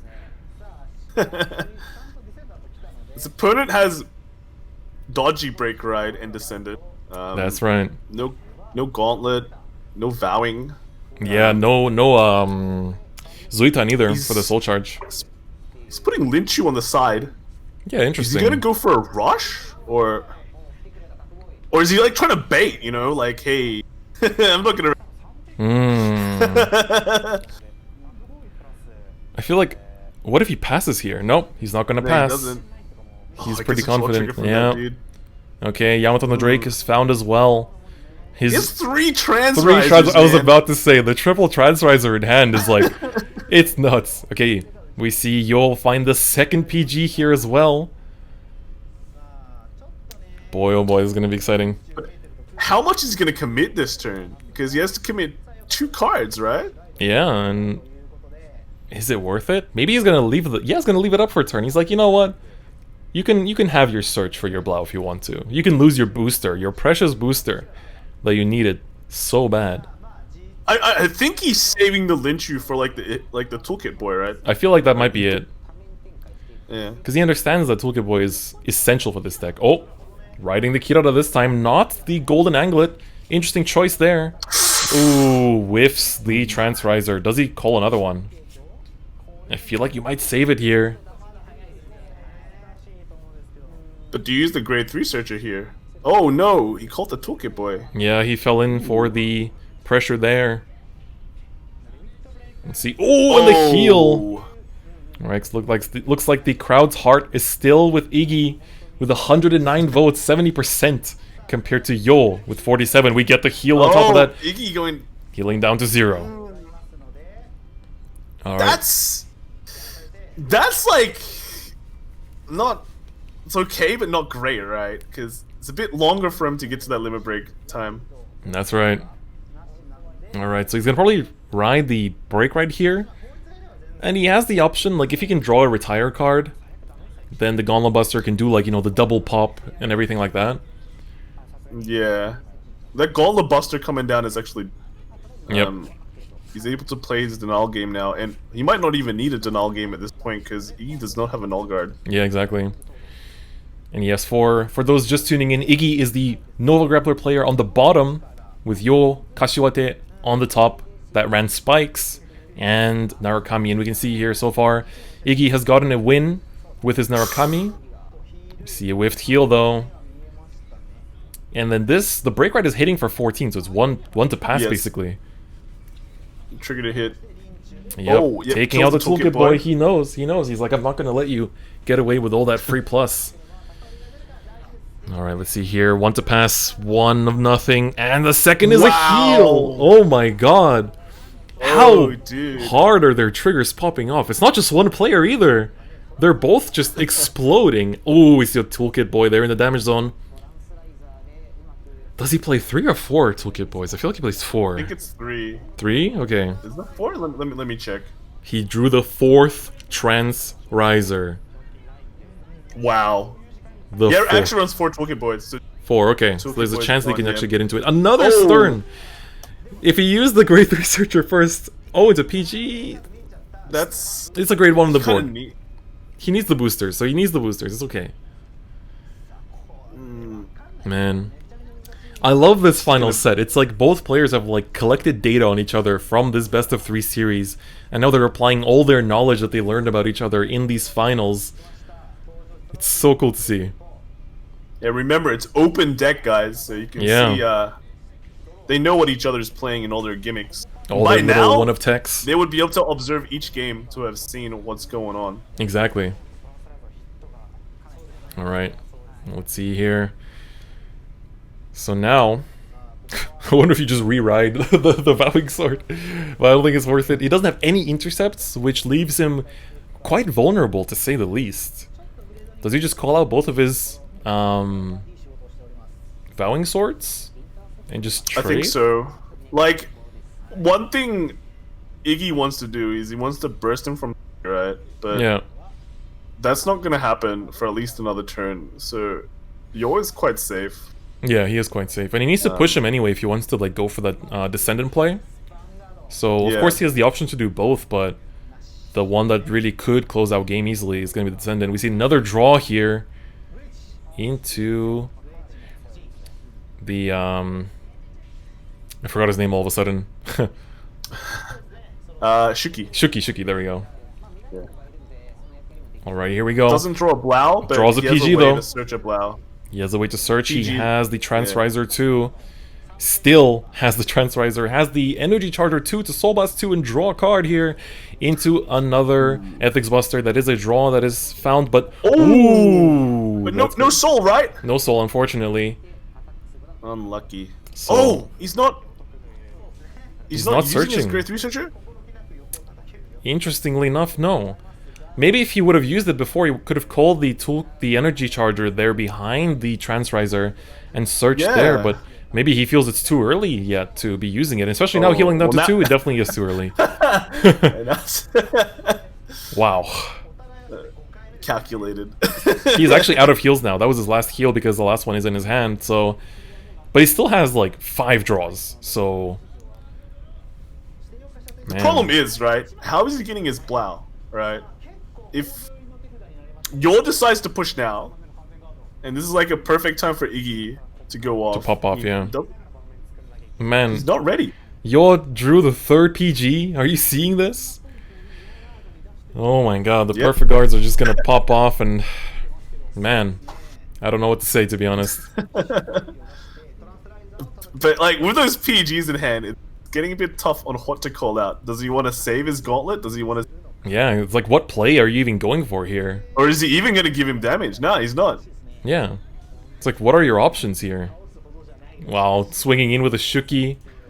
Just the 7. All it takes is just the 7. Gets the draw on top of that. Oh my god. This is looking a little bit nasty. Alright. Pushing him to 3. Gets the draw. I think that's the first one that's actually left the deck. So far he's just been like whiffing them on the Transrisers. Into a Kirara too, which is really big here. He can blow through all of his counterballs. Oh, never mind. Never mind. Draws the Blau. We're ready to pop off. We're ready to go. But here's the question: I think okay, Iggy might offer him, but will Yor push? That's true. Will Yor actually take it? That's right. That's an interesting way to approach it as well. Choosing to attack in this order. He just passes. Oh, he even passed. So he's not letting him have the break ride. I'm wondering... I guess he wanted the drive checks more than the Kirara's straight up advantage. Yeah. But how do you progress the game from here? Like... It's another stalemate. This is the weakness of this deck, is just like... These stalemates, and you know, this is also what the break ride meta was known for, is like... As stronger as the break rides get, you just get more and more pressure to not let your opponent break ride. And we're gonna see here, Yo is gonna just straight up rewrite Vowing Sword. And just be like, okay. He has a lot of time, yeah. Yeah, he's gonna take 2 rear guards. He's not stressed. If he counterblast here, that almost confirms he's willing to go for the Vowing Sword. He might actually attack Vanguard and just like, let him go. He's gonna do it. He's like, I have 3 PGs, I can let you do your thing. It's the same... This is looking like a repeat of last game so far. He's letting him have the break ride, only for it to not really do much. And oh man, this is very difficult. Yo is very confident here. Yo is in a really good spot. Ridiculously good spot. He's gonna ride the Stern Block Looker. He knows that this is the time to turn it around. Just go in with the rears, pushing in the face. Except this time it's different. His rears... He doesn't have the 11k base. He doesn't have the 11k base to swing into the Vanguard for the first damage, so he needs to basically, like, swing under, and then swing with the Blau in, and then basically just go in with a 25, and 25 means that it's not enough to actually, like, swing for perfect numbers. Gets the draw again! That's very important right here. Toolkit Boy coming in a little bit too late here. He can do a double restand though, right? He has 4 open counterblast. He has double restand, he has the cards in hand, he gets the double draw! Oh my god, this might just be what it takes to win the game and take it home. Man, that is the last 2 draws in the deck, right? The last 2 draws in the deck, that is correct. The last triggers. The last triggers in the deck to, like... This is incredible. Iggy, is this it? Is this how the final game will end? He can't even underswing. He has to swing full, and it's fine. He's gonna go in. No triggers. He's done. 3 PGs that need to be found here. We're gonna see the first one here. The second one for the Blau attack. The third one for the Golden Anglet. Does he have... He has 1 heal left in deck that could potentially bring him back. Otherwise, we're going to be crowning Iggy as your champion with the Ethics Blouse. Going in with the 25k, getting PG'd. Still has 2 more swings with the 23 and the 26. 23 going in for the 3rd perfect guard. And now finally, Golden Anglet for the final swing to close out the game. Yo, you need to see that heal right now. Otherwise, we are crowning Iggy as our Vanguard Zero champion of the summer season. What a final attack, man. Truly finishing it in style. Iggy. The Japanese casters are silent. What can you even say to that? People's champ, bring it home. People's champion Iggy becoming the grand champion. Ethics Blau taking it home. Iggy, he has turned time back and survived against... Who is even the stand user that Iggy died to? Oh man. Iggy. That was Iggy from the jaws of defeat. Those He brought it back. looked like it was all in control for Yo. Vanilla Ice and Pet Shop, that's the one. Oh, dude. Oh my god. Iggy did it. He defeated Vanilla Ice. And he is crowned as the champion. But honestly, Yo, what an amazing run as well. Like, especially with Spikes, like that game 2 was excellent. Like that game 2 was perfectly planned, analyzed, everything. It was just so great to see.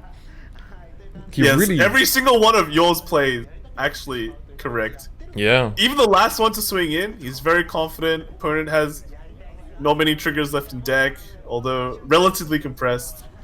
But yeah, I mean, when you gotta go for it, you gotta go for it. You gotta play to win. You gotta Absolutely. Play to your outs. Play to win. Absolutely right. Whew. Right. Incredible. Absolutely incredible. Do you think you have won after seeing that game? Oh man. I'm 100% sure that it was not my stream that gave Iggy these ideas, but I'm proud that, you know, the deck that I really enjoyed a lot when the set came out. It's also cool to see because it is like, there's only, out of all the decks introduced in this Break Ride set, the two that really came to shine were Narukami and Blauz in the end, and Spikes to an extent too. Yeah. Wow. That is crazy, man. That was such a good end to this entire tournament series. Like, honestly, I don't think we had really, like the only bad, quote-unquote bad games we really had were, like, that one where, like, Muto got really unlucky and just, like, drew complete bricks. But aside from that, it's I mean, like, last tournament, it was all like, wow, calculated and smart plays. And this tournament has been like, whoa, let's do it, boys, let's go! Yeah. The explosive decks just going off and off and off. It's insane, Wow. I honestly didn't expect. And like the level of play is also like, they know what each other's deck does. They know how to play around them. Like all these like stalemates at 3 damage, and all that stuff is like, I really love how the correct time to push, the correct time to not push. Yeah. Like knowing when to engage. It's so important now because power lines and explosive decks, like the ones that you just saw, just can end you. Right? They just end you. Yeah. Yeah. Yeah. So the Japanese commentators were saying how, like, you know, there's like been a good deck variety. Like Aquaforce also performed really well, you know, and just so they're also emphasizing the fact that, like, even though there is a meta, there are top decks, there are like the best decks that people say like statistically are the best, but we saw here that like all these decks that are underestimated, like Blauz and Spikes, like just coming out on top in the finals and just, you know, in this best of 3 series, just dominating the competition. So I think it's a really good point that Haribin is making, that, you know, if you're amazing at a certain deck, you should just keep playing with it. And just like that, yeah, Haribin knows. He is Japan's 2017 national champion with Token Ranbu.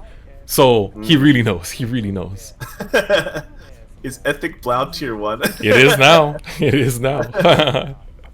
Like, you have to remember, ranked and tournaments are 2 different things. Very different things. Ranked and tournaments are 2 different things. Like, half of going to a tournament is understanding what the is and what you need to do for the tournament. Yeah. Like a 5-round tournament, 4-round tournament is totally different from like an 11-round tournament that we saw this like here. For sure. And you also have to calculate the people playing in it and making a call based on that. And a high roll decks that you see like this is, again, 100% correct. Absolutely amazing, honestly. It's crazy. If anyone has Iggy's Twitter, make sure to hit us up. Definitely want to give him shoutouts, but for now, I was trying to find it actually last weekend, but couldn't really find it. Maybe he's one of those non-Twitter people. Yeah, could be. I think Auden or one of them, I believe, actually made a Twitter just to you know, actually like be on Twitter and like talk to the people. Yeah, because all friendly people in the Zero community. Yeah. Alright, Iggy. People's champ. Also the grand champ. Also the grand champion, yeah. Man, Iggy. What a good showing. The funny thing is when you search up Iggy in Vanguard, the leader card. Oh yeah, makes sense. Oh my god. He wants 100k gems by high rolling. Yeah. That's how you gotta do it, boys. Important to note, of course, that, you know, Iggy didn't actually have a single bricked game. You're like, you'll never win. You'll never win a tournament without any. So you might as well go for it, man. Yeah. Iggy deleted the competition. It's a calculated risk. Yeah. Calculated risk. And yes, there were a lot of clenching moments. A lot of close games. Yep. 2 foreigners in the runner-ups, that's right. We have the global representation. Japan came out on top with Iggy, of all people, carrying the energy of Blouse. But he definitely reduced the chance of bricking with all the filtering, drawing, like, you know... Yeah. Transfight is a very interesting card, too. To be honest, when you say that players, like, Iggy didn't brick, it's not true. That final game, technically, hand was... Yeah, it was very bricky. I mean, you got 4 trans rises, right? But 2 of them didn't hit, and 1 of them hit a null. Yeah. And honestly, like, overall, his hand quality overall wasn't really that amazing. Yeah, for sure. God. Yeah. Insane. Actually insane. Do you think some of those players underestimated the explosive power of the Blouse? Like, they saw it and they went, yeah, it can go off, but they didn't think they'd go that off. I feel like if you haven't played against the deck before, or played with the deck before, you definitely don't understand how insane it is. Alright, future tournament announcements. So we're gonna have 5 seasons of ranked fights, the top 30 of which, the 150 people, will be qualified for the finals. These will take place from August to October, and we will also have 3 qualifying tournaments on top of that. So this will be running until October rather. So probably the finals. So yeah, the qualifying seasons are until the end of October. So I'm assuming the finals will take place in November. Probably also similarly towards the end. It's a very cool. Look at that logo. Might That's see like Link Jokers, right? Yeah. What is that sword that's going through the logo? Is that Draconic Overlords? Doesn't look like it. It could be. It's orange. Overlords is like a scimitar. Descendant? Oh yeah, I think it is Descendant. Yeah. Orange for fall, man. Fall, guys. Yeah. The fall. Yeah. Australia has its seasons different. Yeah. True. Yeah, that is Ascendant sword. But yeah, top 30 is gonna be difficult. Top 30? Wow. Good luck, guys. Yeah. I was having trouble with top 50. Yeah. Good luck, honestly. Man, I need to clear my stamina on 0. Oh yeah, it's been a while.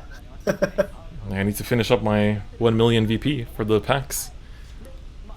To get your favorite card, Artemis. Oh yes.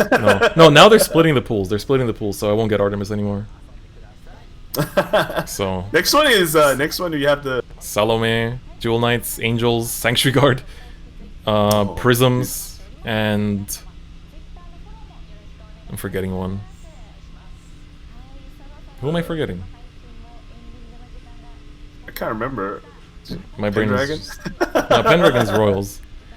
Yeah. Pacific, so what? Bermuda, Angels, Royals, and OTT, yeah, Magus and Battle Sisters. Yeah. They were kind of forgettable, unfortunately. They They might bring it back. They might bring it back. I don't know. I think Prism seemed pretty good. Prism, Yeah, for sure, for sure. I don't know about Jewel Knights. Yeah, Jewel we'll see Knights how they seemed do. Bit nerf, but I do like the Ashley art. Yeah, play Ashley MLB. Just go 3 crit. Brr. Ashley Sanctuary Guard, man. Yeah. With Pendragon, man, your dick is already set. Yeah. Oh my god. Nasty. Fog Jam. Oh my god. Oh man. Top 30. Alright, so they're closing out as well. So That was a crazy 5 hours, man. yeah, honestly, 5.5 hours. Yeah. It was definitely a very crazy series of games. Whew. They were really good games. Every single one of them. Yeah, honestly, like every series was amazing. I think it's funny with Zero. We're always like, oh man, Zero. It's sometimes it feels bad, man. And Yeah, it's like, I'm just dying so much. Then you go into the story, you're like, oh my god, like. It's like, yeah, I feel the same. It's like sometimes you'll like be playing Zero and just get like really tilted and everything, but then it's like somehow like sitting in the commentary seat, it's like you get to see all this amazing feelings from a third-person perspective, and it's just crazy. I know, right? It's like esport. It really is. It really is. Watching League of Fighting games. Oh man, it's so cool. Yeah. This is so hard. Yeah. Oh my god. We could only aspire to be that level IQ, yeah. Yes. Yeah, honestly. It's better to watch. It's one of those watching games. Yep. Oh my god. Are you gonna grind for top 30 or, you know, too No, hard? I think I've experienced trying to grind and all that stuff. I think I'm gonna hold my energy for when the Daikaiser season comes up, because they did the exclusive Daiusha alternate art, so I'm sure they're gonna do. Yes. You know. Kaiser's a fan favorite as well. Yeah. For everyone. Yeah. The JP caster's like, WTF did I just see? I think they're definitely feeling the energy of these games too. Definitely. I mean, luckily we had your videos to, right? But I think this is probably a first for.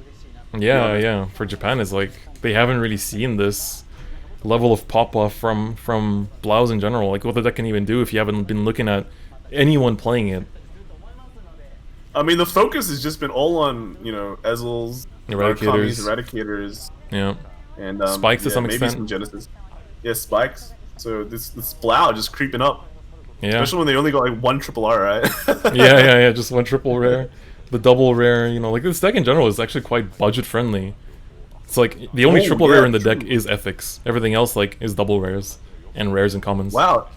When you think about it, yeah, you had your old Blau deck. Just put in Ethics, dude. You're done. Yeah, like you need Yamato no Drakes and Kiro does, and that's it.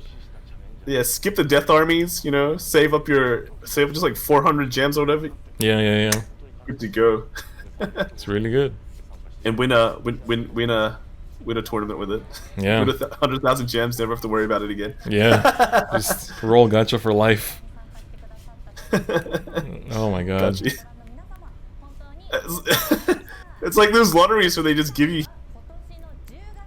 Never gonna use it. How many sparks can I do? Yeah. Alright, so they're signing off on the Japanese side. So I guess we're also gonna start. Let's wave as well. Oh man. Very amazing finals. Definitely great series. Very cool to see. Thank you to everyone, all 500 plus of you that tuned in live, and as well, however many people watch this on YouTube afterwards. Very exciting series of games, definitely worth to watch as well. So thank you so much for tuning in. Any final words on your side, Kai? Of course, again, guys, check out World Class Card Fighters, !WCC for some prime content. But yeah, any parting words? Thank everyone. You know, thank you, Chris. Letting me on. Thanks to everyone who joined in. All right. Yeah.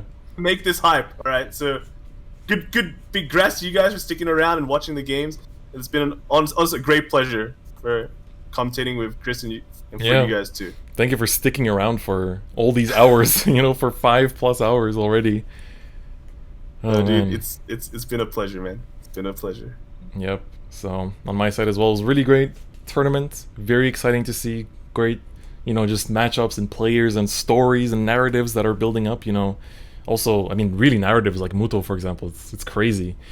But yeah, thank you guys. Also, I'll still run the stream a little bit. Gotta thank all these subs that came through. But we are gonna close the VOD, the actual video of the tournament here. So thank you so much for watching, guys. Hope you enjoyed this very exciting tournament, and we'll hopefully be back again to cast the fall ones very soon.